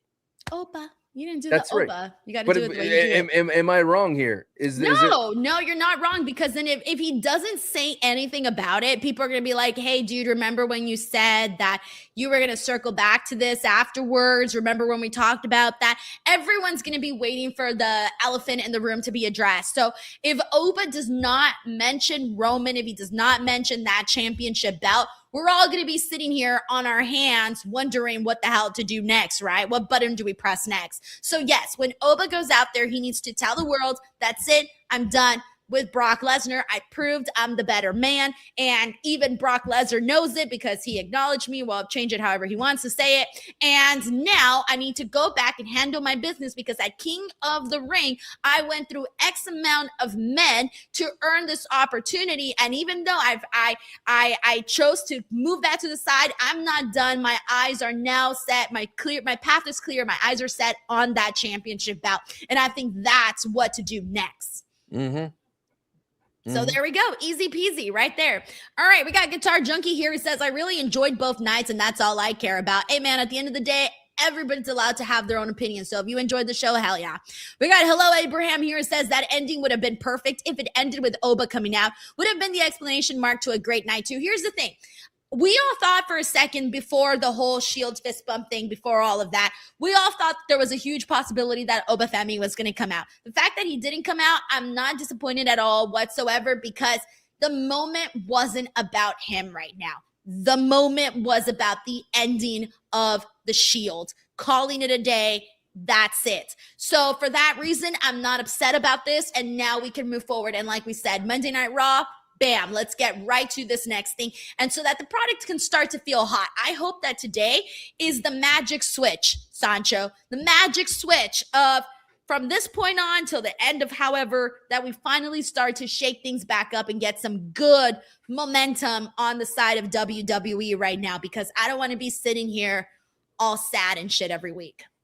Well, you know, I think the magic is in the return of Kevin Owens. That was magical. Woo, that was Sancho! magical. Yeah, a little bit of magic in the WWE's mind right there. I got to tell you, I think that was my favorite. Oh, actually, besides the main event, of course, because the main event was my favorite. But besides the actual main event, the Fatal 4-Way that became a Fatal 4-Way. You guys are probably like, Fatal 4-Way, what? It was supposed to be Sami and Finn, but then Nick Aldis comes out and he's saying how Gunther's in it. And at first we were like, what the fuck is going on here? And then suddenly they're like, there's one more man. And I think everyone in that moment knew. I had my fingers crossed. I said, it better be Kevin Owens. It was Kevin Owens. And right then and there, I think everybody went from like, what the hell is going on to really, really happy, really excited, massive pop. And we all knew that that was going to be Kevin Owens' moment. I'm sorry, Finn Balor. I thought it was going to be your moment, but it ended up being Kevin. Sancho, how'd you feel about that? I mean, Finn Balor still got pops, though. When he started making fire up, make comeback, I think people were on board for Finn to win. I think people would have accepted that Finn would win because they were the favorite. He was definitely the favorite for this moment, but I think there was a moment in my mind like, oh my God, Finn again being tossed aside for the new toy of Kevin Owens. But Kevin Owens not only returned, but he returned to prove that he can go. He did how many swantons? Like an insane amount of swantons. Like, brother, your neck just got repaired. What are we doing here? And then he did cannonballs right off the rip too. Damn. And what really solidified night 2 as my pick over night 1 and night 2 was that they leaned into the story and the history of Sami and Kevin Owens. Even for a second, I'm like, dude, thank you for acknowledging their past, because I felt like in the night 1 they really weren't telling any kind of stories beyond or even reflecting on the past. Here, they leaned hard into it, and I like the moment of Kevin Owens and doing his cannonballs and Sami Zayn just sitting there in the corner, like just shocked the entire time. But then when you get to the throes of it, and then with the moment, I was like, whoa, that's an 8-minute Fatal 4-Way. That's a very short Fatal 4-Way. Was 8 minutes? Yes. No way. Yes, it was. It was short. Oh my God. It was 8 minutes and 30 seconds. No way. It felt longer though, because they moved so fast. And I loved Kevin Owens had a moment with each and every single guy in the matchup. Yes. And I remember thinking, oh, I want to see Kevin Owens versus this person. I need more of a longer match between Kevin and Finn and Kevin and Gunther and Finn and Gunther. And I was thinking to myself about all the potential matches that can happen between them, but like longer term. Well, that's the thing I was looking at. It was, if you look at the entire card for night 2, night 1, we both agreed that it had natural wrestling, that it went through its natural courses. No match felt cut short. But then when you look at night 2, I felt like a lot of matches were cut short. A lot of matches could have benefited from another extra time. Not necessarily to judge like, we're getting less wrestling. More of like, it just felt like Penta and Gable could have gone a little 5 You more want to minutes. know why, Sancho? You want to know why? Yeah. Because the matches on night 2 were better. So when something's really good, you don't want it to end. Yeah, I didn't want any of the matches to end on night 2. I mean, Corbin and Trick, I felt like ran its course at where that it was heading. the worst match. Just say it was the worst match of the night. Well, I felt bad for Baron Corbin because the dude got no kind of runway to make his landing again. So when he pops up again in his third appearance in the WWE in his latest run, no pop for the guy. Like, Jesus. Like, not even no heel reaction or feeling like he stole something. Like, imagine instead of him just beating up Trick, and I'm not trying to fancy book this, but I think that the reason why Baron Corbin got nothing is he got no heat. Is like, what if he hurt Mello the night before, and that way Mello couldn't be here at SummerSlam? Give a reason why Mello was not picked rather than have us like, oh, the writers or creative doesn't pick Mello. Have Baron Corbin, what Triple H wants us to do, have Baron Corbin be the cause of this, so then we could boo Baron Corbin. But I think a lot of people didn't understand a returning superstar like Baron Corbin can't lose his first opportunity. And that's what it was. His first match back, he got the dub. But going back to the more time, I felt like Penta and Gable needed more time. The women's ladder match, look at the time for that.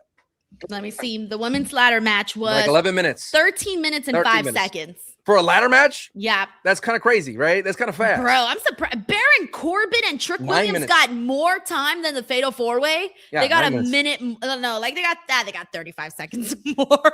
But like that's the point I'm trying to make is like in the night 2, a lot of the matches needed more time to reach the peak. I feel like a lot of it got cut short and we were just getting good and then we were done.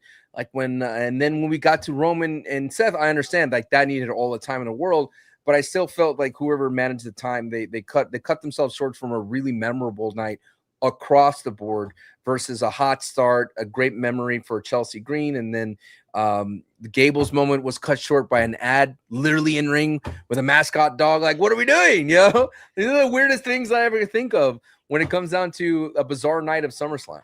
Yeah. So, I mean, look, I feel like overall the night was better. You're right. Some of these matches could have been longer. I think the one that I agree that needed to be the longer was Chad and Penta because they were going to town, man. They were giving us a wrestling match, and the 4-way, that one also could have been longer too. But I really feel, and that's where you got to give credit to those 4 guys, because if you make because they made me feel like that match was more than what you said because of everything that they were able to do. Like they fully capitalized on every single second during that matchup, and that's like kudos to them because they're top tier. All 4 of them are top tier performers. So you had it been literally any other 4, you probably would have been like, what the fuck is this, right? But it wasn't like that with them. You want to go? Oh, yeah. Sorry. I was No worries. We got Errol Smith here. Thank you so much for the gems. We also got Isworld here who says Sancho Trick lost the title. He's winning Money in the Bank now. Oh man. See, I know a lot of people are saying this, but I don't know that I'm there yet. Thank you, Isworld. We got Art House Cinema Lad here. It says, I attended both nights, PLE of the year so far. Wrestling fans are pretty cool in person. Randy and Kevin had his biggest reactions of the weekend. I want to say one thing, guys, and one thing first and foremost to Art House Cinemas Lads, is that I know that on social media, we see so much bullshit. Trust me, guys, I see bullshit every single day on social media. I choose not to engage with it. And Sancho, I'm sure you see it too every single day. People fighting, people yelling at each other, talking so nasty to each other. Let me tell you one thing, man. I've never seen it happen in real life. In real life, wrestling fans, the experiences I've had, the experiences I've seen other people have, they don't be acting the way you see it online in person. I can't afford to go, so what can I say? Sancho. I'm gonna call it spade a spade, man. I can't go afford to go anything, dog. You're like poor little orphan Annie. Can't afford. I can't. Oh, I'm the poor one here. Okay, look at me. I'm poor I'm sorry, you're out there. You're literally in Minnesota right now. I have to, or else I have no videos. You're out there. Everything that I make on this channel goes back into bringing in more content for this freaking channel. It's a vicious cycle. What can I say? Okay. I think about when Randy and Kevin Owens, because I think the WWE and everybody who's been watching so closely was like, what's missing this past 4-6 months? It's been off even since WrestleMania 40, right? And like, even because I've said this with Santi so many times, and I probably have never said it to you, that John Cena's retirement tour covered a lot. It covered a whole year, and it made it easy to book. It's like, oh, we just put John Cena in matches and people are going to show up. So then when John left, and now we're like, what are we going to do now? I think the WWE got caught with like, oh, we really don't have any ideas going forward that are going to be as big as John Cena's retirement tour. So they kind of coasted And then I think what's happening is their coasting finally ran out of gas, and now they're like, all right, now what are we gonna do? But Randy's back, Kevin Owens back. I think that's gonna be a breath of fresh air. CM Punk versus Kevin Owens is gonna be lit. Like, that's gonna be awesome, right? Amazing. Randy's gonna be with Cody, and I'm hoping that we get because it's not the marquee match that no one meddles with it. They'd leave it alone. Let Randy and Cody do their thing on like the lower part of the card. And overall, I just feel like there is some good things going forward that could tune in for the Monday, tune in for Friday, and see where the stories go and where they build after the SummerSlam. I feel you. Like I said, I wanted to be that turning point officially for SummerSlam. I agree. Thank you, our House Cinema lad. We got Nightwolf here who says, also, LA Knight needs to stop bitching about Roman Reigns. Still needed help to win matches. That hasn't been the case at all for this run. Yeah, he needs to. I think they're going to move on for that. I get the feeling that they're going to move on from that. He could cash in. Oh my gosh, stop it. We got Mictaro here who says, best SummerSlam main event match. Great job for both Roman and Seth. Also, congratulations to Chelsea Green. Well, let's talk about that match next up. This was the match that I kept telling everybody that I was the most hyped for because I am a sucker. You could probably kidnap me if you tell me, Denise, in this white van, there's a ladder match going on. I'll be like, okay, let me go see this ladder match. Do not try that, guys. All right, kidnapped via ladder match. All right. So anyways, I was very much looking forward to this match. So I was so excited. And so we had all the girls, Chelsea, Charlotte Flair, Jade Cargill, Lash Legend, Tiffany Stratton going out there.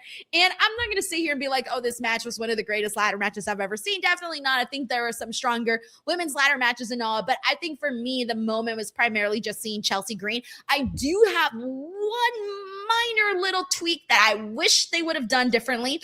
There was the moment that when Chelsea threw Tiffany Stratton, and Tiffany Stratton did her beautiful freaking swanton, and she went down, took everybody out, right? Wonderful. That was the moment where all of a sudden the adrenaline was going, the adrenaline rush was there, and Chelsea gets the ladder, she builds it up, she's getting ready, she's climbing, and the baddies come in and attack her. I did not like that. I think that the baddies, if they were going to come in, they should have came in earlier in the match. I thought that moment right there was the moment for Chelsea to win instead of doing all the extra stuff, because the extra stuff looked really clunky and it just didn't really go off, I think, the way that they wanted to. And if you notice too, they didn't even get really up close with the camera shots. Like they didn't even get a close-up shot of Jade and Charlotte. Like it was a far away shot. I'm like, what are they even doing? What's even happening? Like, ooh, what's all this? And I was kind of mad at that point because I thought that the moment had been stolen for Chelsea. But once I saw that Chelsea was still hanging on that ladder, you knew, okay, at some point, Jade and Charlotte are going to eliminate themselves like we predicted, and Chelsea is going to find her way back up there. I wish they would have done a reverse situation. I don't think that should have been the finish. I think the finish should have been the moment with her and Tiffany. Yeah, I definitely see that. It was a fun ride, and I enjoyed the idea of the crowd. You could really hear it, and I was like, take that, Michael Hayes. You know, the the entire crowd proved that the WWE was wrong about Chelsea Green, that we all wanted Chelsea Green to win, and I still will stand behind it. I think my criticism of that match is that 5 wrestlers in a ladder match is just weird. I don't know what it is. It's like more or less. More. It should be 6. Like I feel like 6 is always the natural number because it was like 2 people would be wrestling and then like 3 people would be out, and then it just felt like the pacing was weird in my mind. Didn't think it's the number. I think it was the participants. I don't think that everybody had because if you look at it, Tiffany Stratton is obviously the one that's going to be doing the crazy stunts. Lash Legend is the muscle. Bumps. Right. Lash Legend is the muscle. Chelsea Green was, the edgy rebel one in that. She was also taking some good amount of pain in there. And then like Charlotte and Jade, like they were kind of just, kind of floating around. Charlotte had a couple of decent moments, but not as many as the other 3 girls did. Yeah, Jade was just throwing people on the ladder too. So yeah, I just feel like the overall match just needed a little bit more time just to make me feel the desperation. But I think you're right, the way they put it all together, because it was that crescendo was getting up to that moment of the ultimate hype, especially with you have literally the recreation of Money in the Bank, right? Money in the Bank, you had Chelsea and Tiffy, and then Chelsea takes the bump to outside and Tiffy wins. And the recreation of Chelsea shoving the ladder, the swanton off and taking out everybody, and boom, that's it. And I did feel like the kind of everyone was like, when the baddies came out. And you don't want that to people to be like, go away, baddies, just because go away, baddies. You're ruining the vibe that we're up right now. I'm just saying, like, the fire was there, man. It was there. But that pop that she got for Chelsea, well deserved. She has truly gone out there and she did everything possible, Sancho. If you had a list of everything you can do in WWE to make sure that you get noticed, Chelsea was checking off that mother effing list, making appearances in AAA in Mexico, going to NXT, doing everything that she could. Even when she was injured, she was still making appearances on TV. She wasn't away. She didn't disappear. She was doing media in her freaking boot when she was, oh no, actually she took off her boot. And I remember telling Chelsea, girl, you should have came in with your boot. But like, she couldn't even walk, but she was still doing media. And I just feel like, and she was willing to do so many interviews, like in almost every single opportunity that there was, and appearing at an Unreal. Like I said, the checklist is massive and she checked it off. Do you think that it was cool that Matt Cardona didn't get in the ring, like gave her moment? I kind of like that. Like, wait, what do you mean? Matt Cardona didn't go in the ring to celebrate. No, I wasn't expecting him to get in the ring, though. That was her moment. Yeah, that's what I mean. I was like, that was kind of cool. Yeah. No, I wasn't even expecting it, like, at all. I did talk to Matt Cardona today, and he was so happy. He was wearing his Chelsea green shirt. He was super hyped for Chelsea. Could you tell? So, yeah. Could you tell? He's a little jovial today, extra jovial. No, because every time I've talked to Matt Cardona, he always has that, like, energy, like that kind of vibe. Yeah. Okay, cool. Who else did you talk to today? So I uploaded interviews with The Miz already. That was a really, really good one. I wish we got The Miz today.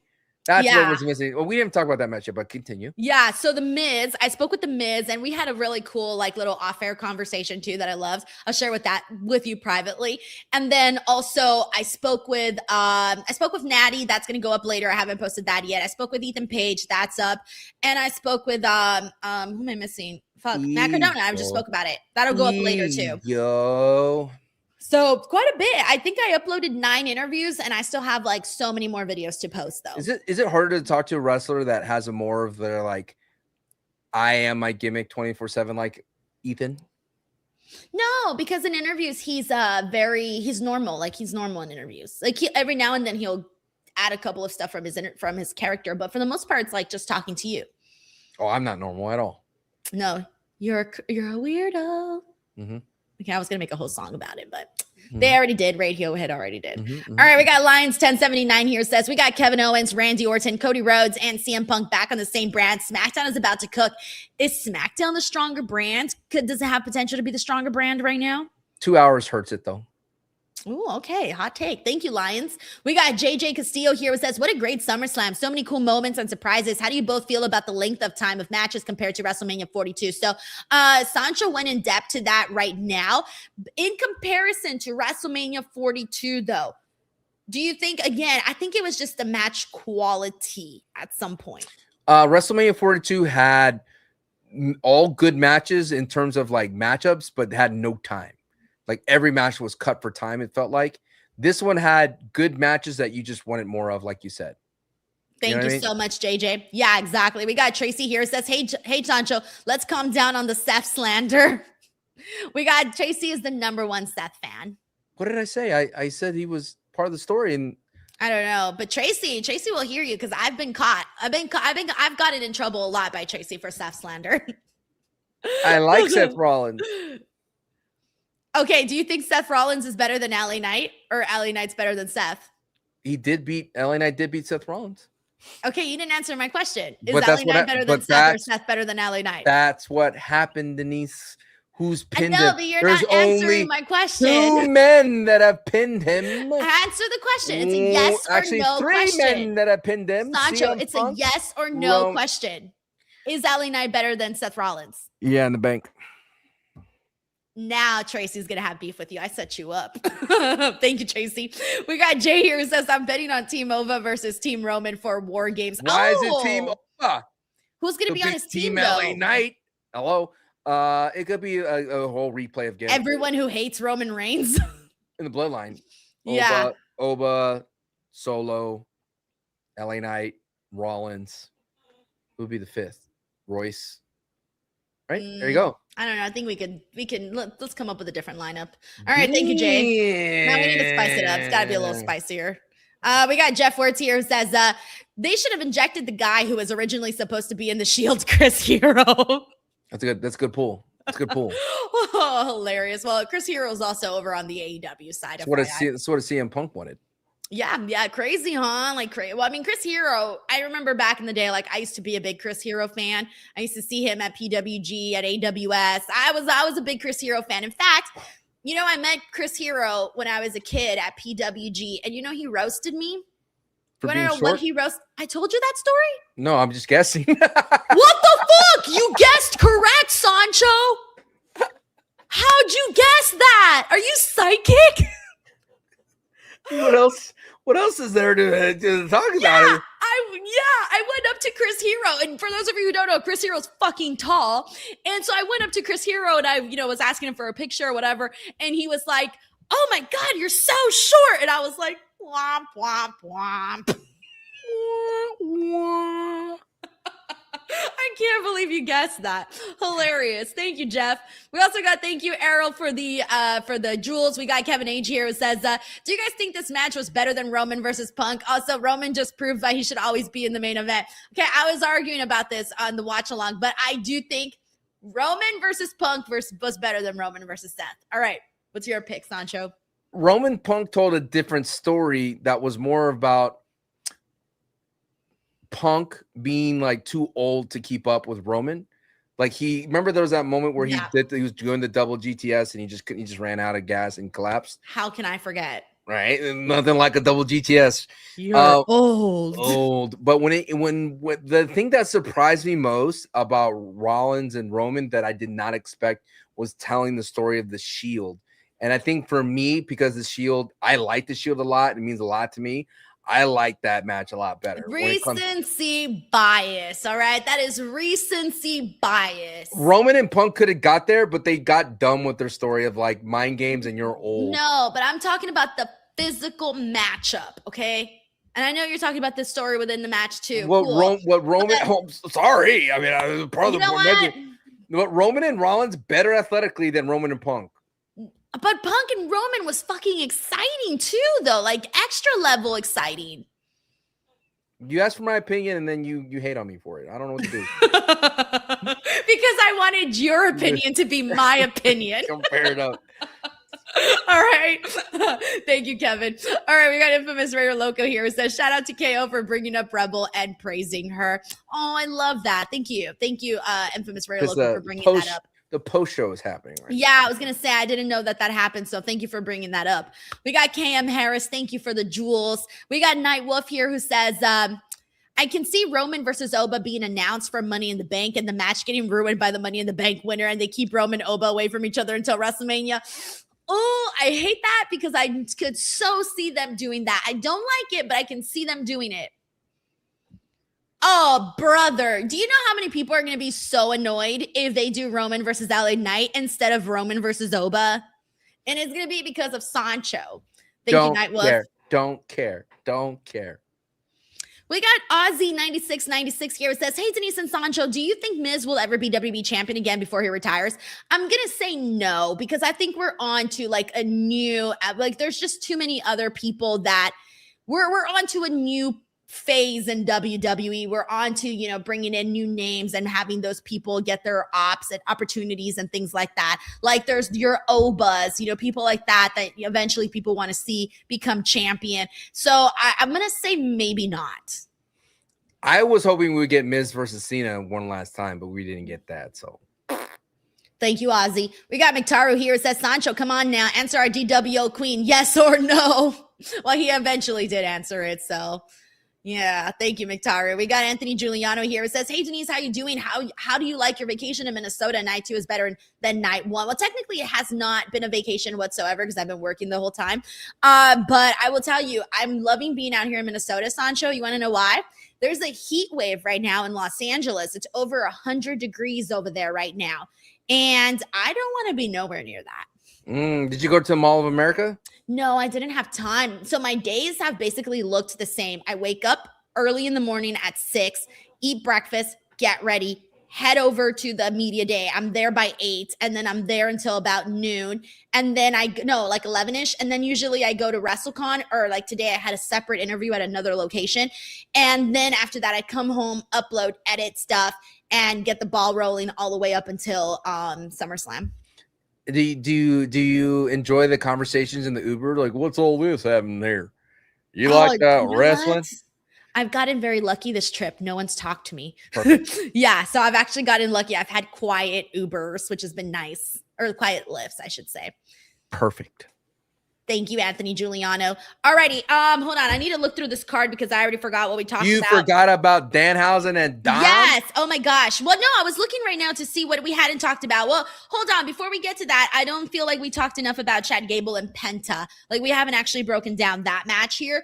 I have a few things to say. Sure. One, I loved the finish. Actually, that's the biggest thing I have to say. So one of my pet peeves, Sancho, and I don't know if you know this about me, but there's times where I feel like certain moments when someone is in a submission, I sometimes feel that they always wait too long to tap out. And I get it, they're getting the emotions, but I don't feel that everything should always be like that. There are times where I think people should tap immediately because it makes it more realistic to me.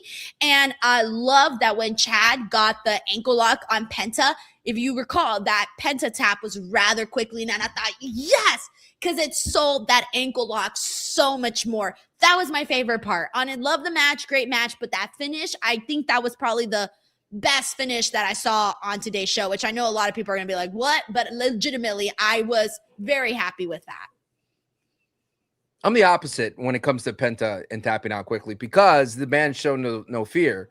And I thought the man that he had the fear of getting his fucking ankle broken. I know, but the guy to compete, Sancho. Damn, the guy who has no fear tapped too quickly for me. No, but because because you look at it, look, the last time I've seen Chad, he had Sami Zayn locked into that ankle lock 6 times, and Sami got out every single time. It's the last time I seen the ankle lock from Chad Gable. The moment wasn't about Penta right there. The moment was about Chad Gable, and the moment got put over with Penta tapping out even faster. The other half of the story is Penta and his long reign as IC title holder. He fought One of hard, the most but it badass just moments of Penta's career was like, brother, I'm going to defend the title at Mania, and it's going to be a ladder match. Good luck. This is my arena.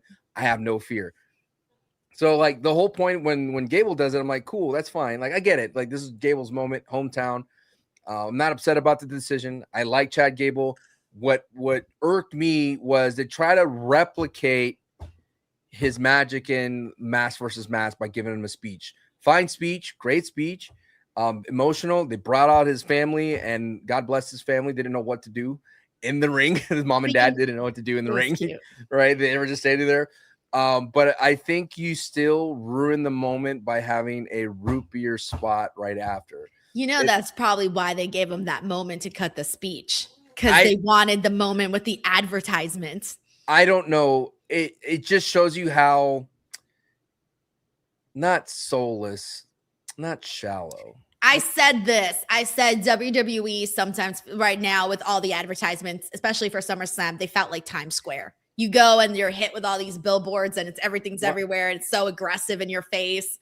Well, that's what that felt like to me. Well, I'm never gonna hate on ads because I'm a streamer, right? I rely on ads too. Like, let's be real, ads come and go. Right, but are you gonna put a freaking ad on your cheeks? Oh, wait, my face cheeks? Yeah, like your cheeks on your face. I wasn't talking about no other cheeks. In 2026, cheeks means other things, Denise. Your cheeks on your face, okay? You're not gonna be walking around with no freaking logo on your face, okay? There's only so many places you can put advertising on a stream. You're not gonna be well, the people is it's like this was a story for Chad Gable, who's been chasing the IC title for years, beyond Penta, before even Penta showed up to the scene. And for it to be cherry on top by an ad is ironic. It is a tough pill to swallow. That's where we're at. And that is why that's like, I should remember everything else, but I just remember the strange man dressed up as a dog, the root beer mug dog. You got the dog in you. You got the dog in you. This is a dog in you moment. And Chad Gable cracking it as if he's Stone Cold Steve Austin. And I had a moment like, is that like is there someone underneath that's going to attack him? At least I just hope he got paid extra for that. Like if he was the one doing that bit, I really hope there was an extra bonus in there for Chad Gable's paycheck. It reminds me when LA Knight, when his first win on Wheelie, and he had to shill out Slim Jim. But it's different because Slim Jim is like a Macho Man type of thing. I dare you to go one segment without bringing up LA Knight. Wrong.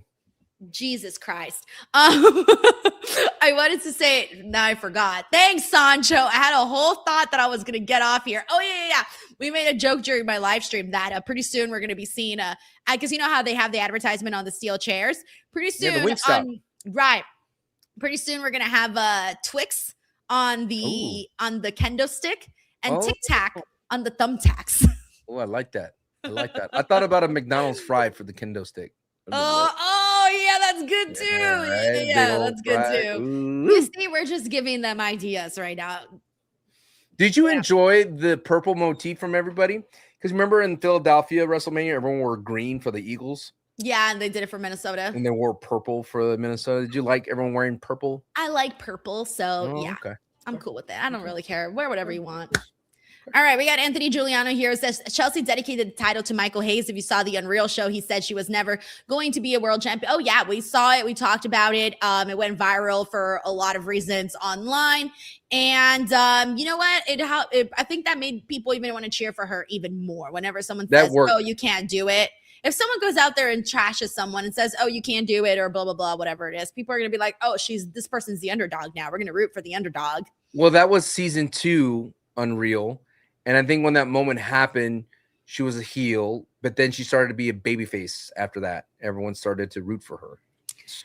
Danhausen defeated Dominik Mysterio in a Human Monies on a pole match. We had the mini Hausens get involved. We had El Torito. We had the Judgment Day. Joe Hendry runs out there to help out. Sancho, I'm going to be real with you. I can't really remember this match that much. Other than like the participants in it. Well, there was a scramble for the money bag. And then all of a sudden, Danhausen does his Northern Lights suplex, right? That happened. And then all of a sudden, Danhausen has the momentum, and out comes JD. And then JD is about to help out Dominik, and then out comes the mini Hausens.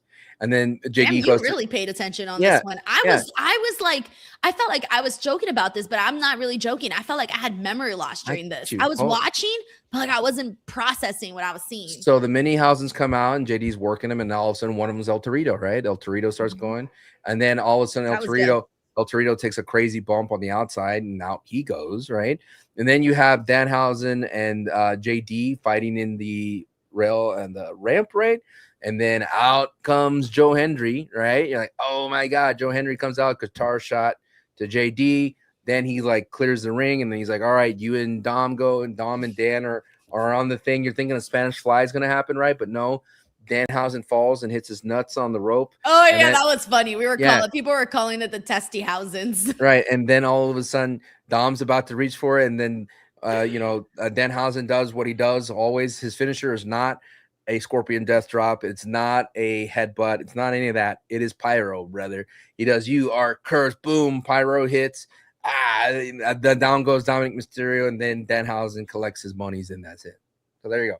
There's the whole match. That's the whole match. Sancho. You're welcome. Thank you, Sancho. You're welcome. Well, did it do anything for you? I thought it was fun with the mini Hausens. Like I like those portions of it. Joe Hendry got a good moment. Unfortunately, he's kind of lost some buzz, so that's what I was thinking about. It was what it was, You made the face like Joe Hendry got who invited him to the match? I hate to be that person.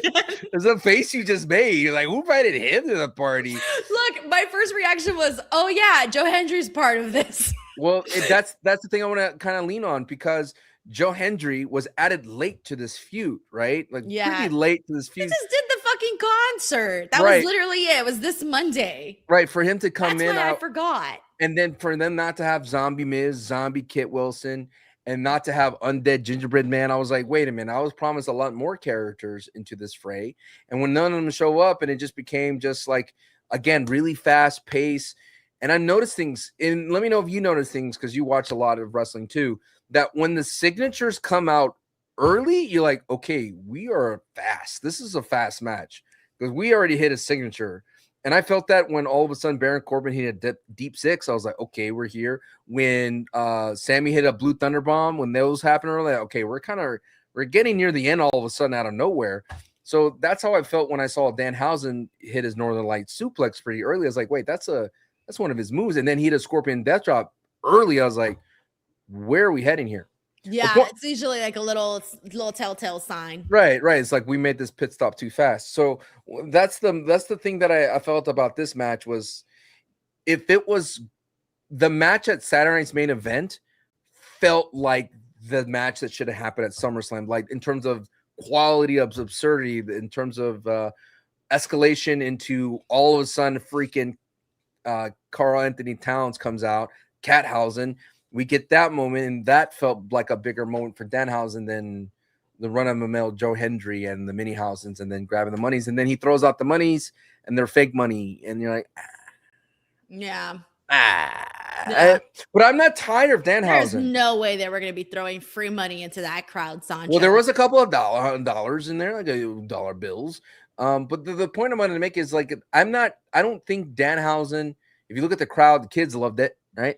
All the kids loved it. There's a lot of, he now has a cape that he did the little Bret Hart thing with. He gave it to a kid. Oh, yeah. I like that little addition to that. I think that's really good. Right. Yeah. He had Bret Hart pants, what they talked about. So I do feel that he's just going to get bigger right now for Danhausen, is that he just needs a rival, somebody to give him his first loss, and someone to be a problem that Danhausen's, not necessarily that his curses won't work, but just someone that could make us root for Danhausen again, rather than like, this dude can't lose.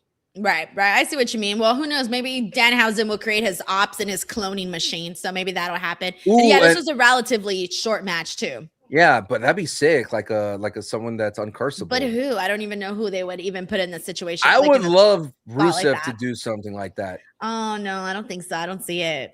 It's got to be somebody that's like really like funny and quirky and kind of lanky, like Danhausen. No, I'm not talking about like being evil. But what are you trying to say? You're saying a feud with Rusev and Danhausen. Rusev as is. Oh, I thought you were suggesting changing all of Rusev's no. stuff. Rusev I was like, is. I don't really see Rusev as like a Danhausen type of character. We need Rusev as is going up against Danhausen. I mean, because Rusev and Ethan Page are still going after the IC title. I think Gable's a fine champion to have some good matches with Rusev. He had some good matches with Rusev already. Good matches with Javon. Good matches. I mean, that gauntlet showed us that that of course I got Chad Gable here, that there's a lot of great matchups in the mid card for Raw. We got Anthony Giuliano here, says, I got one question for Denise, and only Denise, because I know Sancho's pick is LA Knight. Who is your pick to win Money in the Bank, Denise? Any ideas? I'm sorry, guys, but it is August, okay? I am not thinking about money. I know everyone's already thinking about Money in the Bank, but I am not thinking about Money in the Bank yet. I don't have anybody yet. I want to wait and see what the programming looks like for the next couple of, 2 months until we get. Just pick somebody, Denise. I don't got anybody, Sancho. Pull up a roster. No, and I'm pick not just going to give my pick to anybody. Hey, Anthony paid $5, and he wants your pick. He wants your pick. I want to watch to see who's fucking good and who actually wins my fucking heart over and who I think should be winning. It should be the person that has won your heart for the whole year, not for the 2 months between now and Money in the Bank. It's right now. Who deserves a shot of a golden ticket to the titles? What if I say that nobody has won me over? I'm sorry. What if I say that? Does that make me a jerk? But it's kind of true. Nobody has won my heart over like that the whole year in the men's division. That isn't in a title. That isn't in a championship title picture. I'm telling. Penta. Penta. Fuck, man. I'll just give a fucking name. Penta. There. That make you happy? Easy to pick Penta when Anthony gave you $5. Penta. I'm sorry, okay? But that's the truth. No one has wowed me to the degree where I'm like, oh, yeah, this guy should totally win the Money in the Bank. I'm sorry. Does that make me a heel? I need to be won over, okay? I need to be wined, dined, and 69'd. Thank you, Anthony Giuliano. Oh my gosh. We got Anthony Giuliano here says my pick is maybe Gunther or Sammy. I don't feel like, do you feel like Gunther is the Money in the Bank type? Because I don't feel like he's the Money in the Bank type.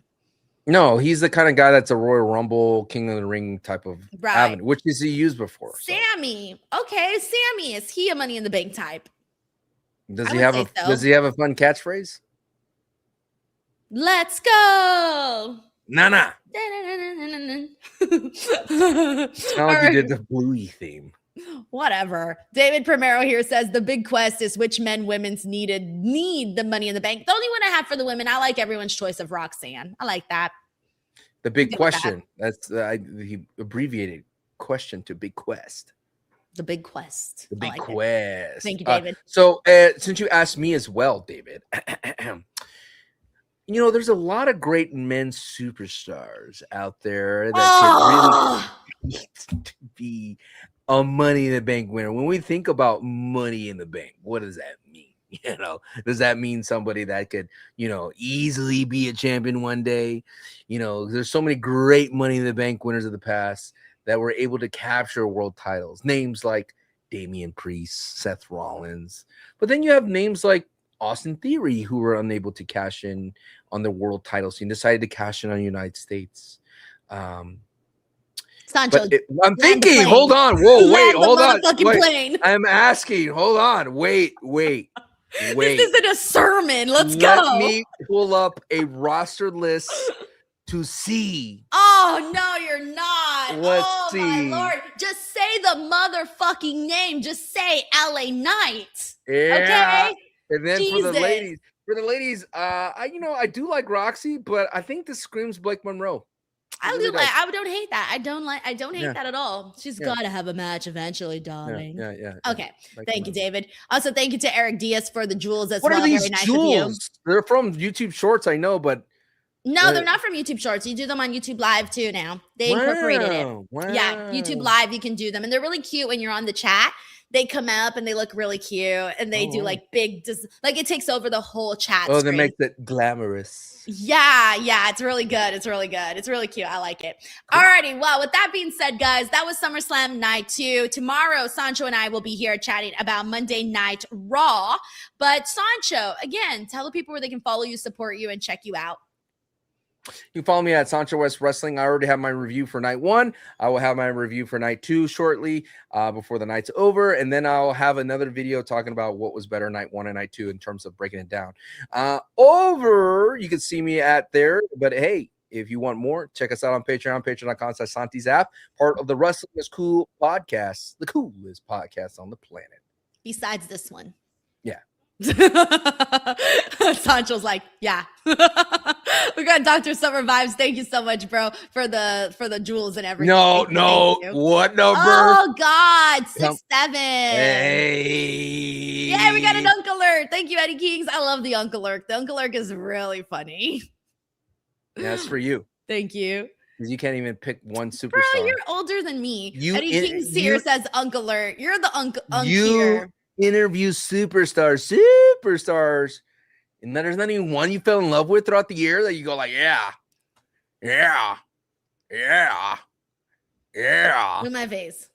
Yeah. This is my whatever face. Yeah. All right, what are we doing? This podcast is going crazy. All right, Sancho, give some love to Sancho, y'all. As for me, go check out the interviews that I posted with Lyra, with Jeff Cobb, with Zoe Stark, with Zelina Vega, with The Miz, with Blake Monroe, with Lyra Valkyra. There's so many more. Keep an eye out on them. I'm going to be posting lots of videos on social here on YouTube. Also, we just officially crossed 255,000 subscribers. Thank you guys so freaking much for that. We're going to have a lot of big things happening on this channel. So thank you so much for supporting. We appreciate you all. And we will see you guys back here for Monday Night Raw. Bye, everyone.